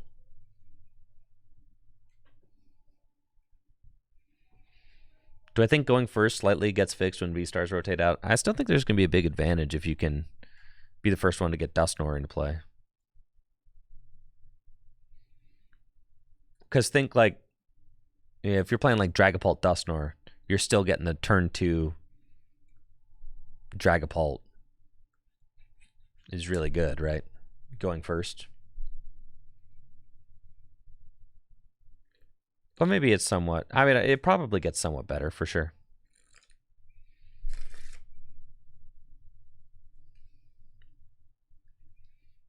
Like, yeah, here...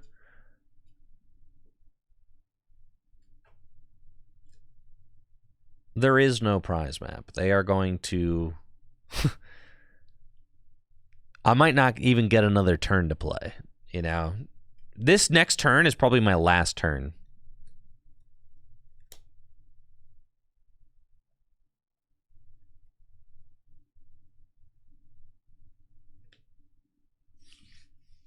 All right, they're using Curum. This is like the one way... No, that doesn't even lose them the game. Because they knock out both my Duskulls again. Do I think the Duskull line will get banned? No, because, like, it doesn't even matter. Like, this deck doesn't have Duskull, but it could still take multiple knockouts at a time because you got cards like Kyurem, you got cards like Dragapult. Like, there are many cards that prevent the opponent from playing the game right now in Standard. Many.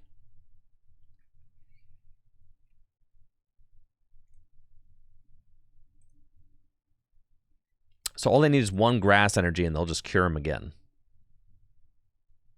And there's absolutely no way I can knock out a Drago, so it's just game over. I guess, like, not necessarily. Like, what if I knock out the Mew and Iono them, right? Like, they could hypothetically not get a Grass Energy, right?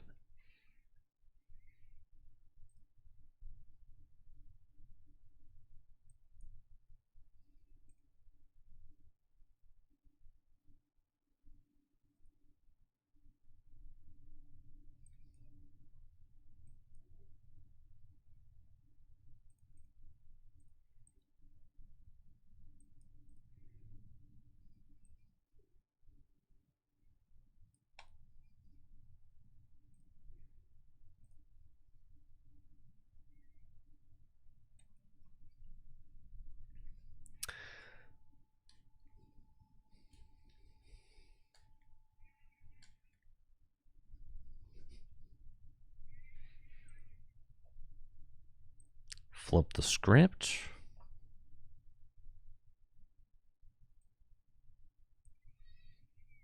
But all I need is a single Grass Energy or Energy Switch. And, like, I am not confident that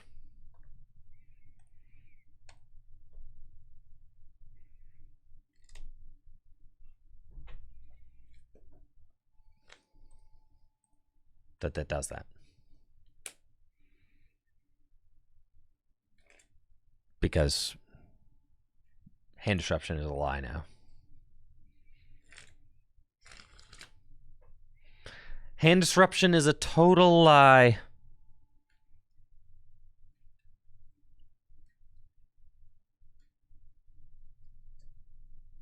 I nest ball for Pheasantipity.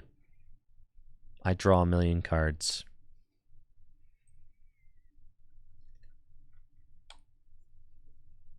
Lights out.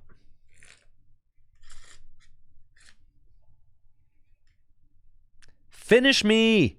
Do it! Flip the script already.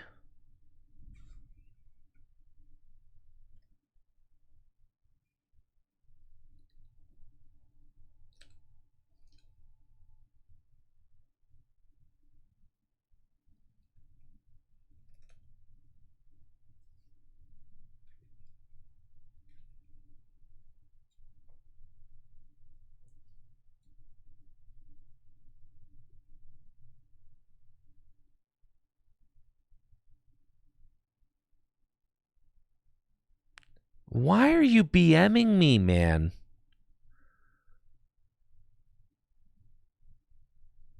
Why?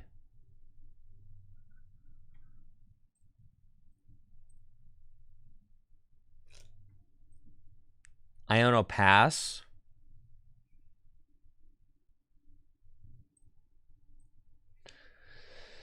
I think I'm in a situation where I kind of... I think I'm in a situation where I lose no matter what, but passing was probably better. I mean, they didn't have the Fez in play, right? So, like, there is a chance that they miss a Grass off of that. It's possible, right? I suppose.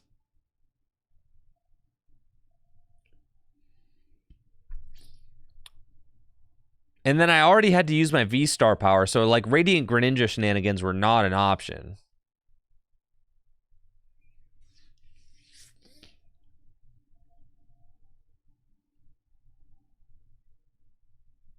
Tomorrow I got Gym Leader Challenge going on, though. I got Craig coming in. Craig and I are going to be doing some Gym Leader Challenge tabletop. That'll be fun.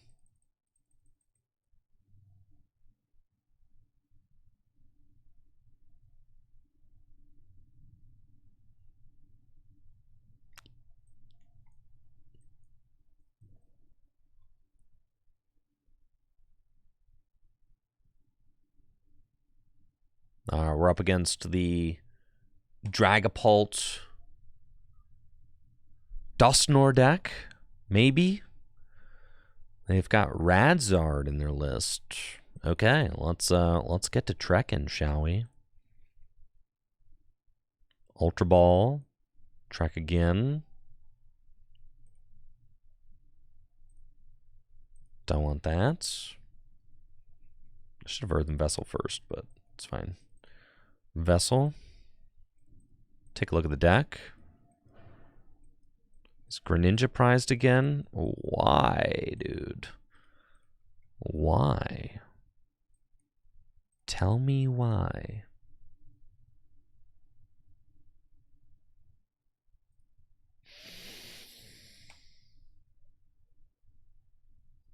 Okay.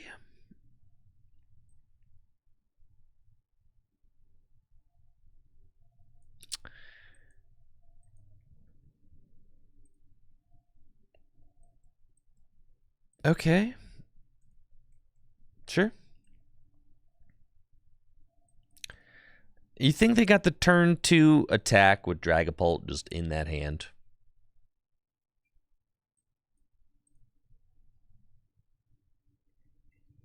No.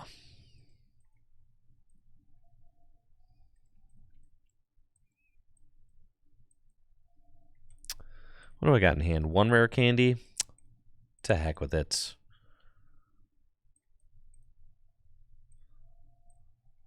Just don't draw another one. Who cares?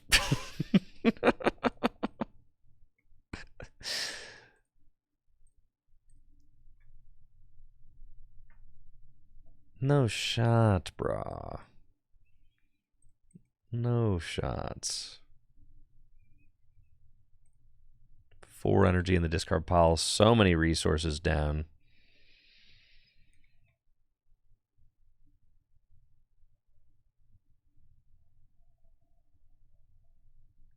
And like, weirdly, we have to send up Palkia?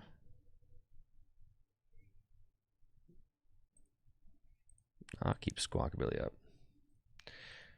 Was it correct to motivate? It actually was. Yeah, that's what I should have done. I missed the optimal motivate. That's messed up. Was correct to motivate there. Missing out on the extra energy attachment. All right, this hand is good. Oh man, you've got Dusknoir and you've got Charizard in that deck.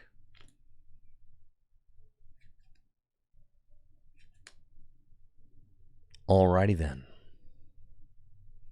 Wonderful. That's not a turn 2 Dragapult. Now I've got 2 rare candy in the hand. Those are the only 2 rare candy left in my deck. Let's track. Would like the Ultra Ball.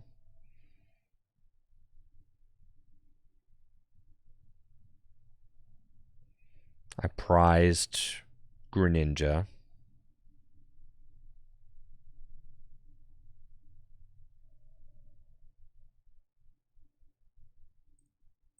Pokestop, I would really like Greninja. Cool. Sick. So we can go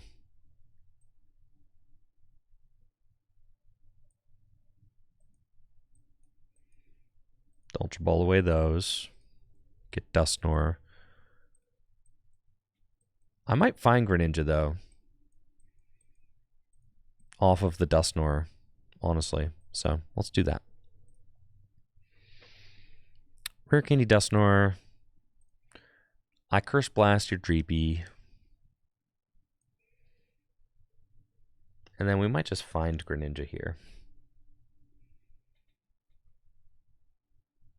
And then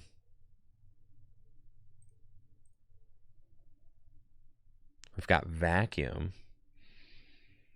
So I can Irida for this and the Night Stretcher. Do that. Night Stretcher. Dusknoir.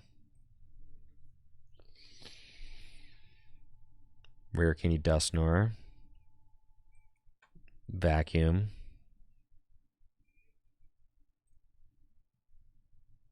Restart. Nice. Nest Ball. Palkia. Curse Blast. Are we having fun yet? Like, how ridiculous is this? Oh, there's Greninja, yep. Sick. Now look at me.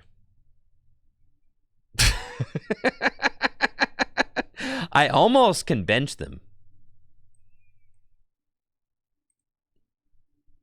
Star Portal. When do they get to play? Not yet. Not yet. Oh, I meant to Greninja both those guys. Ah, it's fine. Whatever.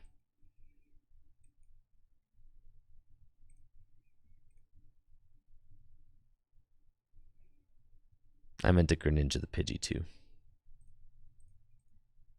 I misclicked.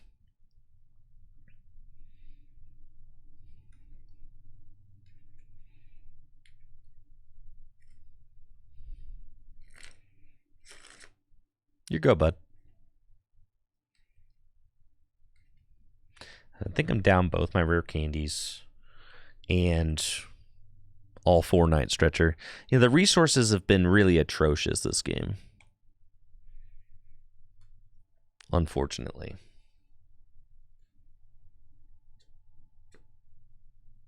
I know. Oh, I goofed up.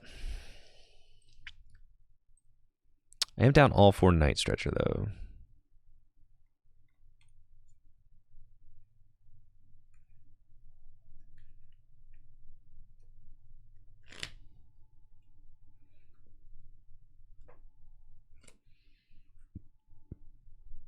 You think now they're going to reveal themselves a Pidgeot control deck? Really?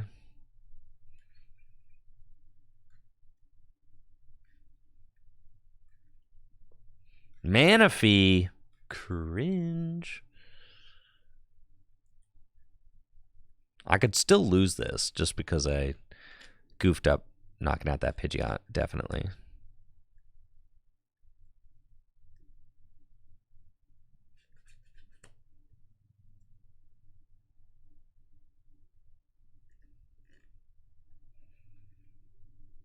They're going to give me the Cleffa.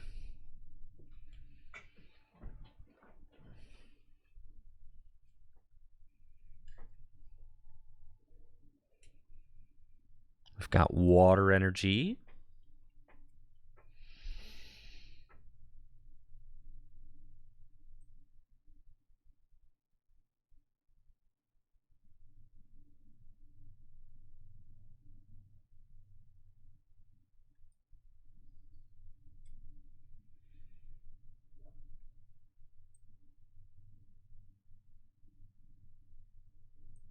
That's probably where that has to go.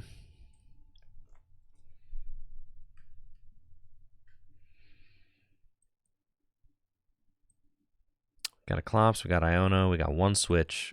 Almost nothing left in the deck. I actually do think I probably lose.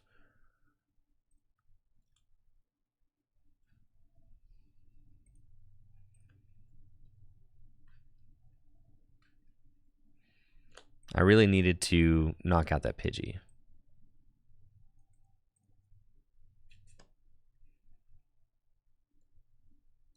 Because I've got no bear either.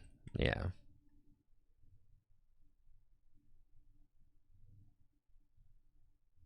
Dang, I cooked myself. Unfortunate. Yeah, I ran out of resources. I went a little bit too ham. I do not have the cards I need to win at all. Yeah, unfortunate.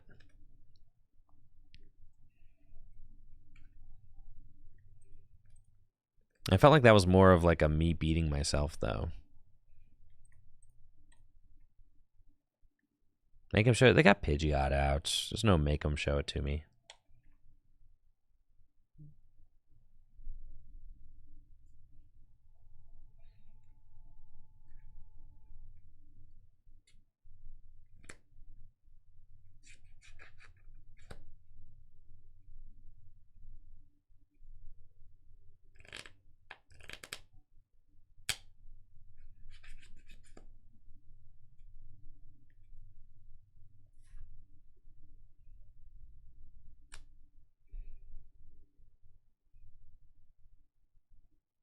It's a dusk on dusk world.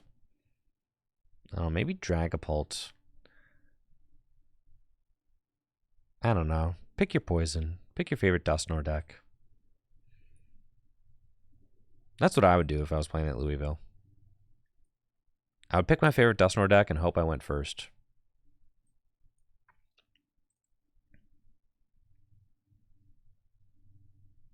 All right.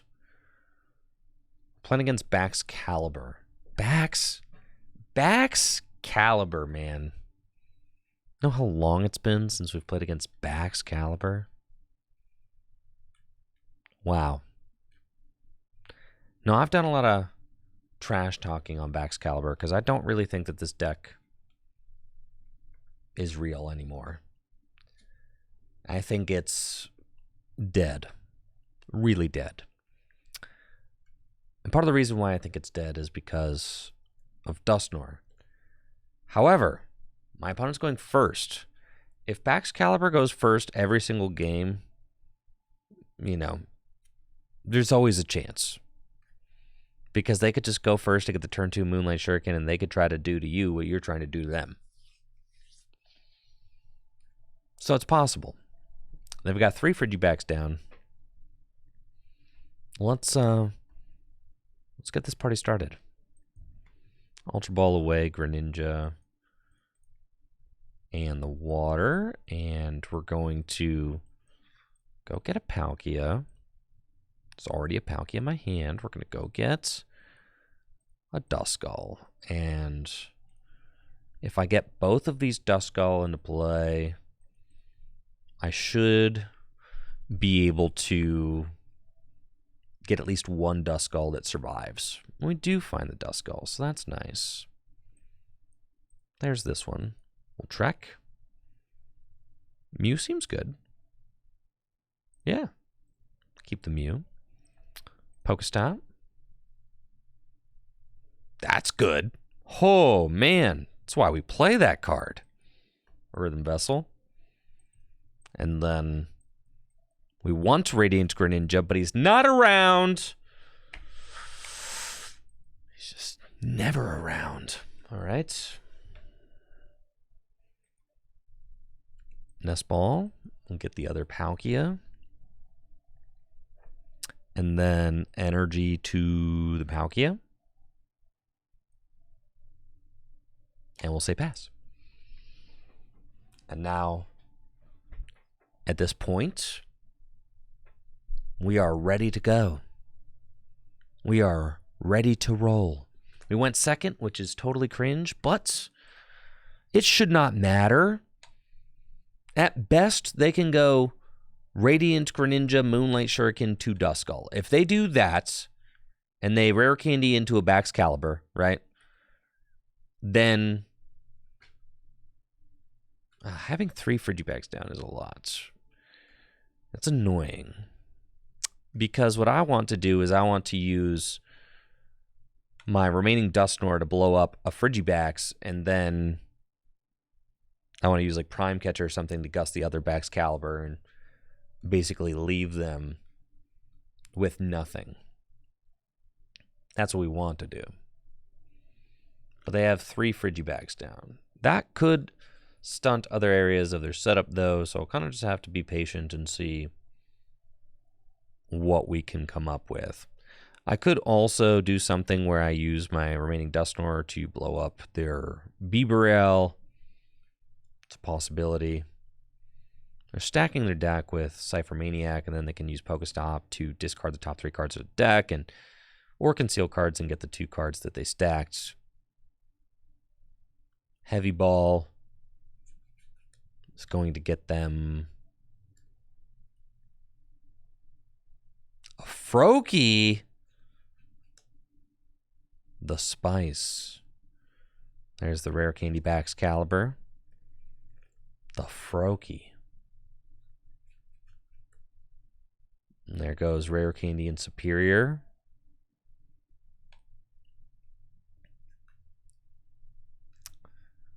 You know they want to hit with that Radiance Greninja. The Froakie down is throwing me for a real loop right now. All right, dude.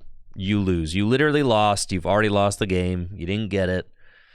And this is why, I'm going to show you, this is why you can't play Baxcalibur anymore. This is going to hurt me more than it's going to hurt you. Okay? It is.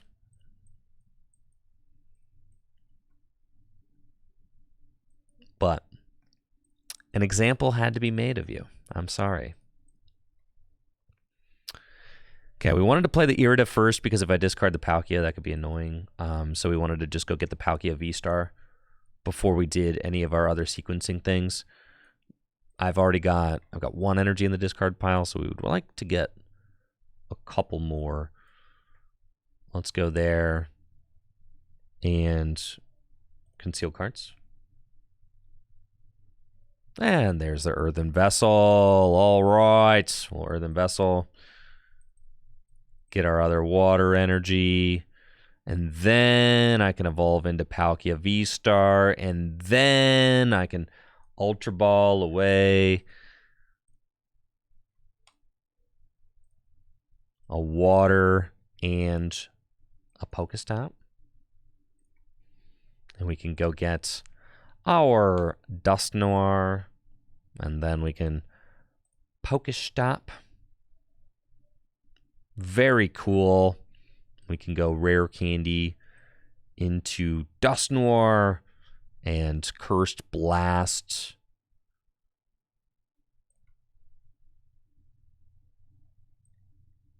To put 130 there.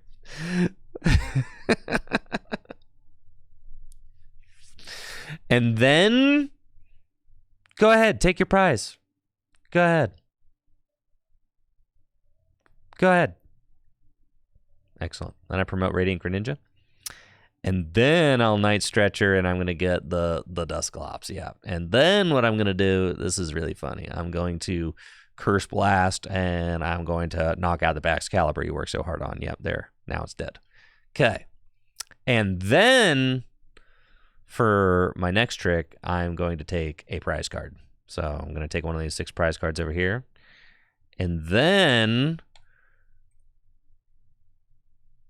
beautiful.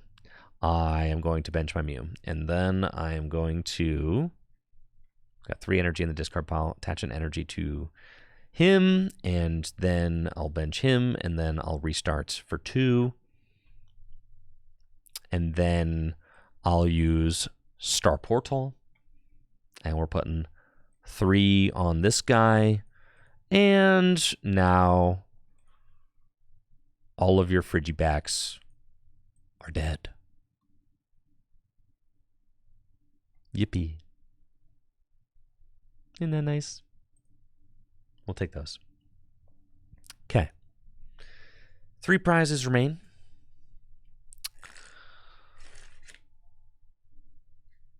Now, I could do something funny. Like go Rare Candy Greninja EX, I guess. And they could knock out my Radiant Greninja with Greninja EX, I suppose. I suppose so.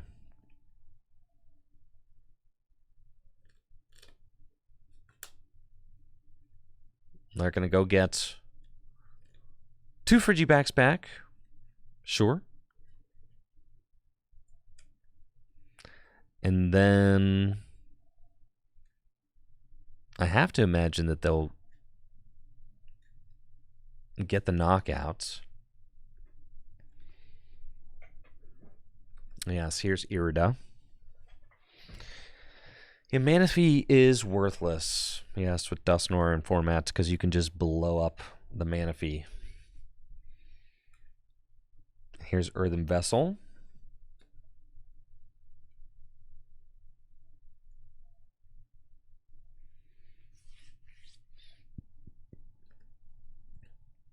Concealed cards. They got Pokestop too.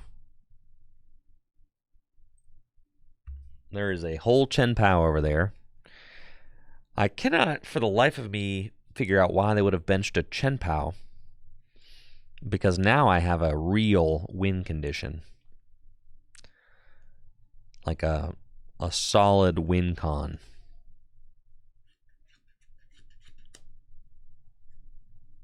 But that's okay. I'll allow it.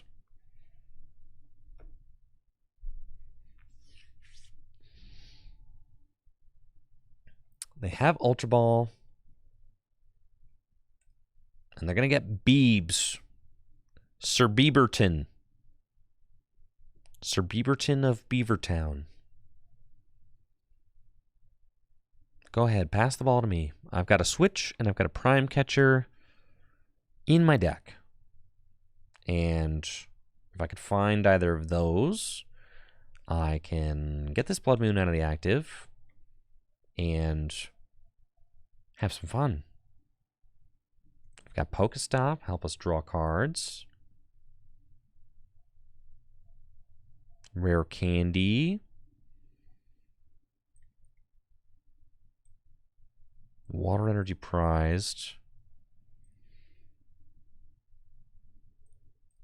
And I've got plenty of Night Stretcher in the deck, so we'll conceal cards. And we go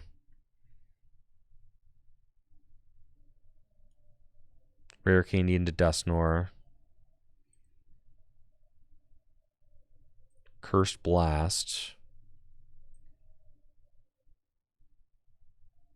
I guess.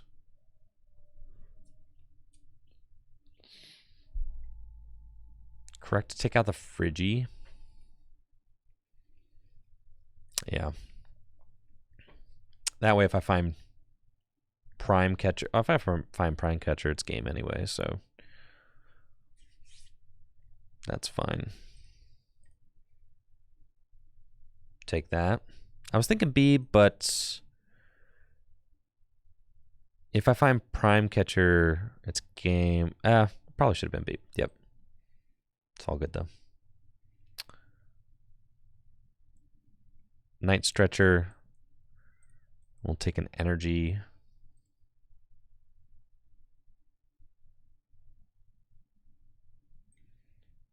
And I think we're saying if I find Switch, I win. If I find Prime Catcher, I win. So that's what we're aiming for here. Switch and Prime are both in the deck. I feel like Iono first.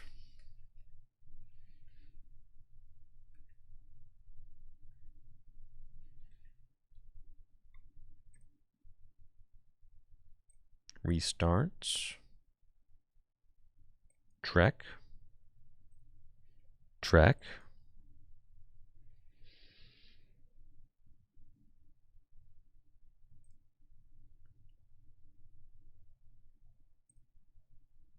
Stop. Uh-oh. That's fine.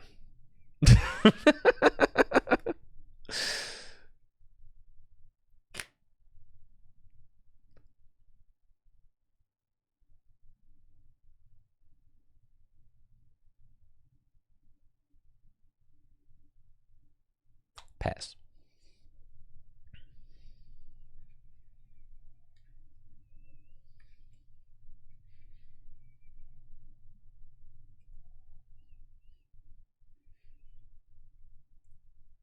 Okay, I've still got one Night Stretcher left. I don't think... Let's see. So if they knock out Palkia, then... Yeah, I should still just win. Because if they knock out Palkia, then I can win with Blood Moon. And if they knock out Blood Moon, then I can win with Palkia.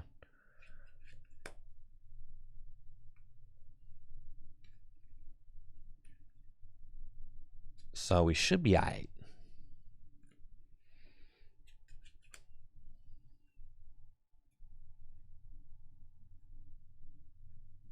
Conceal cards, okay.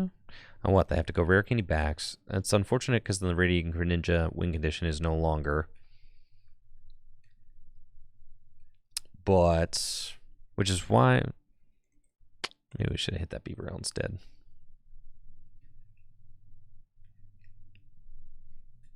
It's all good. We've only got 10 cards left in the deck, and Prime Catcher and Switch are both in there. And I've got Pheasantipity, so once they actually take a knockout, I'm going to be drawing a ton.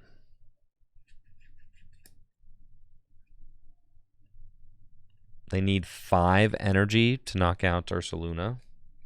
Do a full 300 damage. 240 will not get there. They are fully set up.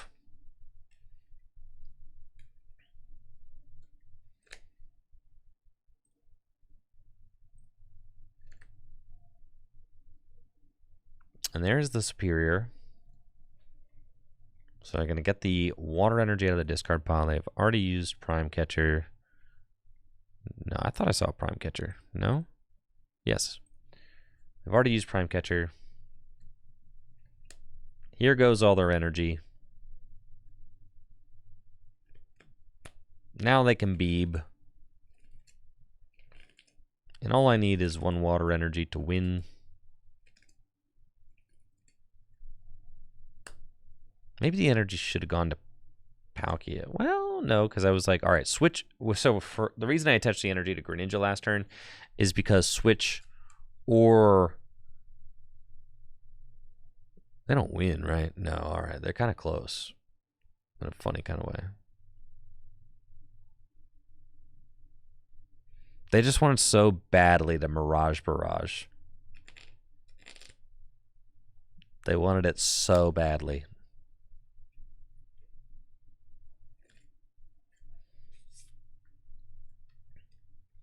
Maybe they go for the double Mirage Barrage.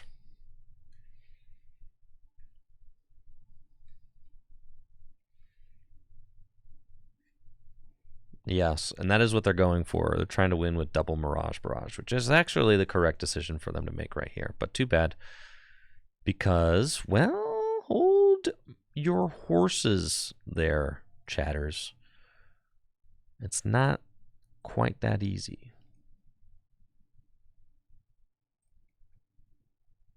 We've got Vacuum, we've got Switch, we've got the Stretcher. Yes, okay, so I need a 2-card combo because I need the energy. So we go here. We go restart. Now the game is over. Night Stretcher for the water. Irida for the Prime Catcher. Prime Catcher. Ya boy. And shake the hand. Blammo. All right. Wonderful. Wonderful. Let's go.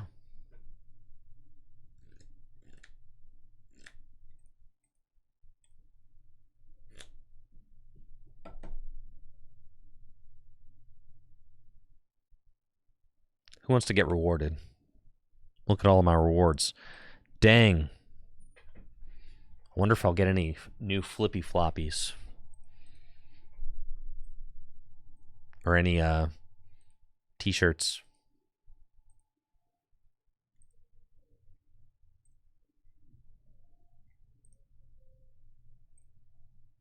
Feeling really rewarded right now.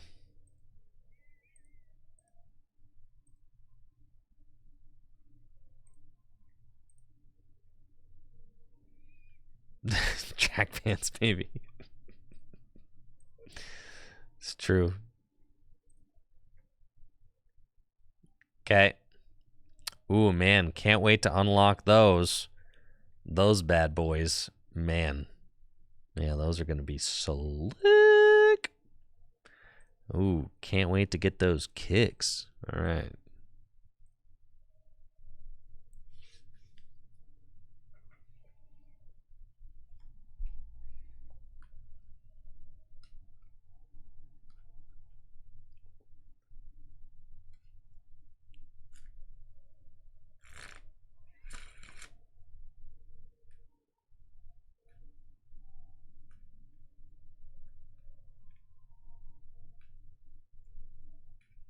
Okay. Let's do this thing with Palkia Dusknoir. Let's do it. I would love to go first. Thank you.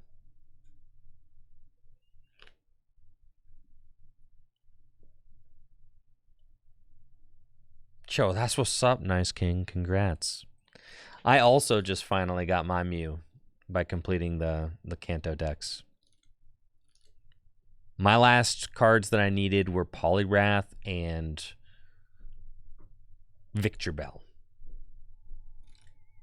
When I got there.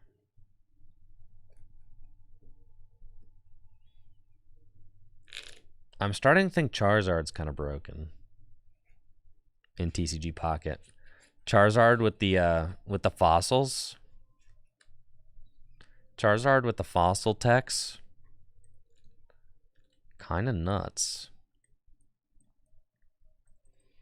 Now this is the kind of hand that we squawk.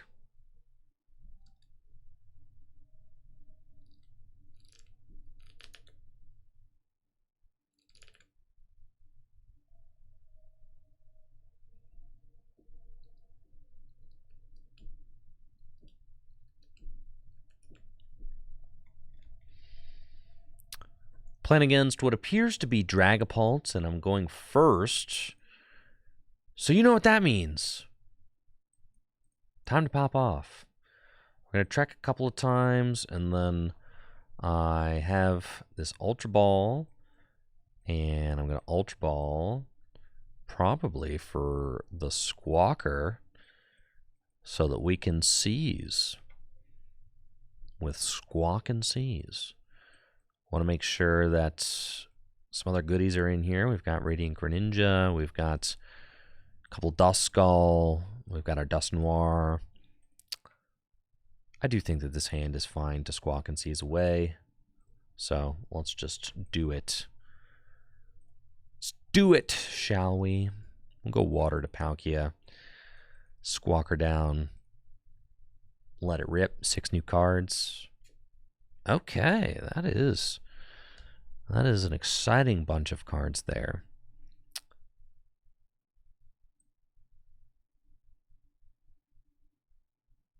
Nest Ball. And I certainly want Mew, but then I also kind of want Greninja. I think I'm going to start with Greninja. And then I'm going to save this hand and kind of see what my opponent does this next turn. Pass. Now with Palkia and Radiant Greninja and a single Duskull, I can take 3 prizes next turn, which is quite a bit. That is quite a lot. If they put down 2 Dreepy, I can knock them both out very easily. If they put down 3 Dreepy, I can knock all 3 of them out very easily. They'd have to put down 4 Dreepy to guarantee that a Dreepy lives. And they only get 3 Dreepy down. So that means that I can definitely knock them out. Hilariously, they're going to go for, dude, the turn 1 Mind Ruler. Dude, I am livid right now. I just got smacked by the turn 1 Mind Ruler. You've got to be kidding me. It's fine.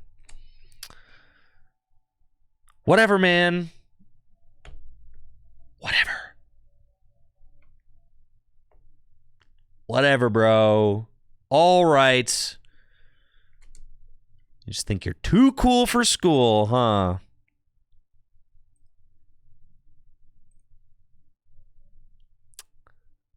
They just opened it. They opened the turn 1 Crispin with Alakazam active. I can't believe I got like that. That's crazy. Flip the script. And we've got Night Stretcher. I've got Star Portal to hit with Moonlight Shuriken. Nest Ball for Duskull.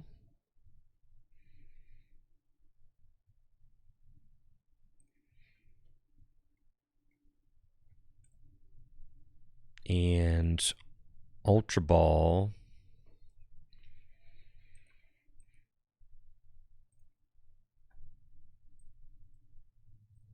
grab a second Duskull. And then Star Portal.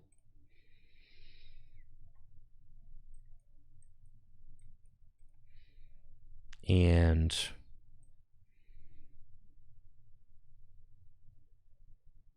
Night Stretcher. I want my hand to be quite small. Dang it, didn't mean to Night Stretcher yet. That's fine. Thought there was a water in there. That's right, I Star Portaled them all. That's okay.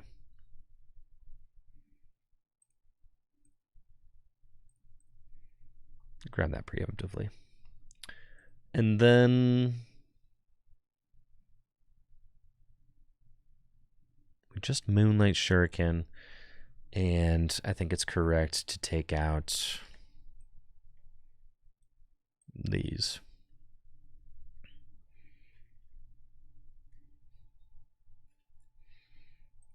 I don't take my prizes. That's fine. What, so 2, 4, 6, 8, 10, 12, 120. Okay. Can live with that. The turn 1 Mind Ruler. You gotta be joking me. Turn 1 Mind Ruler. All right. And now they are going to have the attack with Dragapult. However, they are probably going to have to retreat the Radiant Alakazam, and they'll knock out my active and a Duskull, right? But then they don't have anything else, and they've already used their Crispin, and they've already used their Crystal. So all I got to do is Rare Candy Dusknoir, knock out the Dragapult, they are dead in the water, right? And that's it. Because they can't actually get a good attack next turn. They already have, like, everything is kind of utilized already.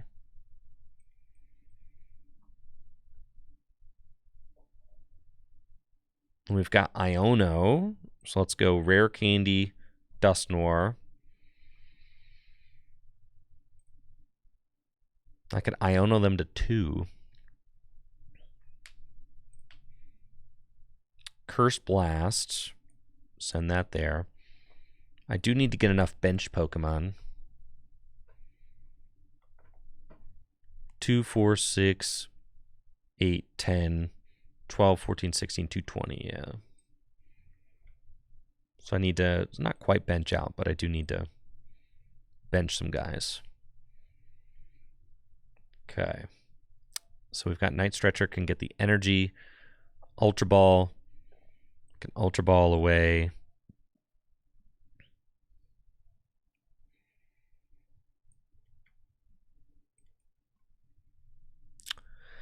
I'm pretty sure I don't need to. Well, I do kind of. I guess they could go like Bear Boss would be quite bad.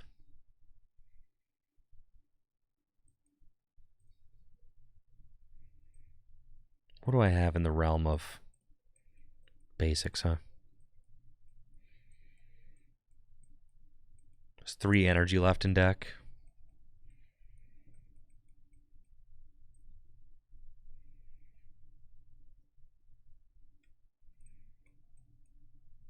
And then I can Irida, and I can get Vessel.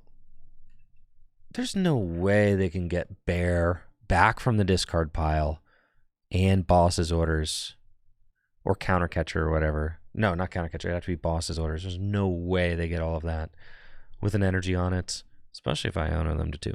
But if I Iono them to 2, I could whiff, and I don't want to do that. So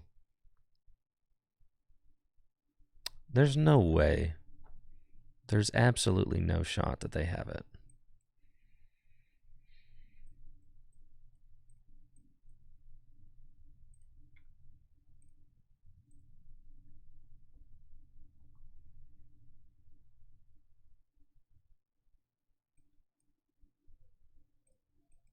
Night Stretcher will get Dusknoir.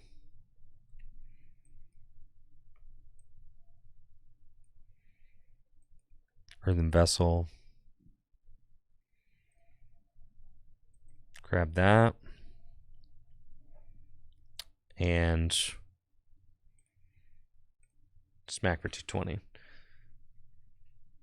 I'm telling you, when they whip out the Bear and the Boss, I'm going to be upset.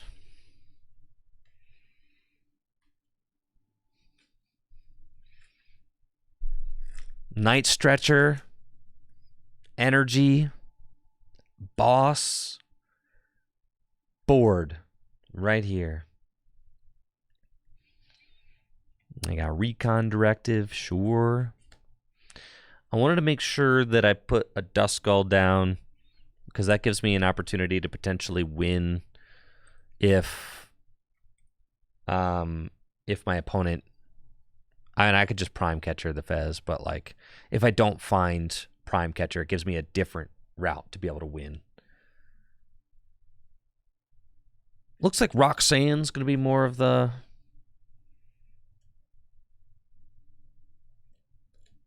thing of what we're getting here. Maybe Roxanne. No, here's the Bear. Here's the Boss. I'm telling you. All right, it's Fire Energy Undercloak. I lied. Roxanne. Roxanne. Dang, bro. I hate to say it, opponent, but you got bodied. There's no point in hand disruption anymore. Hand disruption is so fake. It has never been as fake as it is in this very moment. It is not even close to being real. Prime Catcher. GG's. Subspace Swell. Goodbye. All right, folks, that's going to do it for the stream today. Thank you so much for hanging out while we played some Degeneracy on the Pokemon TCG Live. I'll bust out the Pocket on Friday, so I'll be playing TCG Pocket on Friday, and I'll be playing Gym Leader Challenge tomorrow. Going to be starting the stream a little bit later tomorrow, about 2 p.m. Eastern Time. And then I am going to be streaming Pokemon Pocket on Friday. I wanted to focus a little bit on Standard this week just because there is the Louisville Regional Championships happening this weekend, and I want to make sure that I was providing content and commentary on Standard. I think that if I were attending Louisville, I would be playing Palkia Dusknoir. That deck seems insane. Palkia Dusknoir, yep, seems pretty broken. The other deck I would consider would be Dragapult Dusknoir, and the other deck I would consider would be Turtle Checkmate. Those would be the decks that I would consider. Something with Dusknoir in it. But yes, GLC with Craig, about 2 p.m. Eastern Time. Make sure to check out FullGripGames.com for all the best Pokemon trading card game singles and sealed product. Always remember, we've got a buy list at FullGripGames.com where we are always buying bulk and singles. Buying and selling cards at fullgripgames.com directly supports the content that I create here on Tricky Jim. Full Grip is also going to be at the Louisville Regional Championships. So, if you are going to be attending, definitely make sure to check out the Full Grip Games booth. We're going to have a ton of merchandise and cards, and a lot of cards that we actually don't have listed on the website are going to be at the show. We have an entirely separate showcase that we bring to shows, and it is a cool opportunity to find some neat cards. Also, make sure to check out dragonshield.com for all the best sleeves and accessories. Thanks again to Amy for the raid and all of the subs and the bits throughout the stream. I'll be back tomorrow afternoon with some Gym Leader Challenge formats. I'll see you then. Goodbye.